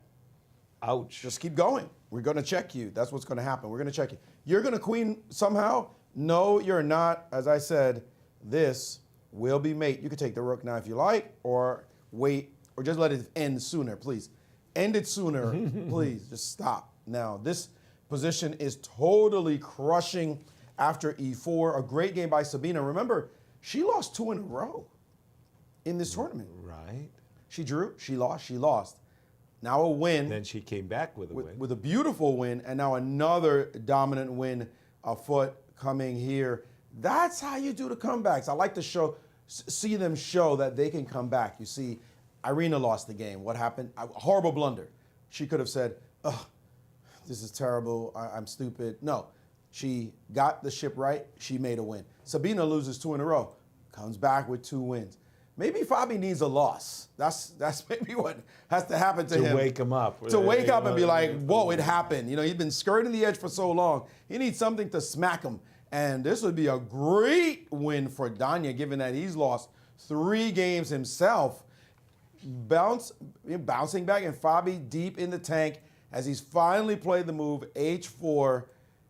Smacks of desperation. We're not sure what that threat's all about, but we do know Danya can start marching the king, and poor Fabi is just in deep trouble. And what is happening in our leaders exactly in the women's section, Carissa? Right. I was about to say that I thought they had total control right here. We just seen the move f7, f6 in Carissa's game, and it's sort of like when you see a move like that, let your opponent enjoy their passivity. This queen, you can't jump immediately to a7. Knight is hanging, so the first move kind of comes to my mind is knight h2 and releasing the queen. The other thing I really want to do with white is play the move rook c7. So a move like bishop back to b2, prepping rook c7. No, bishop b4. And if there's any chances at all, they're connected with f5. You just you got to do something, and you just hope that your opponent makes a mistake, lets this knight get loose, or something happens, and after f5, rook came down to c7, I believe. It did. Second f5, rook came down to c7, which is the whole idea behind bishop b4. But then you get f4. Take on f4. Take on f4. E takes f4. Expecting e takes f4 is already played. And queen to d3 is on the board. Queen to d3. This is about as good as it gets for Carissa, and this is the end of the line. That's it. I mean, you had that fun. You got to march your f pawn all the way up to f4, and that was the end of the play. So now if you go bishop to f6, try to defend that knight. e5. Ooh. Oh. That's game over. This is resigns. No, this is looks like it. This is where you say to your partner, and you're not allowed to resign. You're not allowed to give up. I mean, just give me a couple more moves. Yeah, right. No, that means that Katerina Nemtsova will be in clear first without having to win her game. She gets the draw, and she'll be at +2 away from all the trailing pack. With Nagy at +1. Is she though? What is Ashrita doing? Exactly. Because Ashrita was half a point behind the leader. Ashrita is hoping. No. Ashrita is hoping she survives, is what she's doing. Okay. She's hoping she survives against because Tatev. she's +1. Because she's at +1. Yes. But she's been hoping that she survives this game for a long time. This move, I'm worried about her position because all these pawns are just sitting there. It's like munchies. If she could somehow get the rooks off, what's the deal? We just saw Bishop H6. Am I missing something? This is a bad move because... Wow, why is that? Why would that be a bad move? I mean, I guess you have to take the rook. Wait, there's a rook E6 coming. Okay, so let's say we exchange. How do you break? I have to go. He's going to play bishop to D8. Knight to F8, bishop to E7. And that one falls. But can I live with just the passed pawn? Pawn down? No, I have to go king F7. After rook to E2, I have to go king F7. Pardon me. Okay. So rook E2, king F7. That much better defense. Well done. Of course. Yeah, it's not easy to get the G4, F5 business going. Right. Yeah, good point. And from Shritha's point of view, I mean, all she's dreaming about is getting her knight on a circuit where the knight can at least be somewhat active. Knight F8, D7, F6. That would be a dream come true for her. But how does the inclusion of bishop H6 help Tatev's cause? You know what? She missed something here. Right here, she could have played the move king E2 or king E3, allowing this check and king F3. Not afraid of the rook activating? Exactly. This looks dangerous, but who's doing what? Check doesn't do anything. Why not? Well, because you're going to lose this pawn. King G2, rook F4, rook G6. Got it. Right? So here, like you said, this move is winning. Whoops. So this line goes back to here, G4. You have to take. Yep. Take. Yep. And now this king is trying to float in. Can I go after the A pawn, rook A1? You can. Now, F5 would be bad news. I'm assuming you don't want the knight to show up on E5. Not with the rook coming back also. To harass the king. Right. But how do you, so who's first? Exactly. Are you getting mated? Maybe. Let's see. Take it. And you take. Take it. You got to check, bishop F6. No, rook's hanging. Oh, pardon me. Apologies. Apologies. So why don't you go F5? F5. This check allows takes. This move, F6, pawn, king back. Whoa, G8. G8. No, but you can go king to G8. But king G8, stopping F7, yes, agreed. Yeah. By the way, Sabina has won. Our congratulations to Sabina with her back-to-back victory. This is, yes, indeed. This is not that easy because you can't take here because of knight F7 check. Yeah. No, Ashritha is still in there with a shout. She's working on it. She's working hard.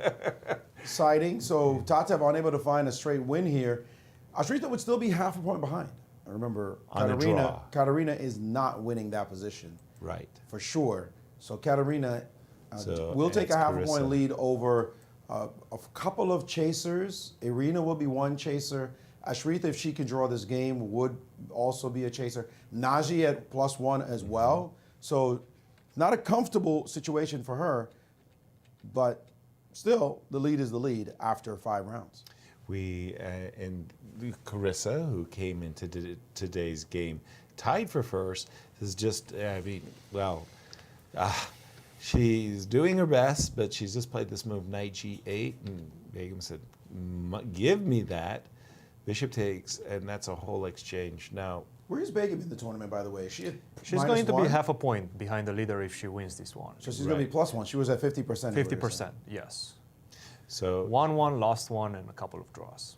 So there'll be a bunch of chasers at +1. And I think we're going to have a result anytime soon in Katerina's game against Anna Sharevic. So maybe, yep, there is a repetition, there is a shake of hands, and Katerina is going to be the sole leader. A confusing game for ourselves because it just kind of felt like, where was it? It was more or less from the opening. She had this very nice long-term durable plus, and then it looked somewhere about, well, I don't know if it was exactly here, somewhere when she had landed with the move Queen B6, I thought, ooh, White was making inroads, and somehow Anna was able to hang in there. Anna was playing a very practical game. She just kept that time edge. She was the game. 1 hour against 5-6 minutes. Yeah, well ahead on the clock. That was pretty remarkable by her. Well, a player that had a very remarkable game today is Sabina Foyscher, who is right now with Maurice. Sabina, at some point in this tournament, you were a -2. Is that correct? That's correct. And somehow you're now at 50% after playing 2 really great games. Today's game was so dominating. There was a point in the game where you sacrificed your knight. Take us to that point, because that was the first thrilling moment of the game. So first of all, it feels good to be back to 50%. And yeah, I was really proud of that moment. So when I sacrificed the piece, I was like, if I don't do this, maybe I'll get like a worse position. So I thought... Oh, it was before this, It was, yeah. It was so here, after b4, I thought if I play knight c4 here, she's going to trade and bishop a4. And I kept calculating, and it felt like I will be losing a pawn or having a slightly worse position. Queen c7, yeah. And then I'm pinned, so she can maybe go queen e2, I thought. And it seemed unclear, so I thought, okay, I'm going to spice up the things and sacrifice the piece. I went c takes d5, and I'm getting 3 pawns. If she takes the knight in a5, I'll capture in e4 first, and knight g5 would be nice, but it doesn't work because the knight is trapped. So yeah, knight d2 is the only move. And then I thought, no, I thought to take the pawn in a5 if she goes there, because there's knight b3 to protect it. I mean, I wanted to make sure I have the 3 pawns, and then... Oh, d5 looked mighty good to us as well, Or with the d5 pawns maybe. marching. Yeah, d5, d4. So I felt pretty comfortable. I thought I have, enough for the piece. And after that, I think the position I equalized. But her pawn in d5 will be weaker than mine in c4. I think it's easier to attack.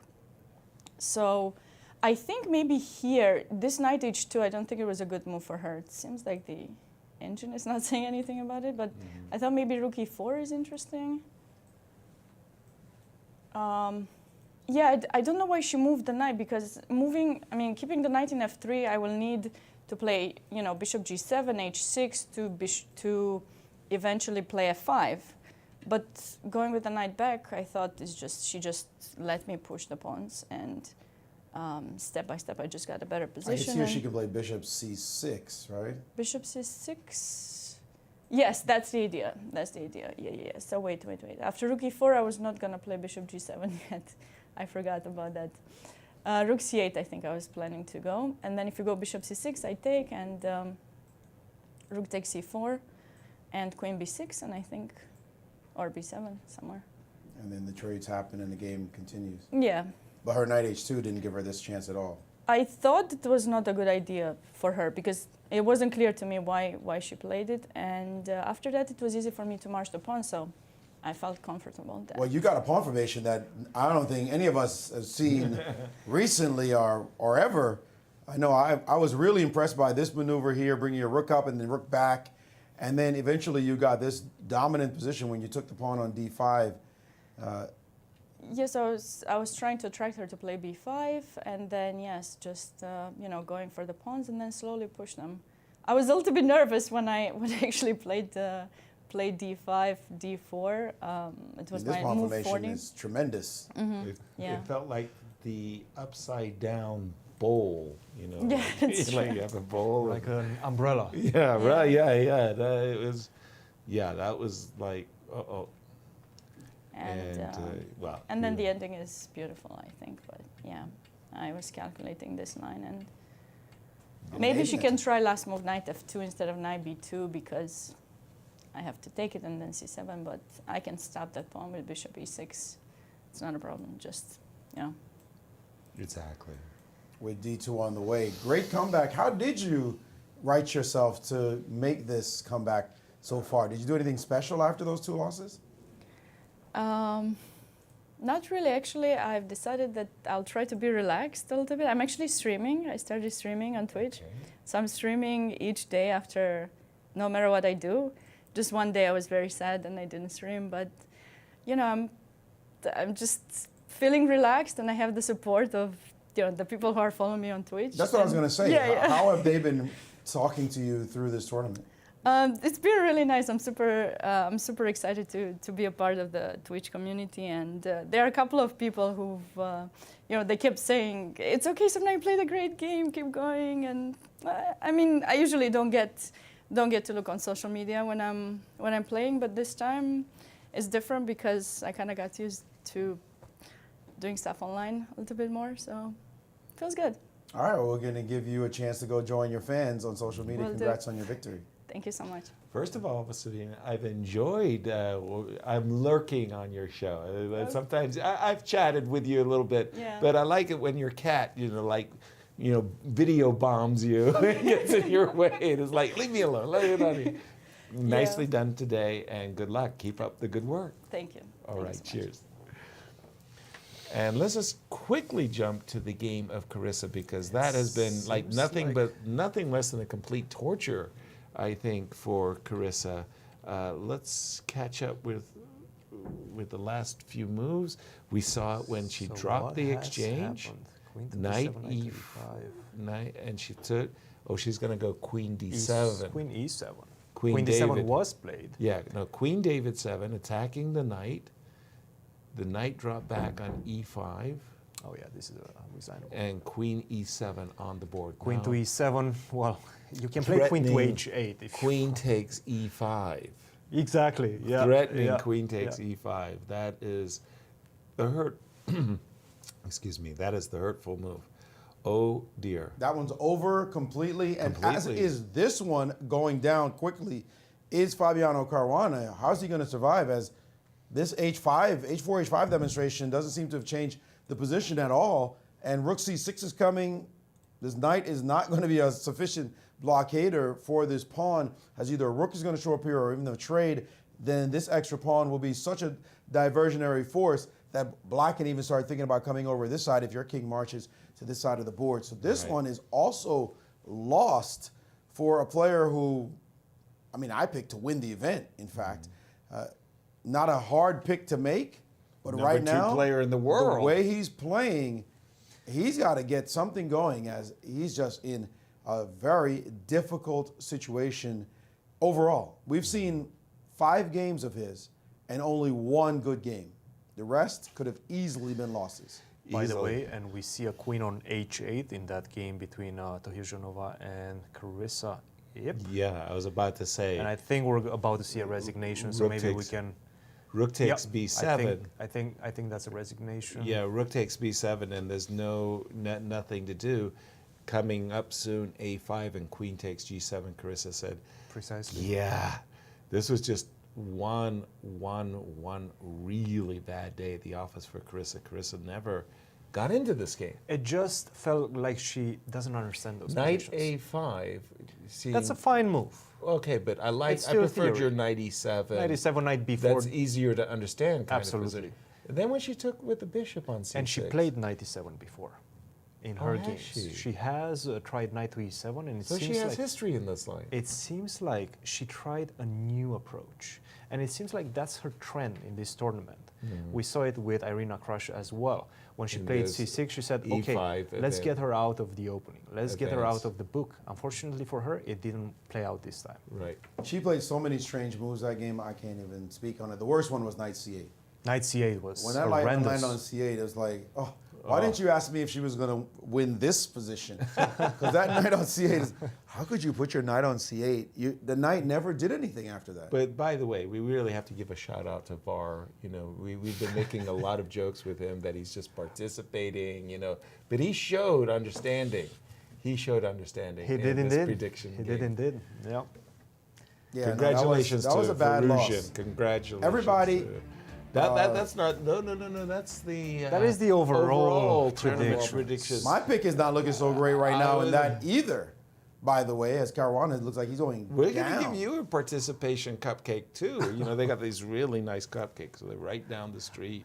5 rounds in, Yasser. 5 Ruthless, rounds in. ruthless, Still 6 to Yasser. go. Wait, Still 6 to where's go. the predicted game predictions? I don't see. Now we're talking.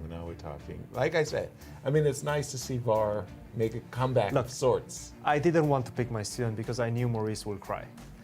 He's going to pounce on me. He's going to be like, Remember, I he knew beat us- you were going to pick her. You know. He beat us 1-3 the other day. If you had picked your student showing the love, imagine 3-1. 3-1. The typical we would have ganging up. We would have know. gotten the scales would have been in balance. Exactly. The universe would have been righted. Someday, Christian, you'll allow me to go first. Ooh. Someday. I did. No. No, you didn't. No, you didn't. Well, Yasser was first. You let just Yasser because go he was first, like and I next to can't me. just because he's next And to then I you. defer to you. Because he's next to you. Gave you the I can't- opportunity I can't just be to showcase your following skill. behind Yasser. No. Yasser always makes the obvious choice. Yasser looks at the I position. predict Magnus. Yasser Why looks would at the you say position, obvious and if choice? it's better for one, if Yasser looks at it and says, I can win this position, he makes that pick. He will not pick otherwise. He'll not, oh, let's take a chance. He's like, White's clearly much, much better. I'm picking white. That's such an easy pick. I can't just follow him behind him. I mean, no, I can't do it. So, All right, guys. What else do we have? No, you have a very, very important Big end game. Big end game. between Sam Sevian and Alex Lenderman. yeah, the progress is not really there yet, but what a big game for Lenderman. Big game for our tournament overall. Okay, this is the ending of the two bishops. Alex has been nursing this advantage for quite some time. Has he improved his position? My first instinct Felt is like yes. it. Yes, Yeah, felt like that- it. It seems like he's corralling around that pawn, king b4, king b5, or king c5, and at some point that pawn is going to start running. No question about it. I'm wholeheartedly into this as well. I didn't know if I should start with the move bishop c2 and try to provoke the knight to step to f5 and then drop back with the bishop, or should I just go ahead and say I don't need to do anything. My bishop is perfectly fine on this diagonal and just bring my king to c5. Well, Alex has a lot of time to answer those questions, but one player that will answer Maurice's questions is a winner, Begim Tohirjonova, who is with Maurice. Just say it. She's your student. You're happy. You're proud. Just admit it. You did a good job for your teacher today. Thank you. Were you surprised at the kind of moves she made? She made some moves that were just bishop takes on c6 instead of knight takes, or knight back to c8 instead of knight c4. Yeah. It looked like she was just backing all her pieces up and gave you a really fine chance to win the game. Yeah, I was surprised. I don't know why she actually picked that move. At least knight c4, rook c8, like she needs to try something. After knight c8, it's just my play.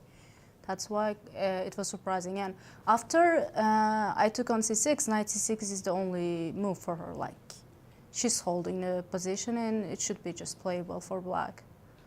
You were in a tie for 8th place before the beginning of the day. All of a sudden, you're tied for 2nd place.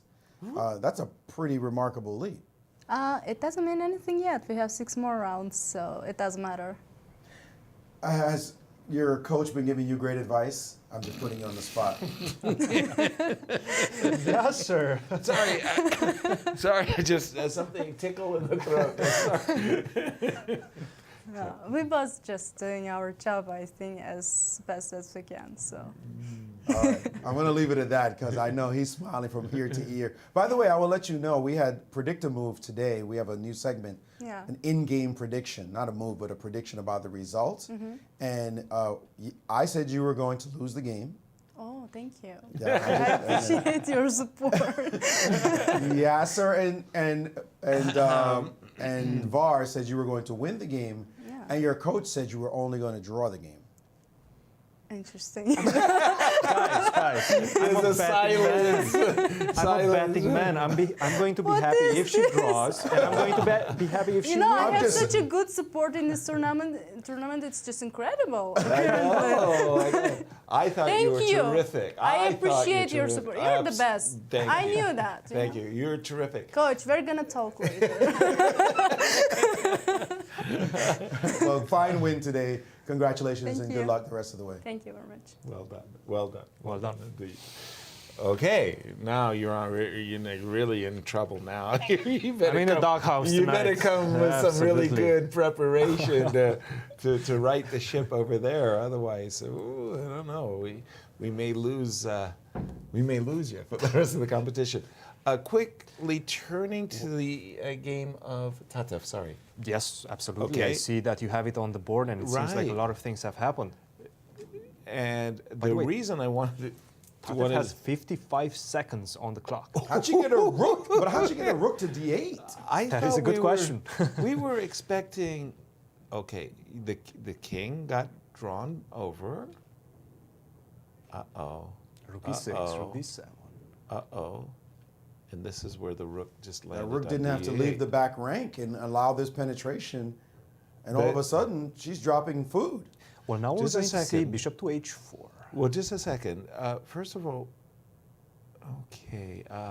No, my counterplay, I beg your pardon. My counterplay on the against the g3 pawn is too slow, right? So takes. No. Bishop takes h6. What? Bishop takes h6. Oh, that's clearing the combos. I thought you were going for this, and I wanted to bring my king to g3. That was my intention, right? But you're taking on h6 and then taking on f8. I got it. Okay. Precisely.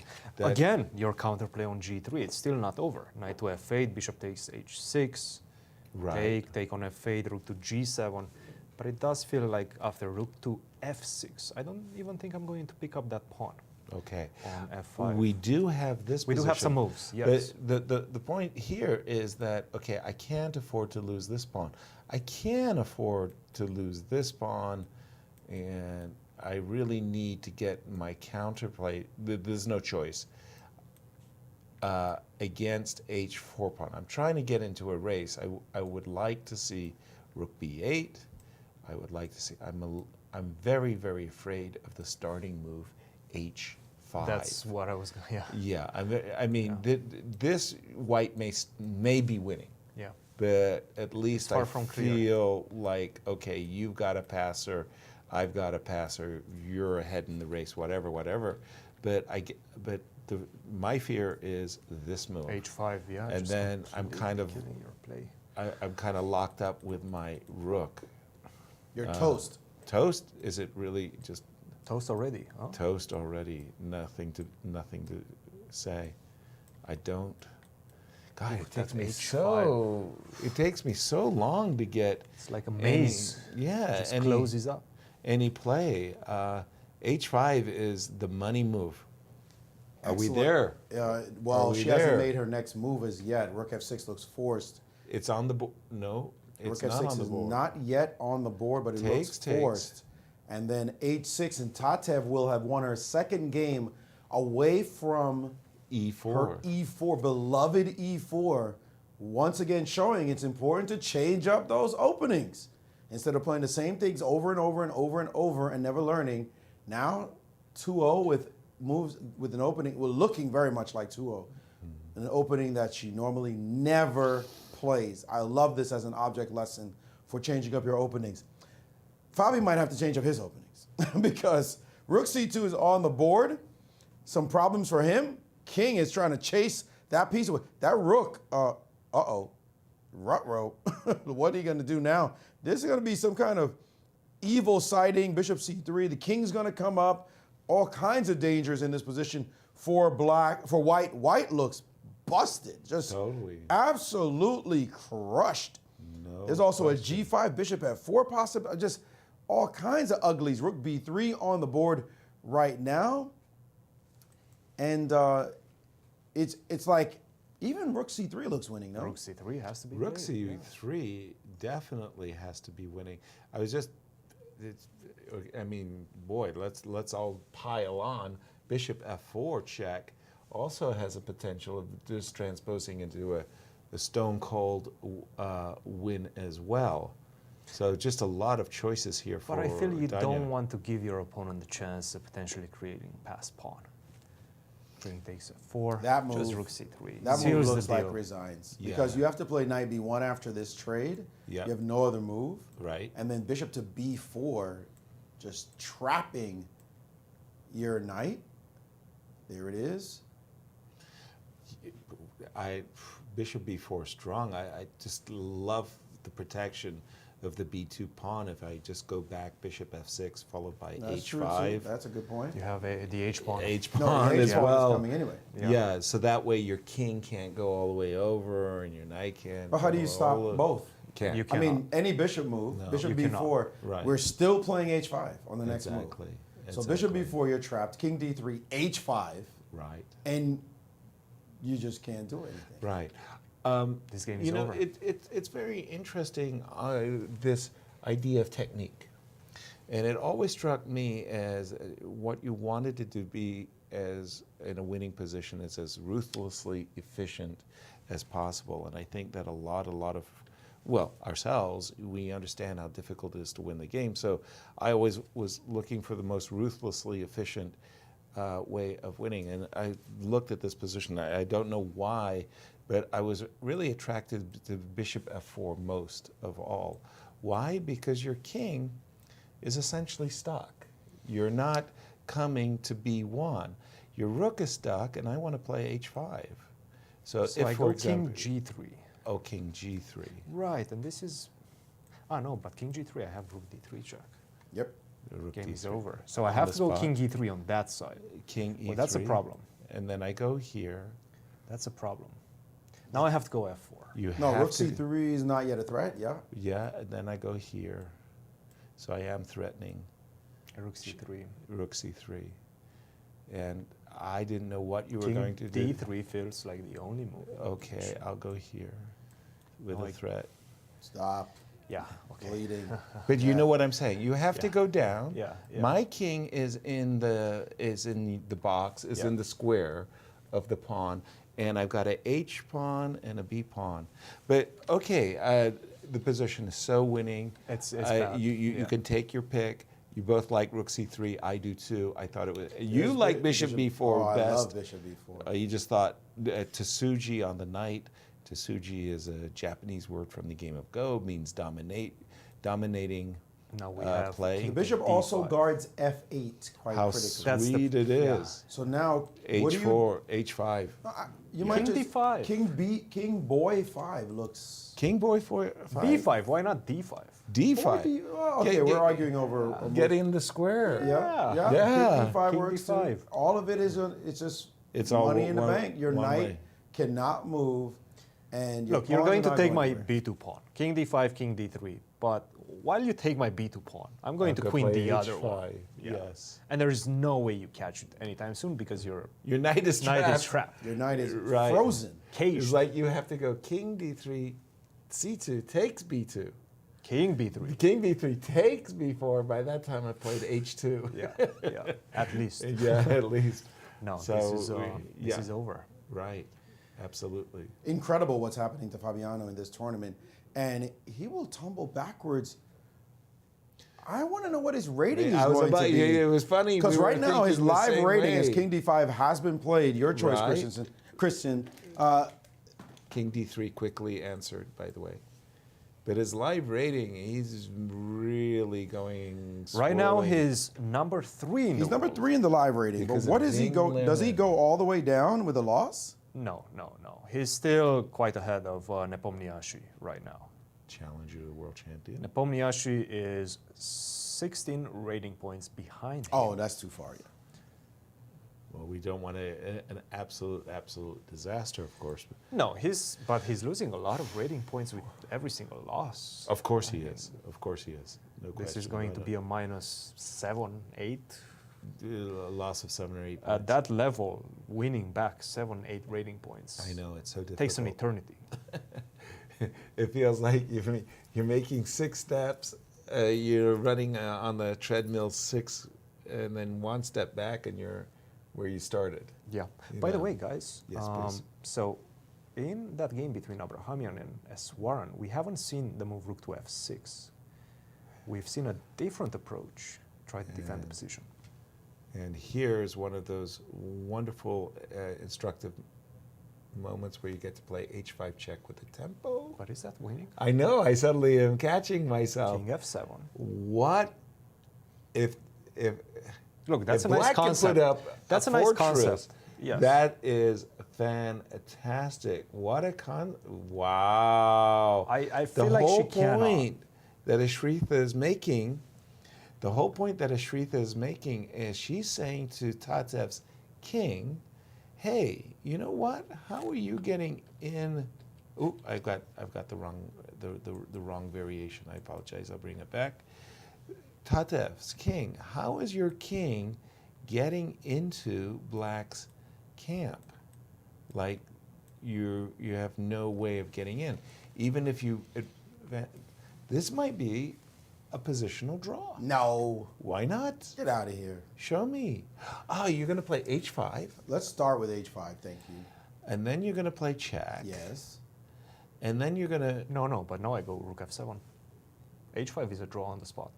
What? h5 is a draw on the spot. No, we don't play... Well, why is it a draw on this? You mean you want to play rook d8? No. Rook d8, rook f8. I mean, after h5, king g7, I'm going to hunt your rook wherever you go. What? No. My rook. h5, please. King rook g7. c6. Ah, tricky. Mm-hmm. King f7. Only Okay, move. well. Okay, now why is now this a back draw up. on the spot? Back up. What? Sorry? What No, did rook you want- c6. No, rook c7 is... Rook c7, That's fine. I want to King play g8. that. Okay, now your king is on g8. So the No point, problem. I think the point that you absolutely have to avoid is allowing the white rook to arrive on the g6 square. So you wanted to play king g8. King g8 or king f8. I have to stay close to the f7 and g7 Somehow squares. I prefer king f8, but I hear you. Okay. Perfectly Maurice, I'm seeing a draw. You got a rook d6, rook f6. I'm seeing At rook some point, d6. you have to go rook d7 and d6, right? Correct. And try to start pushing your pawn. So let's That's see right. that. So rook d7 here. Now King again, g8. the one thing I want to avoid is this. Oh, by the business. way, her king is already on e8. That cannot be good. She's going the other way. No, but this allows rook g7, rook g6. What is she thinking? She's thinking she's going to put her rook on d6. Okay, I think okay, let me go back here for just a moment and catch up with the players. I think Ashritha's got it right. I think she's realizing, no, I can't, or can I allow rook g6? I wanted to play rook d6 and then I suddenly stopped myself. So I realized rook f7. Not yet. The only time where you want to put your rook on d6 is when the rook lands on g6. Okay, here, I've got this. But now rook g7. What are you doing? Nothing, we just transposed. That was the previous position. Wow. So now I go rook g6. Okay, I go king e7. I don't have d6 check. No, you don't. No, Yeah. you don't. Yeah, it's a draw. It might be a draw. This might be a fortress. That's brilliant. Remark. That is. I'm coming around. And that's. I'm saying that recognizing. And Fabiano Caruana has resigned. Wow. Wow, what a victory for Danya. What a loss. What a loss for As Fabi. Fabi was skirting with losses before, and finally it has occurred, and he lost with white as well. What a devastating blow to him. Fabiano Caruana, the #2 player in the world, the favorite to win this event by rating, has now tumbled to a loss. He can only thank the fact that he's at 50% because he didn't lose other games, but it just seemed almost inevitable the way he was playing in this tournament that he would eventually lose. Happening now. What a blow to his chances. He has played in, has it been 4 U.S. championships? He won in 2016. Right. He didn't win in 2017 or 18 or 19 or 20. He played in all those, right? Yeah. Yes. He didn't skip one. So actually, he played 5 of them. Wesley won 2. Wesley won 2. Naka won 1, and Sam Shanklin won 1. He missed one. Yes. Oh, he missed the online one in 2020. Right. So he played 4 of them. But the one Sam won, he had a great chance. He went +5. Yeah. Except Sam went +6. Right. And it changed that.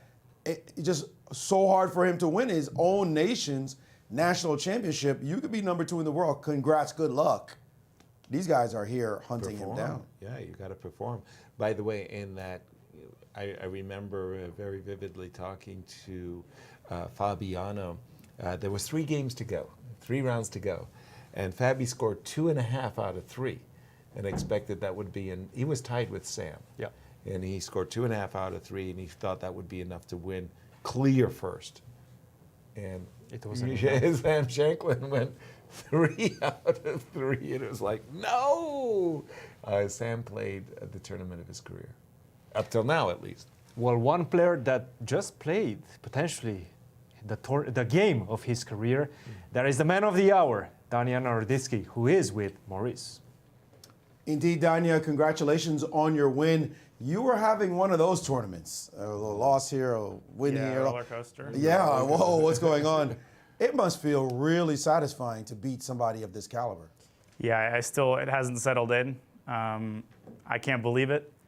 It sort of, only until the very end, I thought that this has to be a draw. There's no way that I'm actually going to win. But when I found that key line with my king coming to d6, I'll show it a little bit later, I started to get the butterflies in my stomach. I realized when he spent 15 minutes that my calculations were correct. Obviously, it's an amazing, euphoric feeling. The last couple of days were really rough, but my resolution this tournament was to keep grinding, to play every game with passion and with heart, and it paid off this time. Is this the highest rated player you've ever defeated? No, I beat Magnus 5 or 6 times. Yeah, just kidding. Yeah, it is. I've only beaten one player over 2,700 before this tournament, so now I beat Jeffrey and Fabi. I'm the guy who calls the cops at the party when everyone's having a good time. I'm going to spoil it for everybody. All right, well, let's get to some position there, Yasser, if you got it up very nice position. and ready. Unless you have something to say prior to this moment, I kind of felt that Whitehead played himself to this position, like he's 2 rooks, 2 knights, he's advancing. Was this his maximum, or tell us your thoughts, Daniel? He played a slightly different move order than I expected. It was all prep up to knight b4. And I remember that knight f1 is a move, but I didn't actually look at it. I only looked at queen takes b7. I only looked at d5. But okay, knight f1 is pretty decent. Yeah, knight b8 after d5, and queen takes b7, knight a6. And the knight reroutes to c5, and black has very good practical compensation. Okay. So I thought knight f1 was pretty clever. When I played h6 and he took my knight, at first I regretted it. I didn't really consider bishop takes f6. And then I think, okay, so takes knight d2. And here I think I made a very good move, knight a5. Because if I had taken on d2, then he takes with his knight. And then I thought white plays f4. And I thought, I see the computer shows equality, but I think it's a little unpleasant. So I decided to keep some pieces on the board. And yeah, knight b1 was nice. Probably white is slightly better. Yeah, I thought everything he did was very logical. e5, rook e8, knight e4. And after knight c4, I thought knight fd2 was what I was very afraid of initially. But then I played d takes e5, knight takes c4, bc, de, and very important move, queen f5. Pinning the knight, and he can't defend e5, so I think black is able to equalize. Then I kind of didn't consider taking the pawn, and the point is, after ed, knight takes d6, knight e5. Obviously, I can't take it. And if I move my queen just anywhere, I'll lose c6 in the end. So I play queen f5 to induce g4. Here I got excited because I spotted this idea, queen e6, and everything works out. So if he plays queen takes c6, then I play knight e4, queen e4, f6. I couldn't believe this line was working, but I think it does. So, okay, so that doesn't work for white. he did what I expected at first. No, he didn't do what I expected. I expected him to play knight takes d6, queen takes d6, and knight takes c6. And I was very worried about a line there. Knight takes c6. Rook takes c1, rook takes c1. Okay, I can't play rook c because of knight e7, so bishop takes d4. And the point of inducing g4 is that queen g3 is now a threat. Otherwise, he'd have queen e4. But I think he stops calculating here, but white has knight takes d4, queen takes d4, queen c6. And I think I lose the pawn. Rook b8, rook e8, and I thought I should be able to draw this queen endgame, but this is not my definition of paradise to have this against Fabi, like a pawn down. Right. Yeah, I was going to go for this and suffer. When he played knight back, I think he underestimated the idea of putting my queen on b3, and that's when I realized that I might be taking over the initiative. Yeah, because right about here, once you got in the moves that happened in the game, wow. c5, and at first I calculated all the way up until that ending, and I thought it was a draw. Knight c4, takes. Rook c1 is very strong. Rook takes c5, or sorry, bishop b2, rook. I can't play rook c5 because of knight c3, so takes. Rook takes c4, and I thought it was a draw. Like, okay, he stops my pawn. Then, all of a sudden, I spotted this idea of getting my bishop to the long diagonal, and I realized, wait a second, his knight's tied down to the pawn, and I have this plan of bringing my king to his pawn, and if I take his pawn, the game is over. Exactly. But here's the thing. After he played knight b1, bishop g7, king f3, after king f8, he has king e4. King e7, king d5. And there are some beautiful lines here. So I play rook d8 check. Right. King c5. Right.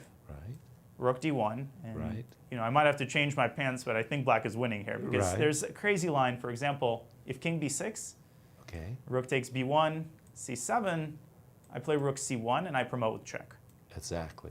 The other move at first that I was worried about is rook e4 check instead of here. This gets my king to d8, king b6, rook takes b1, c7, and now not king c8 because it gets mated, but king d7. He has rook e7 check. Yeah, the d4 is defended. Takes c8 queen. Now I give bishop d4 check first. His king moves.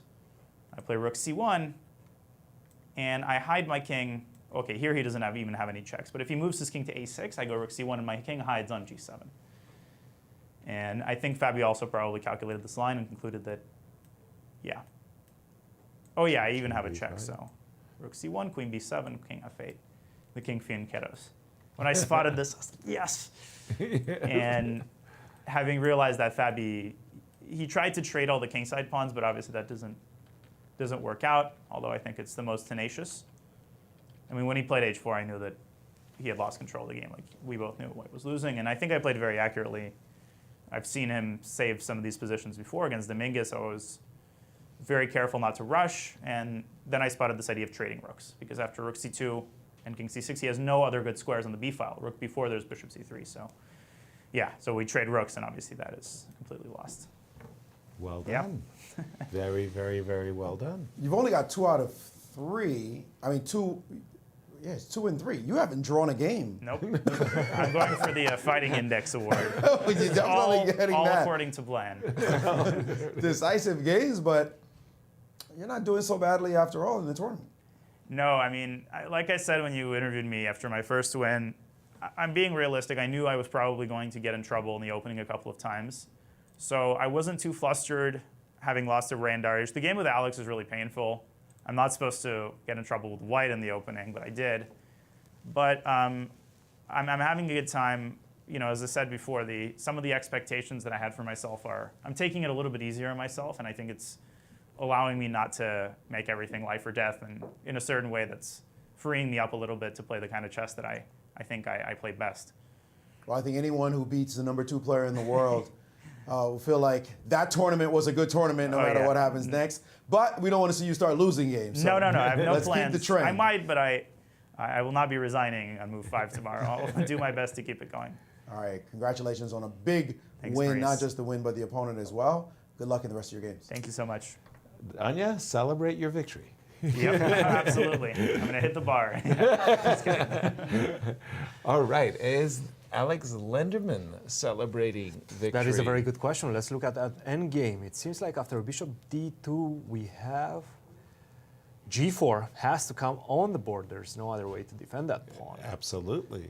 Does that exchange the last? No. Maurice, tell us, got what do you have? this positional draw or not? Disaster, No. blunder, No. should have won the game. Right here, we all wanted to play the positional H5. Terrible move she played. All she had to do was play the rook C6 idea that we saw earlier, and this is winning. You move your king, push the pawn, and just play chess. Take the next pawn. You can't even attack this one. There's no way for the king to attack. Take, and then start the party on the rest of the pawns. And that's it.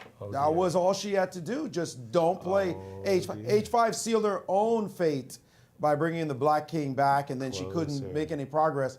But just by playing rook C6, D6, and the position just continues to flow. Tatev is not going to like when she sees this one. Oh my goodness, there's shades of the blunder of Katya and Nagy where rook F3 check and F5 and brought the king closer so that Nagy had king F1 to make a draw in that segment that we showed earlier. But now Ashrita gets her king to E7, sorry. And that's it. And that's it. Positional draw. Oh, this rook C6, D6, rook it reminds me, I used to play a game on my computer where you had to push blocks in order to make space for your character to get out. Yeah, what was that called? I think I played the game as well. I have no idea. But rook C6, D6, then rook takes B6, the rook and then rook take the pawn, and then rook B5, rook C5, rook A5, pick up every other pawn. And your king gets into the game. How is that endgame between Lenderman and Sevian? Looks terrible, terrible for now. Who's making progress? You know, it's funny. You said how is it, and simultaneously you said looks terrible, terrible, and I said looks gorgeous. Depending on your perspective. Yeah, pretty funny. it looks like. Finally, I would say that to my way of thinking, Lenderman has done everything perfect. He's got this. Tied for first after this win, if he wins. If he wins. So how do you win it? By forcing a kind of a zugzwang in the position. First of all, I would like always, in these type of ending, I'm looking to improve my pieces to their maximum, right? So first of all, you have to make a move. This bishop on F3 protected by the pawn on G4, I kind of want to break that up. Like put your bishop on a or square. My bishop on C2 needs a better life, right? So ideally, where would I be ideally? I think something like maybe H5, so that I could. It feels like it, but how do you get there? King E6 was played. Okay. Probably going towards. Okay. Side. So I want to improve everything. King B6. Yeah, King B6. If you go back with the king, then I'll go check. Right, bishop to D, bishop check, and I steadily keep making inroads. But we have a special guest. We do have a special guest. Tatev Abrahamian, after a difficult game, is with Maurice. Tatev, you played D4, which you normally don't do, and got a pretty good position. Looked like you had some great chances, and finally fought to this position. And I don't know if you know, but the move rook C6 would have been a winning move here. Played H5 quickly. Your thoughts about the game overall and in this moment? Yeah, I thought I was doing well throughout the game. I did see this rook C6 move, but I thought it's not. So I go rook C6. Okay, you have it on your screen. So right at this moment. Yeah, it takes. I thought rook C6. Your threat is to play D6 and no, then I understand. Take. So king F7, right? Yeah, push. D6, rook G6, rook G6. Take. Am I taking too many pawns? That's the plan. But precisely. I'm assuming she's not taking. Yeah, I don't know. No, wait. Can't take him.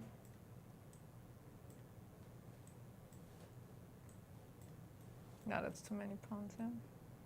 Yeah, she hasn't even taken one yet. You've already taken two. So looks like you're going to get too many pawns in this position. But when I saw it, something, I wasn't losing. This wasn't working out like this somehow. Hold on. So if I go rook C6 immediately. So she has to go king F7, right? There's no other move. D6, I don't have, there's no king E6. King e6 loses to d7. Yeah, I don't know. I didn't think I don't know. Yeah, I thought I have to go d7. So yeah, I guess I just don't have to go d7, right? I just take everything. Yes, exactly. Yeah. Yeah, such a pity. I didn't realize that's... I thought I would be able to break that fortress. I didn't realize she just defends her rook, and nothing I can do. But I think it's a one-tempo thing at that point, because rook g4, and you go d6, you take on c5. Sorry, rook c6. In that main line that we were just looking at. What? It's a one tempo? I think so. King e6, Wow. rook to c6, rook f3, or rook g4, rook takes c5. And now the point is that you cannot take on f4 first because of rook d5. Right. So you have to take on d6, and then you lose f5, which defends also f4. And, oops. Yeah, but if I... This has to be losing. Yeah. King b3 probably. Yeah, king right. b3. And then you can even afford that. Exchange those yeah. two. Oh, it's such a pity. God. Chess is such a hard game and long. You had a long game. Yeah, I as just well. needed, if I had a little more time, I would have found it. I mean, of course, it's always easy to blame it on that, but it's true. Yeah. Yeah, they say all rook and pawn endings are drawn, but sometimes it's just because of one move. Yeah. Still, it was a terrific fight. You seem to have righted the ship in the last maybe 3 games, more or less. Okay, I guess I scored 50%. 50% in my last 3 games. As you're playing. Your mood after the rest day, what did you do to try to get your mood in the right place? I just tried to forget the first half of the tournament and just feel like this was like a separate tournament. I lost my 20 rating points and just tried to start over. All right, well, we'll let you get some rest after such a long game. Good luck tomorrow. Thanks. A quick question for you, Tatev, because you're making a transition, or at least today you played a mainline Nimzo Indian as white, where you really have to know a lot of subtleties to get an advantage out of the opening. Was this line here? She had recaptured on c3. Okay, I don't know this line. You did or didn't? No. Because she doesn't play. Okay, I play Nimzo with black, so I have some knowledge of the Nimzo. Okay, that was. But b6 just surprised me. I'm assuming it was her preparation against someone else, and because normally she plays castles. Instead of b6. Yeah. Okay, gotcha. All right. But okay, I knew she could deviate. It's just hard to predict when. Exactly. Fair enough. Thank you. Good luck. Thank you. I'm looking at that endgame, Yasser. The only game that we have left the today. remaining game. And I still don't see how you make one. the progress. Oh, really? I still don't see it. Well, let's see it. So we have this position. I'm assuming king. Whose turn? Does it matter? Oh, well, kind of. So we have bishop f3. Now we have a knight on. So the king landed on e6. Now we have knight c6. How do you make progress? I had assumed that the king was going to go to b6. I'm not exactly Okay. And my king goes to d7. Okay, then I'll hit you with a Hakasi. Even though maybe I shouldn't. No. You know what? I'm not going to allow you to get the bishop to f5. Okay. I'm going to shuffle. King to knight to e7. Knight back to e7. Okay, fair enough. Now I'm assuming that c5 is an issue because of knight d5 check. Correct. And knight takes f4. So if I get the bishops of same color, I have to be winning. Boom, boom, boom. So I can play bishop to g5 and force your knight to a bad square. That's fine. Or I can put my king on the square I really want. Oftentimes it's funny how the king needs to be in front of the passed pawn, if only temporarily. So let's go knight to c6. Knight to c6. Back. Gotcha. All right. I need somehow to zugzwang you. And I think this is exactly what he's trying to do right now with Suzanne. I'll make a move. I just make a pass. Okay. Let's go. I think actually we have something very similar right now. Okay. Let's see the game's position. Okay. I'll just refresh my board and we'll... It's very similar to what we have. C2. And whoa, wait, knight what? e5.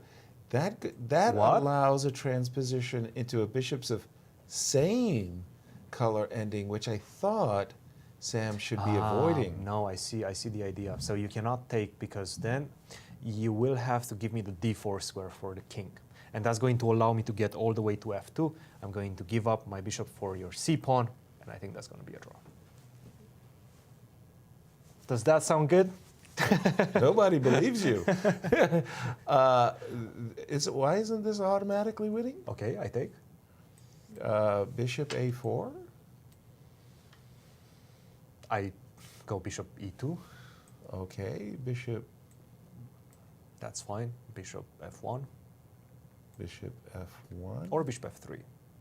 Doesn't really matter. Okay, I'll go here. Bishop e2. Here, here. Bishop f3. Bishop f3. And you think you're going to be able to give up this bishop for this c-pawn? Again, I'm going to go king d4. Correct. And I'm going to go king e3. And you're going to I have the f pawn. I have the f pawn. Yes, sir. With the g pawn. Yeah. Oh my goodness. Yeah. Okay. I was trying to. Wow. Okay.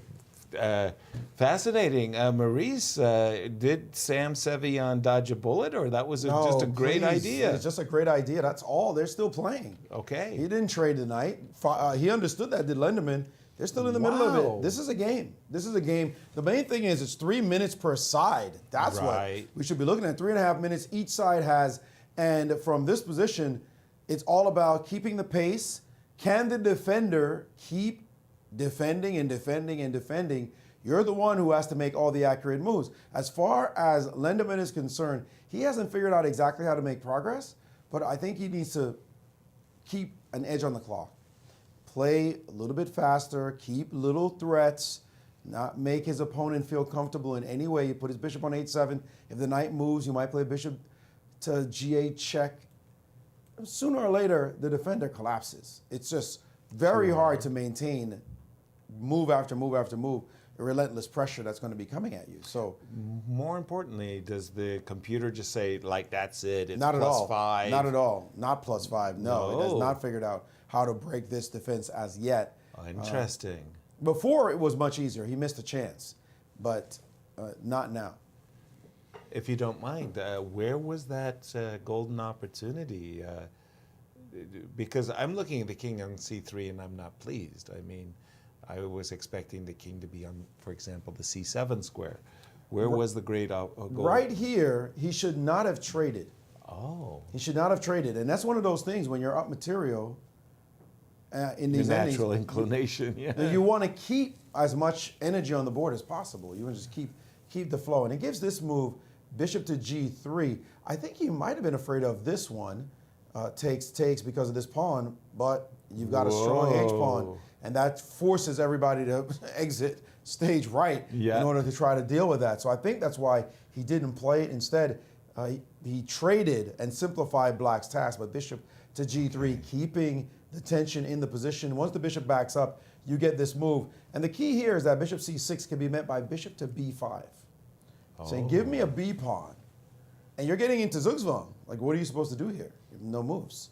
You're going to have to trade off and give him a b pawn, and that one is a racer, and there's still this issue on this side. This reminds us of the game Fabi just lost, when you say, all right, give me the b, I'll take the b pawn, exactly, escorting, and then I'll go beat you up on the other side of the board. So he had this chance to just leave the pawns on, but that exchange on g5 was careless. And now we have a position with king to f7, and the engine's saying, no, it's not so easy anymore. It doesn't see a clear path to victory. I think it's trick 'em time. But it doesn't look as though Sam feels like he's going to get tricked. Wow. Not at all. Well, first of all, thank you for that. That's interesting, because at the time that I saw h takes g5, I was really supportive of that decision, because it looked like he was provoking a weakness in the black camp. But that on the light squares that can be potentially attacked. But as we've seen thus far, it's like that's been an anchor. And by the way, that bishop is fabulous on f3. This is move 75. What is the last exchange? Or the last push of pawns? Too soon ago. But we're definitely going to make it to 100 moves, I think. I think so, too. 64, so it's going to be a while. By the way, Sam is walking around. Yeah, by the way, bishop h7 was just met by, well... King f7. First bishop of all... c2, king e6. Why isn't Alex just putting his king right back to c5? And black is going to follow up with the king on d7. So I get my bishop to h7 for free, but it's not doing anything there? So king, king, king, Just king. 1 second. After king I'm to f7, sorry. king to d4. Can I get ambitious? Please. And go knight g6, or am I too far? We're not seeing your analysis, guys. Okay. Knight to g6. I think I'm too far. The bishops of opposite color Exactly. ending. Yes. Maybe I can capture that knight and you can escort the so pawn. let's see, bishop takes g6, but then I take, and how do you escort the pawn? King goes up, king goes to e8, and now you go bishop. I don't want to see the king ever getting either to the c6 or c8 squares. I'm But I still still not don't see it. convinced. I still don't see it. I'm winning. No, Actually, I don't you might think be winning. You might be no, winning. I don't. How? You go with the king on c7, and then you put the pawn on c6. Yes, yes. I And then understand what? you. Correct. Yeah, no, it's a draw, actually. Because you get here, and obviously you want to play king b7 and c7 only. It's illegal. And if you ever drop your king backwards, and then you try to play c7, then I have king d7. Perfect. Wow. Okay. What a tenacious defense by the young Sam Sevian. Yeah, hat tip for Sam for putting up a heroic struggle. You know, this is the type of event, this is the type of game that can create an event for a player. If Sam draws this, he's going to be soaring high, like he got away with one. If he loses, it's sort of like, oh, I was so close. And for conversely, Alex Lenderman's, his spirits will be soaring. And by the way, Ray Robson is one guy who's cheering Sam on. Ray Robson is like, hey, I'm in clear first. You guys Let's keep it that way. Yeah, exactly. You guys draw all the games you want, and don't try to catch me. By the way, less than 1 minute for Alex Lenderman right now. Still 3 minutes and change for Sam Sevian. And talk about unexpected results this round. Yeah. We saw the leaders go minus. We saw the highest rated players in the competition go -1. By the way, we didn't see the end of the John Burke game, but with Lanier. Yeah, that was a ended in draw. Okay. So if you said Fabiano Caruana, I'll give you Fabiano Caruana, Wesley So, and Lanier Dominguez.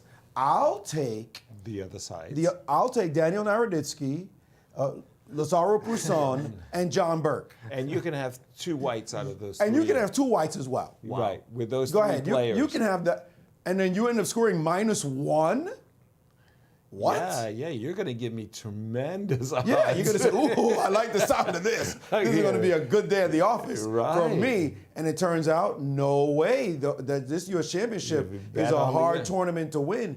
And those players ended up going down against that trio. So bet on the underdogs. Absolutely amazing results. And oh, by the way, Jeffrey Zhang, who's just lost 3 in a row, I'll take him too. You can have Sam Shanklin. Right? I mean, you could not bet. I would not be a betting. I'd have lost money this round. Oh, yeah. Easily lost money. Oh, yeah. As now we're seeing a little bit of a repetition taking place in the last move. Bishop to a4, bishop back to c2. But I want to say a big difference is that Sam's knight on c6 is doing a great job. It's a rock. At keeping the white king out of the queen side. How do you get by that knight on c6? I'm saying if the king's not on c7 and the king's not on b6, you're not winning. Because By the way, you need to break the blockade. Sam is looking at the score sheet right now. He wonders whether they have repeated 3 times with a move king to e6. Now, my advice to players who are in Sam's shoes is you call the arbiter over and you say, I'm going to make this move and claim a draw. The worst thing that can happen is your claim is wrong, and your opponent gets a minute or 2. But he's not even close. Oh, isn't he? Well, He's then, not. sorry, No, he should play king e6. Well, the problem is the knight is on c6. And it I think they hasn't been there repeated quite a few before? times with the knight on e7. Well, wait. Well, first of all, there is this position, knight on c6. Let me just. Okay, so this is one time I'm seeing That's right. the knight on c6. So that's a one-time occurrence. What move number is that, by the way? 77. 77. 71 is when it 71. happened the first time. Yeah, this right here. 72, yes. Okay. So that's once. All right, so he's got it looks like That's twice. 72. But there goes the bishop, so. That's 72. Okay. And finally, he just broke make that a- repetition with the move bishop to e3. Aha. Okay. But be careful, because now if I go king d6 and you give me a check, that's it. 3 times repetition. How do you break the knight off of c6? That's a good question. Aren't I? Now I'm starting to scramble. Now I have to bring my king around the long way. I have to And go that's why king he played b3, bishop king- e3, because king b3 previously was met with knight d4. Right. Exactly. So we Okay. s- Okay, well, but if right you now get- you can so play you- king e5. so let's assume Right, but isn't king e5 and knight d4 that same? And he's played king e5. That ending of of same color bishop that I was shocked was not winning, by the way. And now we see bishop to h7. Go all the way to h7 once again. And isn't knight e7 a 3-time repetition? No. No, king's on e5. The king's on e5 is a bit different. Wow. He's just trying to make time. But knight e7, by the way, was played. Well, he's got easy moves. Just knight c6, knight e7, knight c6, knight e7. Well, What are you now it's doing? king b4, king c5 all the way. King has to go up. Anything else, I'm afraid, will end in a 3-move repetition, and all my attempts will have been for naught. And after king to b4, I'm expecting king to d6. Try to stop you. King b4 instantly draws. What? That's a 3-time repetition? No. Oh, why is it bishop instantly drawn? e4? Are you kidding me? Bishop e4 is... No, knight No. f5. Knight I have bishop f4 f5. check. What? What? Bishop Bishop to f4. d4 check is on the board, Maurice. After knight e7, bishop d4 check, king e6 by Sam. This is on the board. This is different, but bishop f4, knight f5 would have been very strong. Sorry, in King case of b5, king, knight f5, yeah. Bishop, Bishop f4, king f6. and this is, So what? gosh, my head is spinning. It's been a long day. but Yeah, it is. Why is that an instant draw? King c5? Isn't this what King white c5, wants? bishop e4. I'm bishop g7. And I'm Is just my, on or time. king g7. King g7, sorry, yeah. And now, wait a minute. King to I- b6. I am in open mouth. No, there's a threat of horror. knight takes g3 right now. Be very careful. That's the one. That's the move. That's the nasty. That's the Okay, move. so that was why he played bishop to d4 check, pardon me. That's been on the board, and king e6 is on the board. And what happened next? Bishop to d3 and knight to c6 is on the board. Okay. He keeps creating the same blockade and saying, how do you break me down? Wow. It's just not, it's not easy. Bishop c5 now. Wow. At this point, all Sam has to do is not fall under, let's say, 30 seconds on the clock, because then things get tense. If he maintains 2 minutes 30 seconds on his clock, I think he's going to be fine. Okay. It seems like he knows the pattern already. Again, I just, regardless of what happens through the rest of the game, this has been heroic defense by Sam. We don't like sounds like that. Yeah, no, I like that. No. It's not regardless of what happens. Oh, you played such great defense. No, That's you did. great. And then you lost. Oh, man. Pat on the back. That's great. That's great. Yeah, like, Okay. No. We don't want to have those thoughts at all. We want to think, seal the deal, Sam. If you're Sam's parent, Sam's friends, Sam himself. Oh, you played heroic defense. That's I didn't thumbs up think to you. I didn't think he'd be around at this No, point. that might be true, but there's no Pyrrhic victories here. We need to. He needs to E5. get it all done. 95, bishop f1. Bishop f1. I think he's trying to play interesting, different moves just to somehow get his opponent to not see a construction he's seen before, and maybe something will happen. Sooner or later, he's going to have to play c5 to change the 50-move rule and restart the 50-move rule. Exactly. But these kind of situations, you've been very practical. Now he's ahead on the clock. And hope he gets the guy under a little bit of pressure and then he thinks a bit too much. The defender is the one facing the bigger challenge in all these situations because he knows a mistake from him loses. The aggressive player, the player with the extra pawn knows, I make a mistake, I lose my pawn, it's a draw. So the tension is high, and notice how quickly he moved. And he's very aware, is a Lenderman, of the edge on the clock, but his opponent keeps moving very quickly as well to not give him any real edge. Knight c6, bishop e3, king e5. Predict a move? Not predict the move, predict the game? Draw. Draw? I'd agree. Okay, I'll go with the win. I'm just stunned that my training tells me the 2 bishops, extra pawn has to be a win. I'm amazed. It's a strange blockade, but it does feel like it's a blockade. I'm confused. King e6, go back. There we go. Yeah, the engine has found no winning path either. But I think the thing for me is if this is a win, it's because you confuse the opponent. Has to be, yeah. It's just confusion. Like you'll say, oh, you could have played this and kept the game going. But if you win this, it's because you confuse the opponent. You notice, let me look at these moves. He's not playing anything to try to win. He's... Right. It's not like I forcefully make progress by going here, here, here, and here.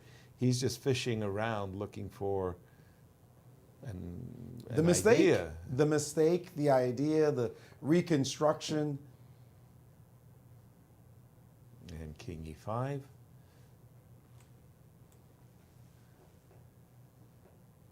And Sam gets off the board. Yeah. Quick bathroom break. Who was the player that was saying that Sam usually hovers around the board? Wesley So. Wesley. Yeah. That's it. There's a big physical size difference between these two. Yeah, he stands up from the board, he stands behind his chair, he's intimidating. I've seen him back on H7. Okay. All right. That's another repetition. I've seen this position somewhere. With the bishop on e3, the king on e5? I think so. Okay. And I'm beginning to see, I think, some concern on Alex Lenderman because I think, like me, he was very confident he has the technique to win this game and not realizing this. Very difficult. Yes, this position has been repeated at least once. Once only. On move 78. I don't see another repetition. No, that's it. By the way, guys, I looked it up. My game that could not devour China, it was 191 moves. Well, we're at move 87, and I have a feeling at some point we're going to see that pawn on c5, and then 50 more moves later, well, actually, you cannot put it on c6 anymore. Oh, well, so that's that's where the buck stops. Right, exactly. I'm going to have to somehow make sure that when my pawn is on c6, my king is somewhere hovering near the c5.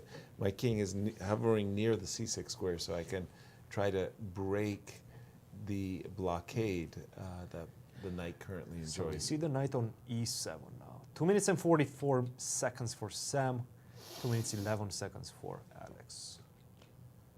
And oops, excuse me. Let me just go back and forth for just a quick second and refresh my board. After knight c6.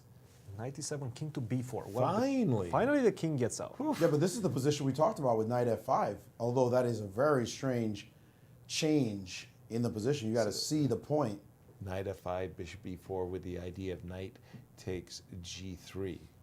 That is really a remarkable plan. So let's look at that. Knight f5, bishop f4, and now king to f6. Right. Can I think it's time to get rid of my trap bishop. You don't want to go ahead and push the pawn? No, but then I can go knight e7. Like about knight e7, though. Knight e7 in this position. And I just repeat the position. Okay, well then, all right, fine. You have to push the pawn. Fine. Feel frustrated that I have to do it. And he hasn't gone for this, I think. He kept the position as it is. King came back to d6, if I'm seeing it correctly. Not knight f5, but king back to e6. F5. So once again, I've been kind of thumping for get your king to b6 or even c7. Something about the c7 You're not going to get to square. c7. I cannot allow you to get your king to c7. Yay! Finally, something I understand. You confirmed that I have a plan. Put my king on c7 and King be c5. proud. But you know, when you miss an instantaneous, when you miss the idea that's the core idea for a draw, a lot of times it doesn't come back. It doesn't you don't reoccur get to another you. chance. No. But it's a difficult idea. Oh, it really is is a very difficult idea. idea. And it's definitely not intuitive. And it requires you to change the character of your defense. Yes. Which is not an easy thing to do, Not at all. especially with 2 minutes on the clock. Not at all. You see a defense, you play it. Right. And you continue, you follow down the path. That's what we said. One of the hardest things to do in chess is reverse your conceptions, your main conceptions, to attack your main assumptions. Not easy to do. And by the way, they're in move 89. I decided I'm going to sit down.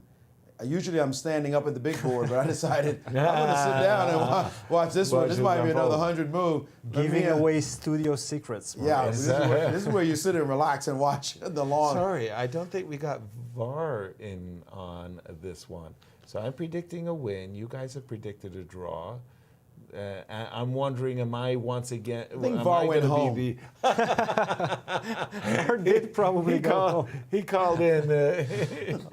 Stick out.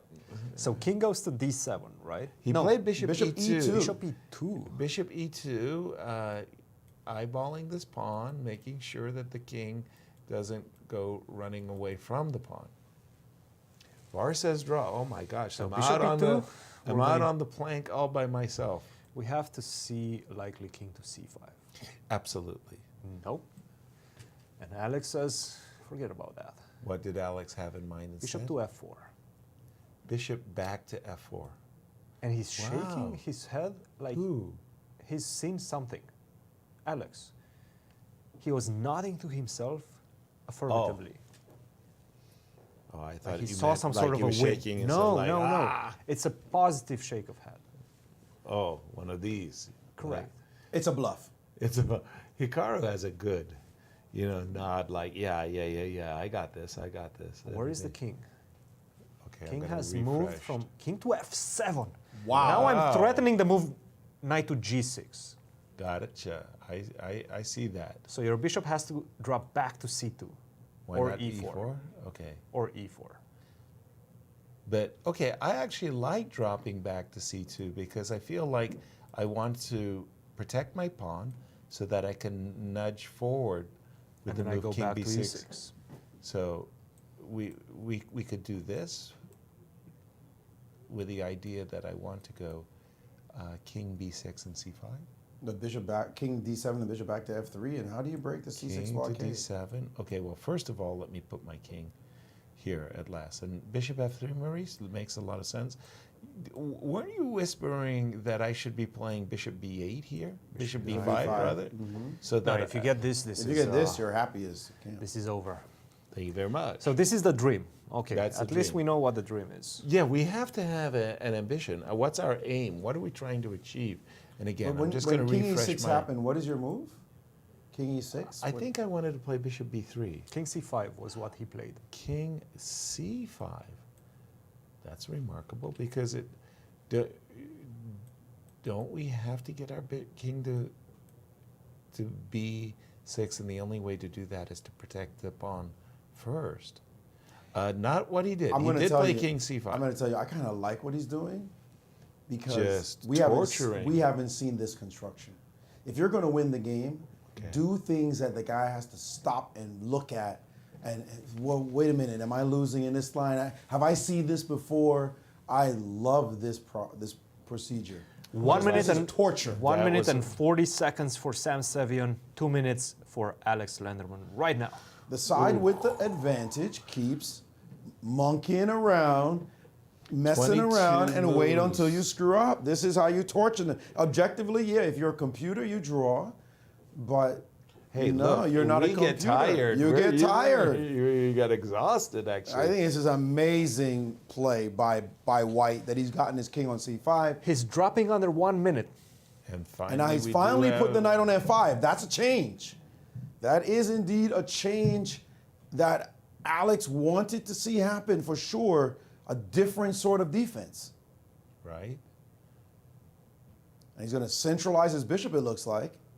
Well, I was thinking bishop b3 again, but He's you're centralized. Right, there he you're goes. right. And there's a bishop d5 sighting. Well, That's there's right. bishop f3. Bishop f3, bishop d5. But we see Whoa. immediately knight e7.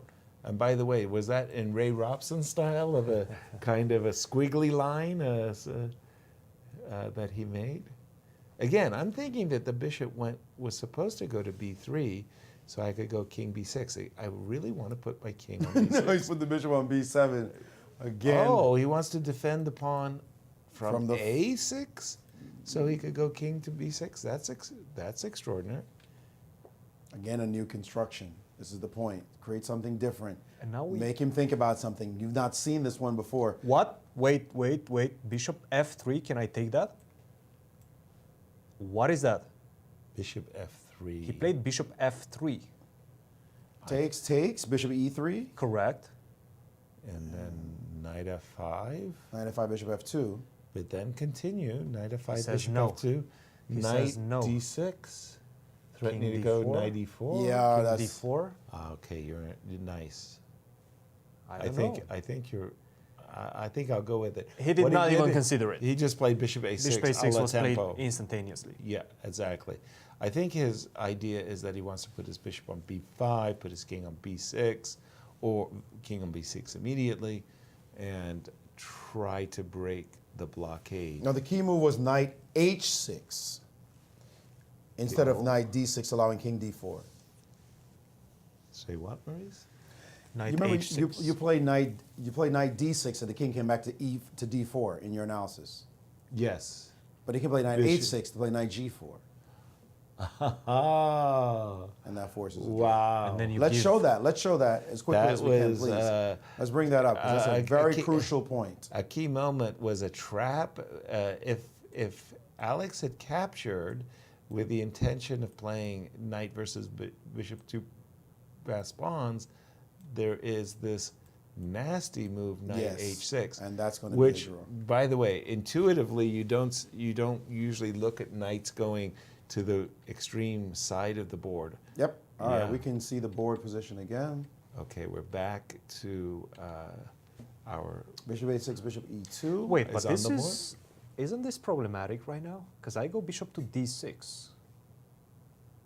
Are you? I'm So pushing you're your king thinking away. Knight f5, bishop c8, and now your king e8 is check. out of picture. Aha. Okay, so Are you going to allow me to take on e7? I always thought that those bishops of same color positions were lost. I was stunned that it could be allowed at all. How could it not be lost? That has to be lost. I thought so too. No, the I mean, same color bishops has to be lost. I'm so confused. I'm fully confused. This And if endgame, it's not lost, it's like a one tempo draw. I don't even know how he defends. Again, the players are under 2 minutes each, or is it? So 1 minute and 30 seconds for Sam. 1 minute and 14 seconds, 18 seconds. There you see the clocks. For Alex. And we're going to see bishop d6. I think this was Alex's plan. Well, I think Alex's plan has been to bamboozle his opponent for some time. We see king b6. Well, I've been thumping the table for some time for this opportunity, and the moment he plays it, he had also that promising alternative of bishop d6 that you mentioned. I really love what he's doing. The torture on every single move. It's still within drawing bounds according to the engine, but to defend this, so difficult. It's so hard from a practical standpoint. There's going to be, I believe, a win on the board. Whether or not he finds it will be a different question. But I feel like at some moment there's going to be a win on the board. The way Fabi had a win again. Whoa. Knight Like this one. G6 Like this away one from suddenly, the action? Like that one That just got us was all a little scared. Wow. I find that move very, very. Well, here he's got that 95 concept. No. What's his idea? Bishop goes down. Bishop G5 is being given as the best move there. Wait a minute. Bishop to C7. And can we go? Well, the point is, wait, you can't go 95, or can you? Bishop takes E5, king takes E5, C5. That's losing. That My king is losing. too far. Well, thank goodness. I think it's losing.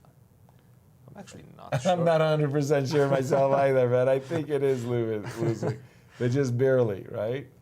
Okay, so we're going to rule out knight E5 as a move. He's in trouble now. That knight on G6 was not a place to go. Right. Well, I expect it was going to come back to E7, in fact. Under 1 minute now for Sam Sevian. See, the thing is, now his pieces are disjointed. He had a clean concept for the blockade before. He has played Knight E5 knight to is E5. on the board. Oh, wow. Woo. Okay, that burns your This bridges. is losing. Bridges According to the completely. engine, this Bishop is takes now E5 losing. and C5. Not Bishop E5. Bishop E5 is a draw. What? Yes, according to the engine. According to the engine. I'm not pretending I you know go what's Bishop going C8 on. check first? You go Bishop C8 check is the problem for black. And then you take and then go C5. Wow. And then you're stuck because your G4 pawn. Now you suddenly he's done. You don't get to sacrifice your bishop on C6.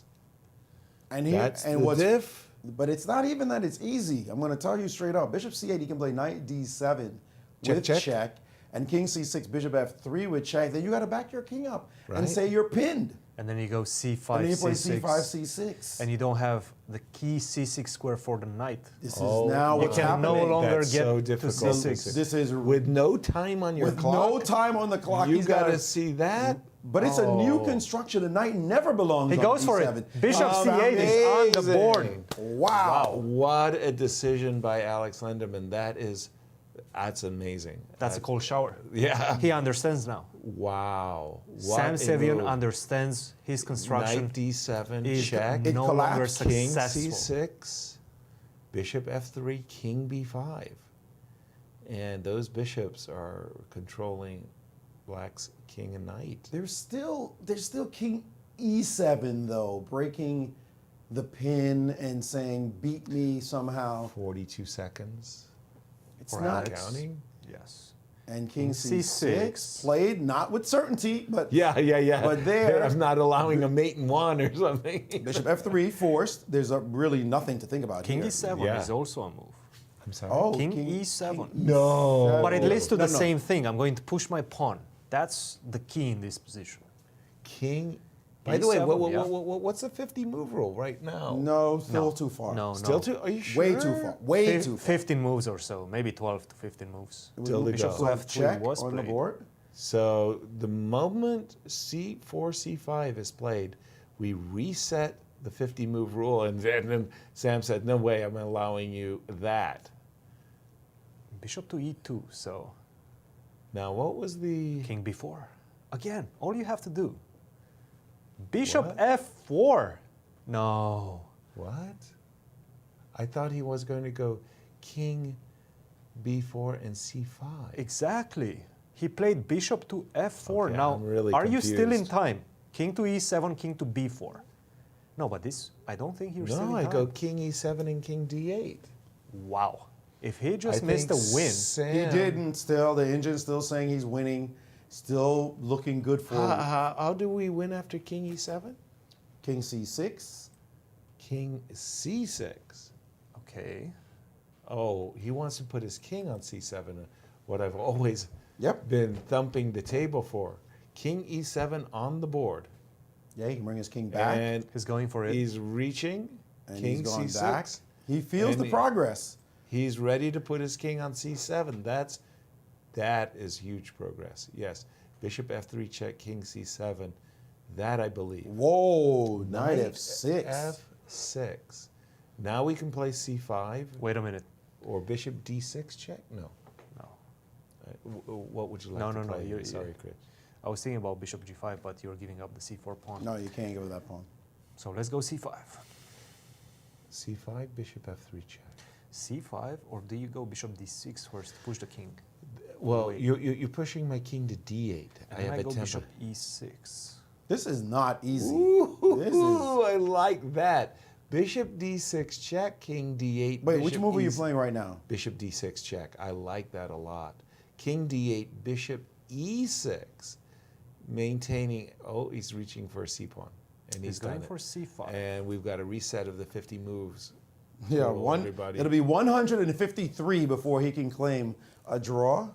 Bishop to f3, immediately played. But that c5 move, the engine says, is not good. Because of this bishop. Just the position is wrong. Bishop f3 check is correct, and it looks like a restart of with the 50 move rule. We could be here till exactly move 191. Did you say, Yasser? Is that how long yours lasted? Right. We might be here that long in some kind of epic battle. How do you defend now, though? I want to play bishop e2 check. This is the best position, according to the engines, this is the best position Black has had in a long time. Really? This is as good as you can dream of. You mean white? Black has had. Black is doing. See how white? I'm confused. What? I thought white was doing well, and you say White no. did not make the progress. He should have kept his pawn back on c4. Remarkable. Was bishop d6 check and bishop e6 It was already not great for White. White had let go some Can of I the challenge advantages. the engine? Or Yeah, you can challenge the engine. You can go right ahead. We can do it again. We're doing a man versus You want to do a machine? human versus machine again? We're not going into that. I feel not in this endgame. I do not have a good grasp of this ending. I mean, you know, that knight is annoying, right? Right. It keeps dealing with tactical tricks and possibly guarding on a square. You have to watch all the colors and checks, and they're harmonizing. The great thing about bishops and knights is that they can either guard the same square or the knight can guard the opposite square as well. Two bishops can always guard opposite squares, but they can't reinforce a single square. So when you're trying to get past c6, you're thinking, boy, if I had a knight, like if I had a knight instead of this bishop. But of course you say you have the bishop though. But this bishop is not proven to be the greatest piece in the world to get the pawn to push all the way through. 20 seconds. Nevertheless, when you're defending, you know, it's painful trying to defend. By the way, here, that was the best move, 100%. King d8. King d8 was the best move. Bishop f5. And now bishop g5 is a winning threat, right? It is. Please tell me that at So least I got that part right. You have to move the knight somewhere. Or bishop e2 check. Yeah, bishop Or e2 bishop e2 check, check is a very good move. Driving the king. Ooh, Knight d5. To d5. Wow. Bishop e2 check almost had the draw in his pocket. This one is losing. Wow. This one, he could have driven the king away, but I don't know if he's going to see why. The king can go back to c4 and disrupt the knight after bishop g5 check, and king back to c4. So bishop to g5 check. But king back to c4 is such a difficult move. Very, but he's been finding good moves. It's almost like pick 'em, like the lottery. Who's going to win? Who's going to draw? Right. This is just anything could happen, but the pressure's on the defender every single move. Right. To keep finding move after move. In a practical sense, Black's lost. You're right. That was actually my thinking when we were predicting the outcome. It's great that you can defend for 10, 20, 30, 40, 50 moves, but eventually, as we just saw, I mean, okay, Lenderman returned the favor, but you know, They're going to be chances. Yeah. They're going to be chances. You know, it's not a rook and bishop versus rook. No. Rook and bishop versus rook has been studied. You have a procedure, it's set. Follow this, you draw. Right. This is who knows what. Right. Nobody's ever going to show you a procedure in this kind of endgame. No. And so if you're drawing, it's just because of your tenacity and your alertness to tactics, and somehow the position is a draw. This is the problem, is that white is always a step away from creating problems. See, white's not even, look at this, bishop on d6, no certainty on his last move. The engine hated that move as well because bishop e2 check should not have been allowed. He needed bishop g5 check himself, and by playing this move, This check, look at the harmony of the knight and the bishop. Once again. After this move. Pure harmony here. I think he missed that move. I think he didn't realize that he cannot go to c6. First of all, why can't he go to c6? No, bishop back because to of bishop back. F3. Bishop back to f3. I thought you were like it was mate or something. And then I'd have to go back to b5 or something. You know when one of the major King pluses of a bishop is that, or maybe the key plus of a bishop, is that at a distance, it's great. It can attack. But when it's close, it's the minus. It can't. So a bishop on d6 is not a great piece. Wait a second. He just played king a5, by the way. What is knight e3? Knight e3, and now... Knight c4? Yes, a big problem. Knight e3 set up, and this is drawing on the spot. Wait, does it? Yes. Bishop e6? Knight c4 check. King b4? I'm assuming I'm taking the So bishop. you take on d6.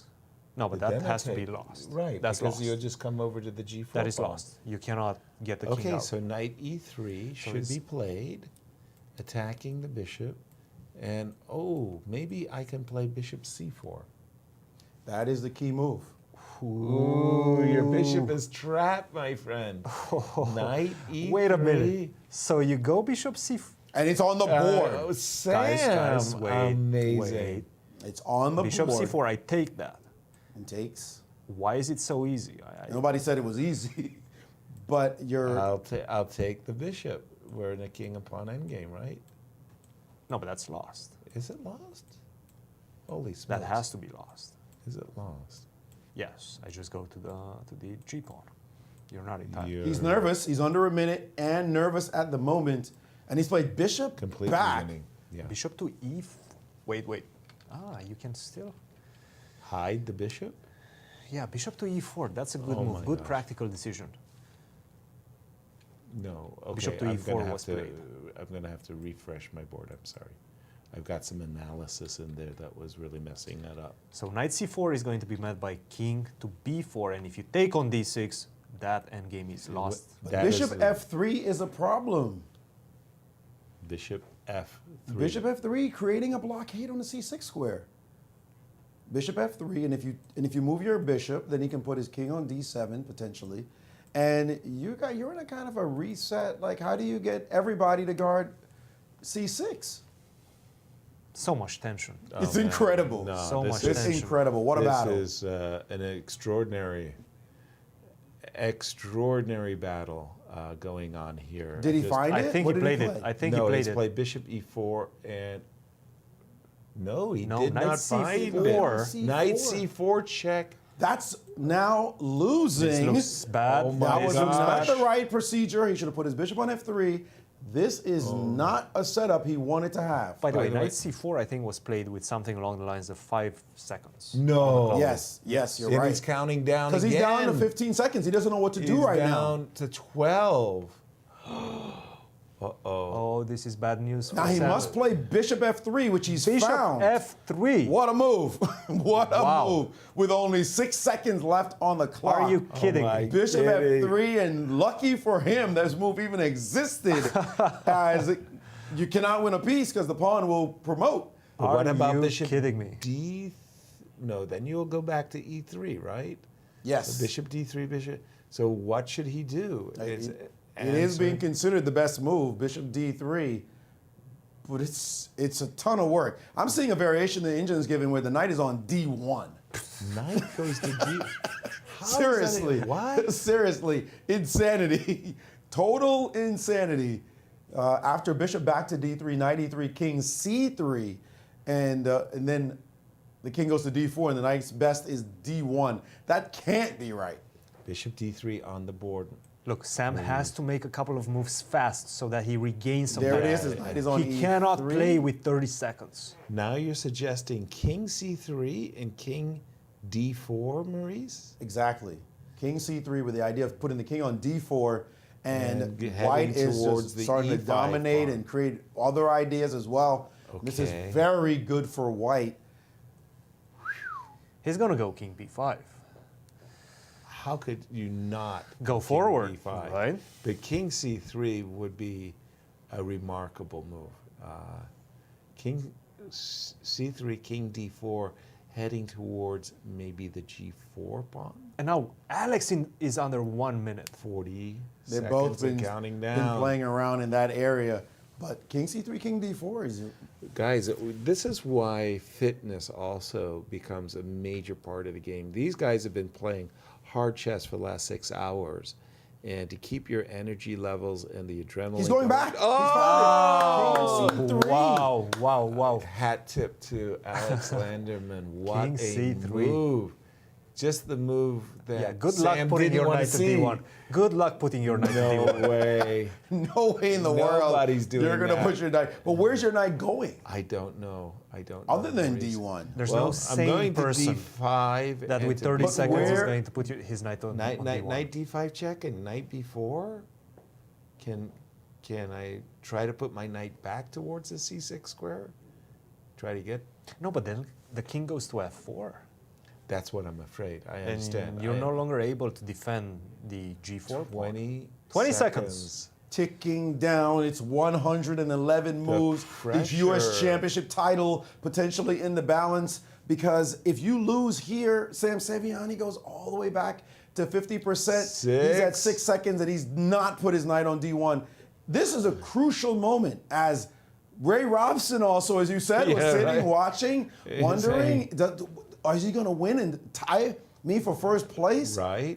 This is a very big moment. And also all the other players in the tournament, they don't want to see Alex go to +2. Of course not. That just puts another obstacle in their way. No. So 16 seconds and counting down. Now the knight has to go backwards. This feels over. And it looks bad. This Suddenly, feels over. it's just looking terrible. 7 seconds to go 6. He's counting down and he's playing knight to E7.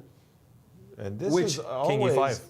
Game over. Well, King E5, but this was always the position where I thought white wins with Bishop E7, King E5, and Bishop E4. That looks crushing, Yeah, completely that's it. over if you take this piece. It's over. Ooh, 1 minute. But your move, King E5, No, I think Bishop is takes the E7 one. is the money move. Yeah. Let's see if he makes it. Well, King E5 and heading towards the G pawn also, that's pretty attractive. You don't get a second chance maybe to take this I knight. know, I know. Kill that piece. And nope, he's reaching for the he's king. decided not to go for it, and he's played another good-looking move. Bishop E7, by the way, the inches were given +9. +9. Just a straight So forcing the game was win. over. Yeah. But Yes. King to E5, King F4 also feels very close to completion. And there But the you fact see that this knight is still on the board, knight bouncing C6, around. bouncing, you never know. King to F4. Hip hop. Okay, I but mean, it now, still looks like the king was all the way over on B5 somewhere, now sitting on F4. That's that's gorgeous. absolutely wonderful. And how do you defend? You don't have a construction anymore with black. You don't see something that's like, I'm using this as the way I draw. Yeah. Right Knight now you're D4. just desperate. Knight D4 on the board. At least that stops Bishop F5. For the moment.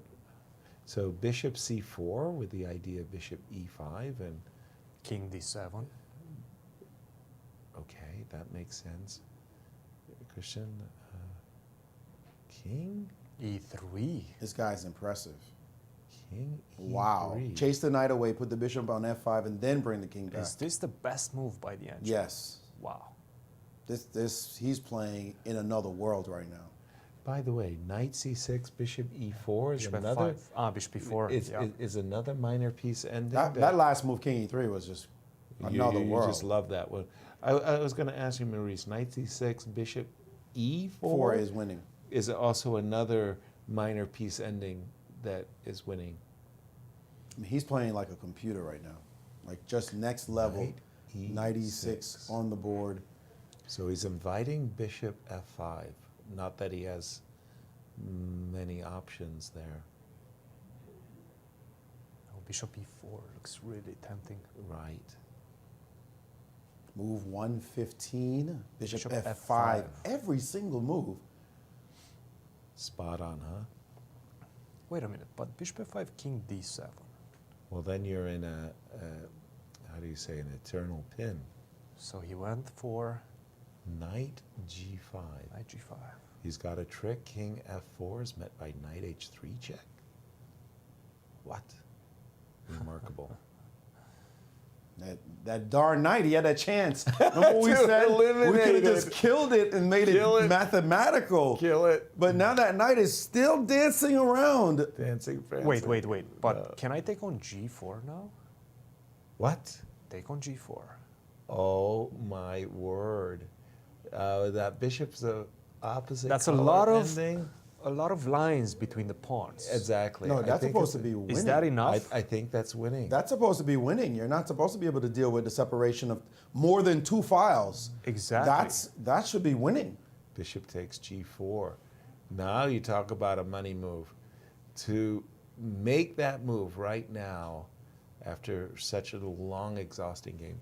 You can draw with 2 file separation. A 3 file separation is just a loss in the bishop of opposite color ending. That's what I was taught, learned back in the day. Just take on G4 and get to that opposite color bishop ending. There's some positions that may draw, but it's not supposed to draw like this. This is supposed to be winning if you take on G4. Wow. Let's see if he's... And he's got 17 seconds to make the decision, and he's decided not to go for it, and he's moved his king to D4. Practical move, I must say. Definitely. If you need to calculate that endgame, shuffle the pieces a few more moves, Yes. gain some time, and then ponder that option. This is also the still awareness that you need to to keep that kind of calm understanding is remarkable. Sorry, 117 moves now. What are they trying to compete? And the knight dropping back. With my record here, what is this? Knight F7 was played. Knight F7. That knight, what is the circuit for this piece? That knight looks awful on that square. Is there a square, though, that the knight hasn't gone to in this game? Oh, my goodness. Knight F7. Bishop torturing. Oh, I the thought knight. he was... didn't you think he was reaching for bishop e6 there? Mm-hmm. I was really confused that the bishop ended up on g6. I was like, I was sure. We're going to have to see knight G5. I don't think you want to put the knight anywhere close to the H file. No. H8, obviously not. No. H6 No doesn't way. look good. No way. No way. You have to go to G5. That poor knight. This reminds you of the 2 bishop versus knight only. Right. Like, nothing else on the board. Just 2 bishop versus the knight. The knight's dancing around trying to figure out a safe square as it's tortured. The bishop on F3 is saying, I'm not getting any love.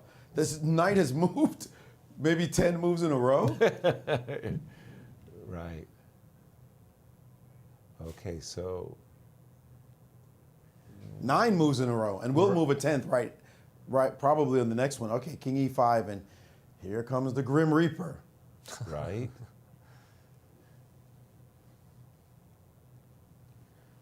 So King D7 and try to put the king on C6. We're hoping against hope we'll have a blockade. Yeah, the engine is actually giving this as the best position Black has had in many moves. King D7 might give a chance to struggle. White could have finished this game off by taking the knight on E7. Exactly. He's back. But he's somehow back. He's lost, but he's somehow just crawling ahead. Beat me, figure it out. How is he still in the game? Oh, man. Oh, my goodness. I tell you, guys, over the weekend I saw the Deontay Wilder versus Tyson Fury fight, and that was just one of the most thrilling fights of the heavyweights I can remember. This is a thrilling heavyweight fight. Heavyweight the king now well. on C6 used to be hiding, but now on C6, still in the game. Now, in some situations, I will Bishop be able to takes, sacrifice my knight on G3, and then when you take back, I'm going to be able to take on C5. But you have the bishop endgame. takes But don't you have the G4. endgame you want again? Bishop G4. takes G4 is what I'm saying. It's Same like, endgame. That's the endgame. That's the endgame. He has to go for it. Take now, simplify the position, play King F4, and then get the opposite. You might never have a chance to do that again. again. Not seeing it. He's playing King not seeing F4. And we're playing knight H3 check a la tempo because we just don't want to allow bishop takes G4. Knight H3 check. Got to do it. Got to do it. He will be able to do it again. He will. King And E3, king back knight to G5 is going E3. to come on the board. For sure. Even though knight to G1 maybe? Whoa, whoa, whoa. You want to put a knight on G1? I want to go to E2. I want to set up this idea of taking on G3 and then taking on C5. Be careful that you're not Jeez. Good point. I feel he has to go to G1. I don't know if he sees this idea of bishop takes G4. I think, I have Even a if he feeling sees it's been a mutual blindness. I He mean, needs the to players bluff. have been calculating everything they possibly can, but it just seems that Alex has this blind spot, and he's not looking to play bishop takes G4 in response to knight G5. Indeed, that's exactly what's going on, as that bishop opposite color ending is supposed to be a win. Or is there something we don't know about that position? It seems... It is. What you're saying, though, knight G1, bishop E4 check, question mark, trade bishops, go knight E2. He's played knight G1. Right. I'm playing bishop D3 a la tempo here. I don't want to see the knight getting to E2 and setting up those types of sacrifices you mentioned, Christian. And then I go back. Right. And then I'm going to position my bishop in such a way I can give you a check, maybe from E8 or something like that. Bishop and he is doing for it. Bishop to D3 is going. Knight H3, bishop G6, with the idea of bishop E8 check to try So to what about chase your king away from. Is there a case for knight H3, bishop E4?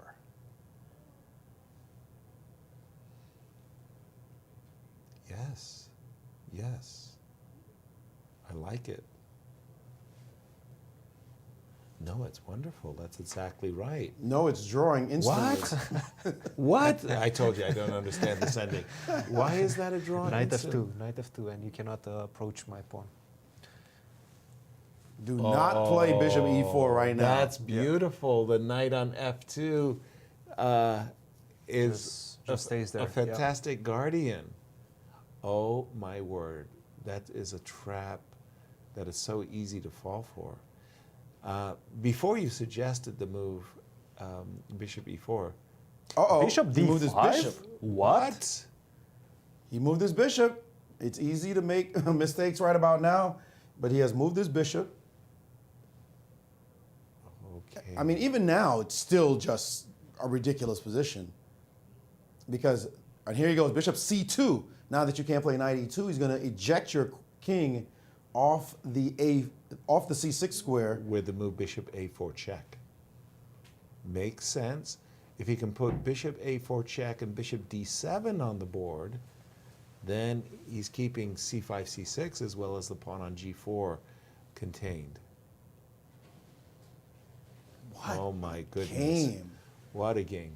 What a game. Move 124. See, this is the problem, guys. I mean, in our brilliancies and blunder segments, it's like the guys are just playing great chess. You know, it's just like there's not, I mean, but this is brilliant defense. Just as it's... That last move is a blunder. Knight F3 is a blunder? Knight F3 is a huge mistake as he's allowed bishop A4 and biship to D7 hits the pawn and on he sees it. He sees it. G4 and He's bam. made it. He's made it. Pushed the move down. Your knight has to go to the woeful H2 square. Oh no. No way in the world you want to play that move. Then you've got king F4 and it's very easy to play king F4 and bishop takes G4 when you see the knight on H2 and you go, oh yeah, this is a winning bishops of opposite color. Yeah, this is just a bishops of opposite color endgame. I can win very easily. Thank you very much. I'm just going to go king F4, bishop F3, king G4, or and now king G5. Yeah, or and any bishop moves. Yes, and you can't move. You can't allow C5, C6 check. Nothing can move. The bishop can't move. The knight can't move. And the king can't move. He's still going to have to take that pawn on G4 and bite the bullet. Okay. Go into the opposite color. Opposite color ending. You never know with those type of endgames, right? Well, maybe in this case, do. he should know. Yeah, maybe you do. But king F4, yeah, and easy there it move. is. Bishop F3, and then any tempo move. He's done it, and now a tempo move like king G5. What a titanic struggle. It has been fantastic. We have no idea what's going to happen. Well, I do, guys. I predicted it a long time ago. I was hoping you would appreciate my understanding. So, yeah, right. Bishop takes G4. Finally, go into this bishops of opposite color ending, Alex. Are you going to take it or not? Take it or leave it. But he had this so many times. Right, he did. He did. He was playing. And he's avoided it and avoided it and avoided it. But he must have seen it before. Look, he's not sure. He is not certain of this capture. Really, that's surprising. Because I'm with you guys. That when the pawns are so far away, it's a difference of 3 files. Yeah, it's supposed to be easy. Yeah. He's looking and he's trying to make sure, but it's not. It's not that easy. Why not? Bishop takes G4. What would be you would, as black, put the king on E8? He's not doing it. He's not going to go for it. He's not going to go for it. He does not feel. Oh, he did. Tricked us. He tricked us with his hand. He did. The way his hand was on the piece. That was a trick. I was almost sure. And instantly, Sam says, this is my best chance. I have to take that bishop. If I don't, Wait a minute. So how do you do it? So you're saying what would you do? What would you suggest to Sam that he should do? King C6. Put his king on E8 or so? I'm just king trying C6. to stop King F5. your pawns as quick as possible. King C6. King F5. King D7. G4. Bishop E6 check. King F4. King E8. And that was what it was all about. I wanted to ask you. C6. That's when I go C6. That was That's the over. moment I was waiting that's over. for. Yeah, if you go C6, C7, that's over. Okay. This is over. Wow. But he had this position a long time ago. The chance for Bishop G4 a long time ago. Yes. Yeah, he could have played just like this much Right. earlier, and we could have gone out here for dinner for a long time. Thanks a lot, Alex. Oh. What a day. What a day. What a day. We have had some remarkable games where the favorites have faltered really badly, and we are going to have two very unusual names at the top of the U.S. Championship board. Alex Lenderman and Ray Robson will be leading over an illustrious field.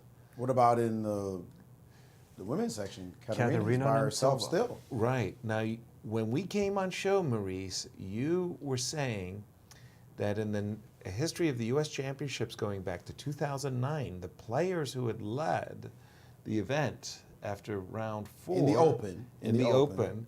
The players who had led the event after round 4, in this case it would be Ray Robson, would go on to win the tournament, and only one time in the entire history that wasn't true. And do you know who failed to do that?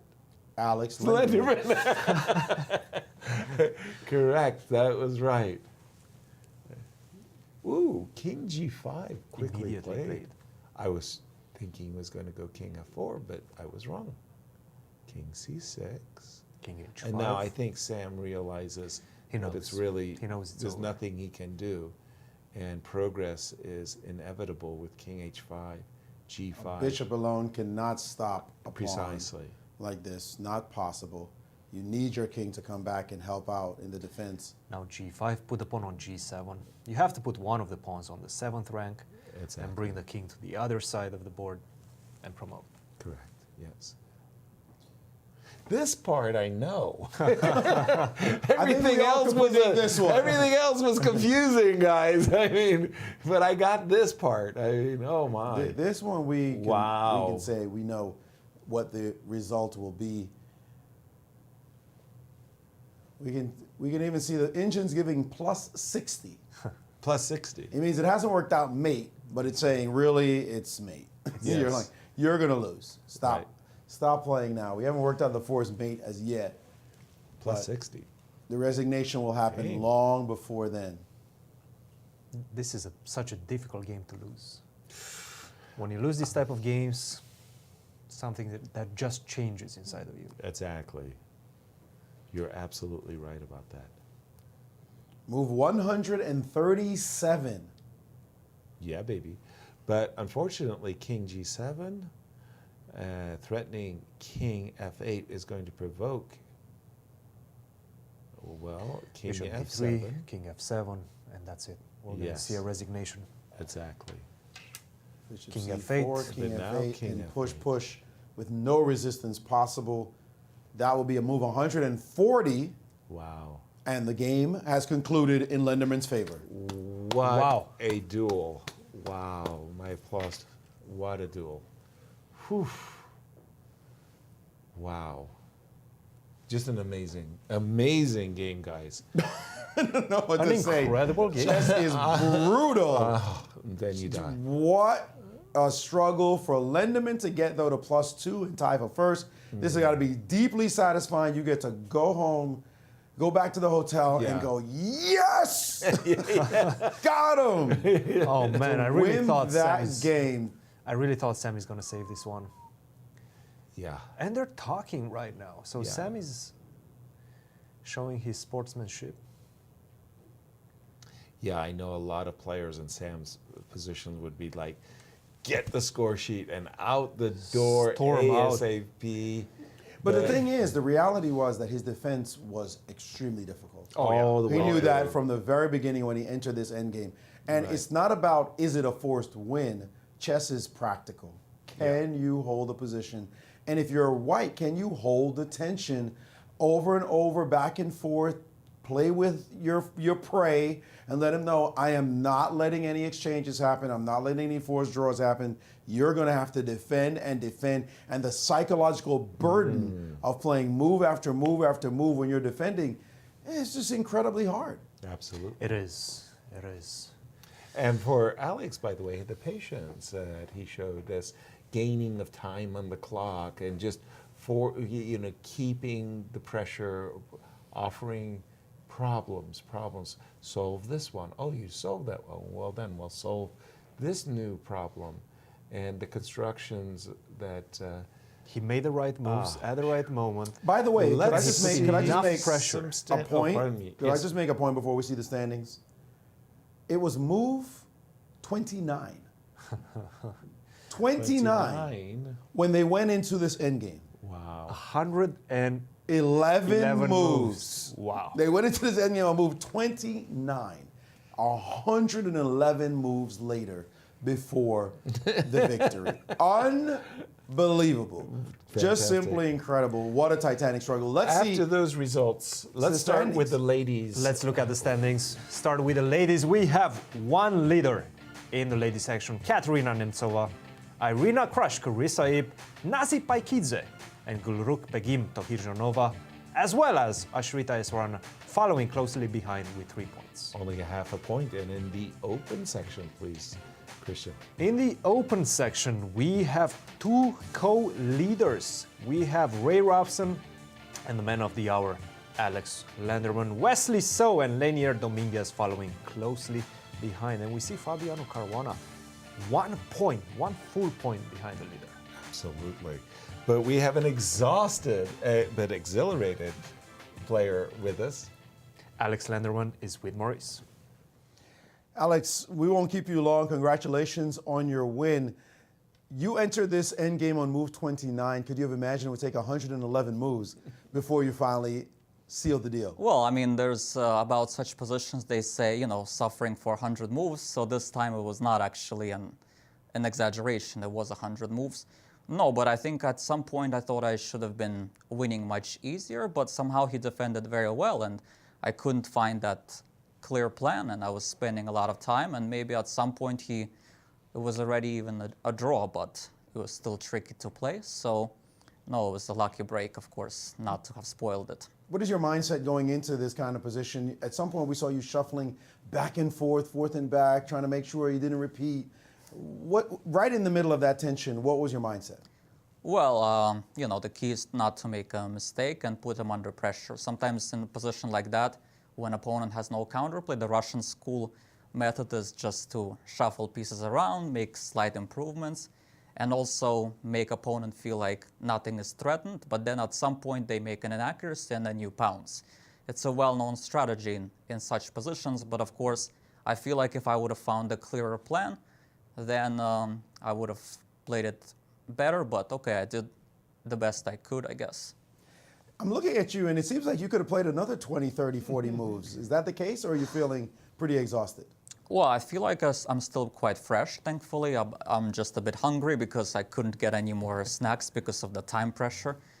Yeah, so it was a very tense game, but I was ready to play as long as it took to try to. And it was good that I was able to move that pawn one more time to get rid of the 50-move rules, so that's kind of important.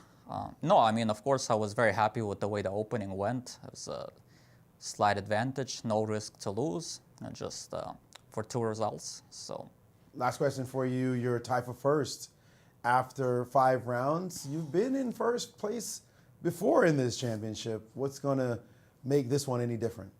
Well, I think I'm an older player now, so more experienced. So I think I'll be able to handle this situation a bit better. Yeah, I think also the tournament is much stronger now than I think the last time I had realistic chances to win was in 2014.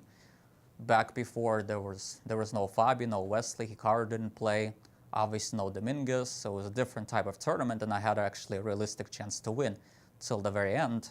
But then I lost 2 games in a row after round 5.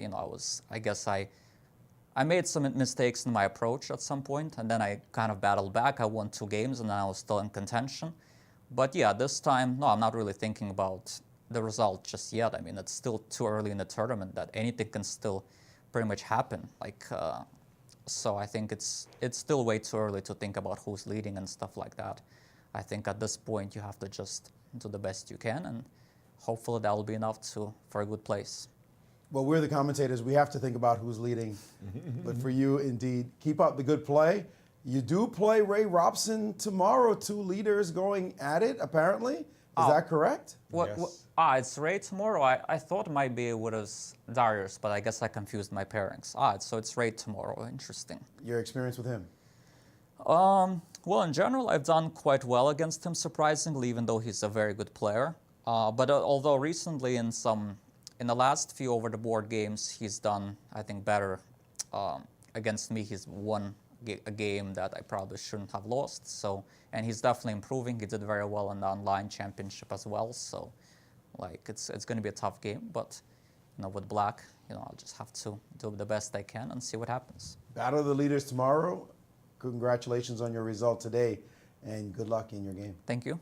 Congratulations. Congratulations. What a game. What a game. What a day. What a day. Just great stuff. Whew.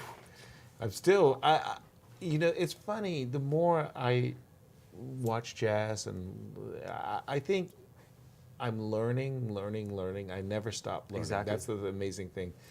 And man, did that come home today. This ending, I just felt like I was just a leaf in the wind, hardly knowing. I'm going to go back to the university. I'm going to gather all my students, and we're going to have to analyze that game until we understand it. Because just like you, I didn't understand.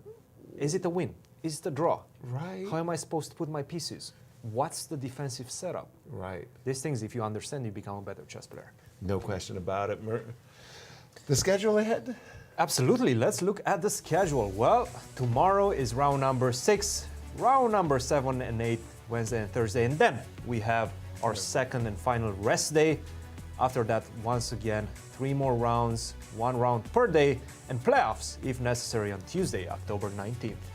Maurice, final thoughts.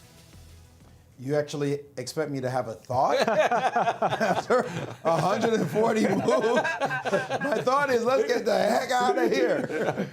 Well, that was a titanic struggle. That's one that really kept us on the edge of our seats, wondering what was going to happen, win or draw.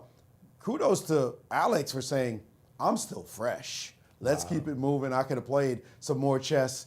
Great for him. 2 players at the top of the leaderboard we didn't expect. And on the women's side, the same thing, an unusual name at the top. Guys, we've got an interesting championship this time around.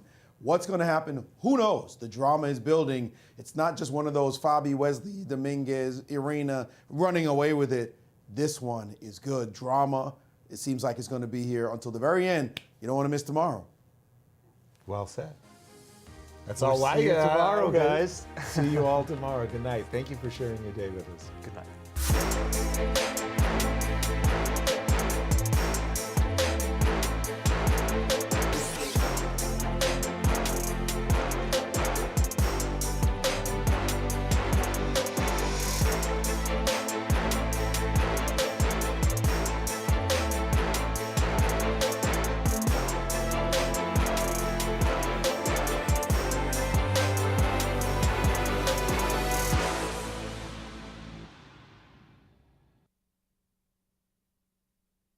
This has been a presentation of the St. Louis Chess Club. Any reproduction or distribution of this content without the express written consent of the St. Louis Chess Club is prohibited.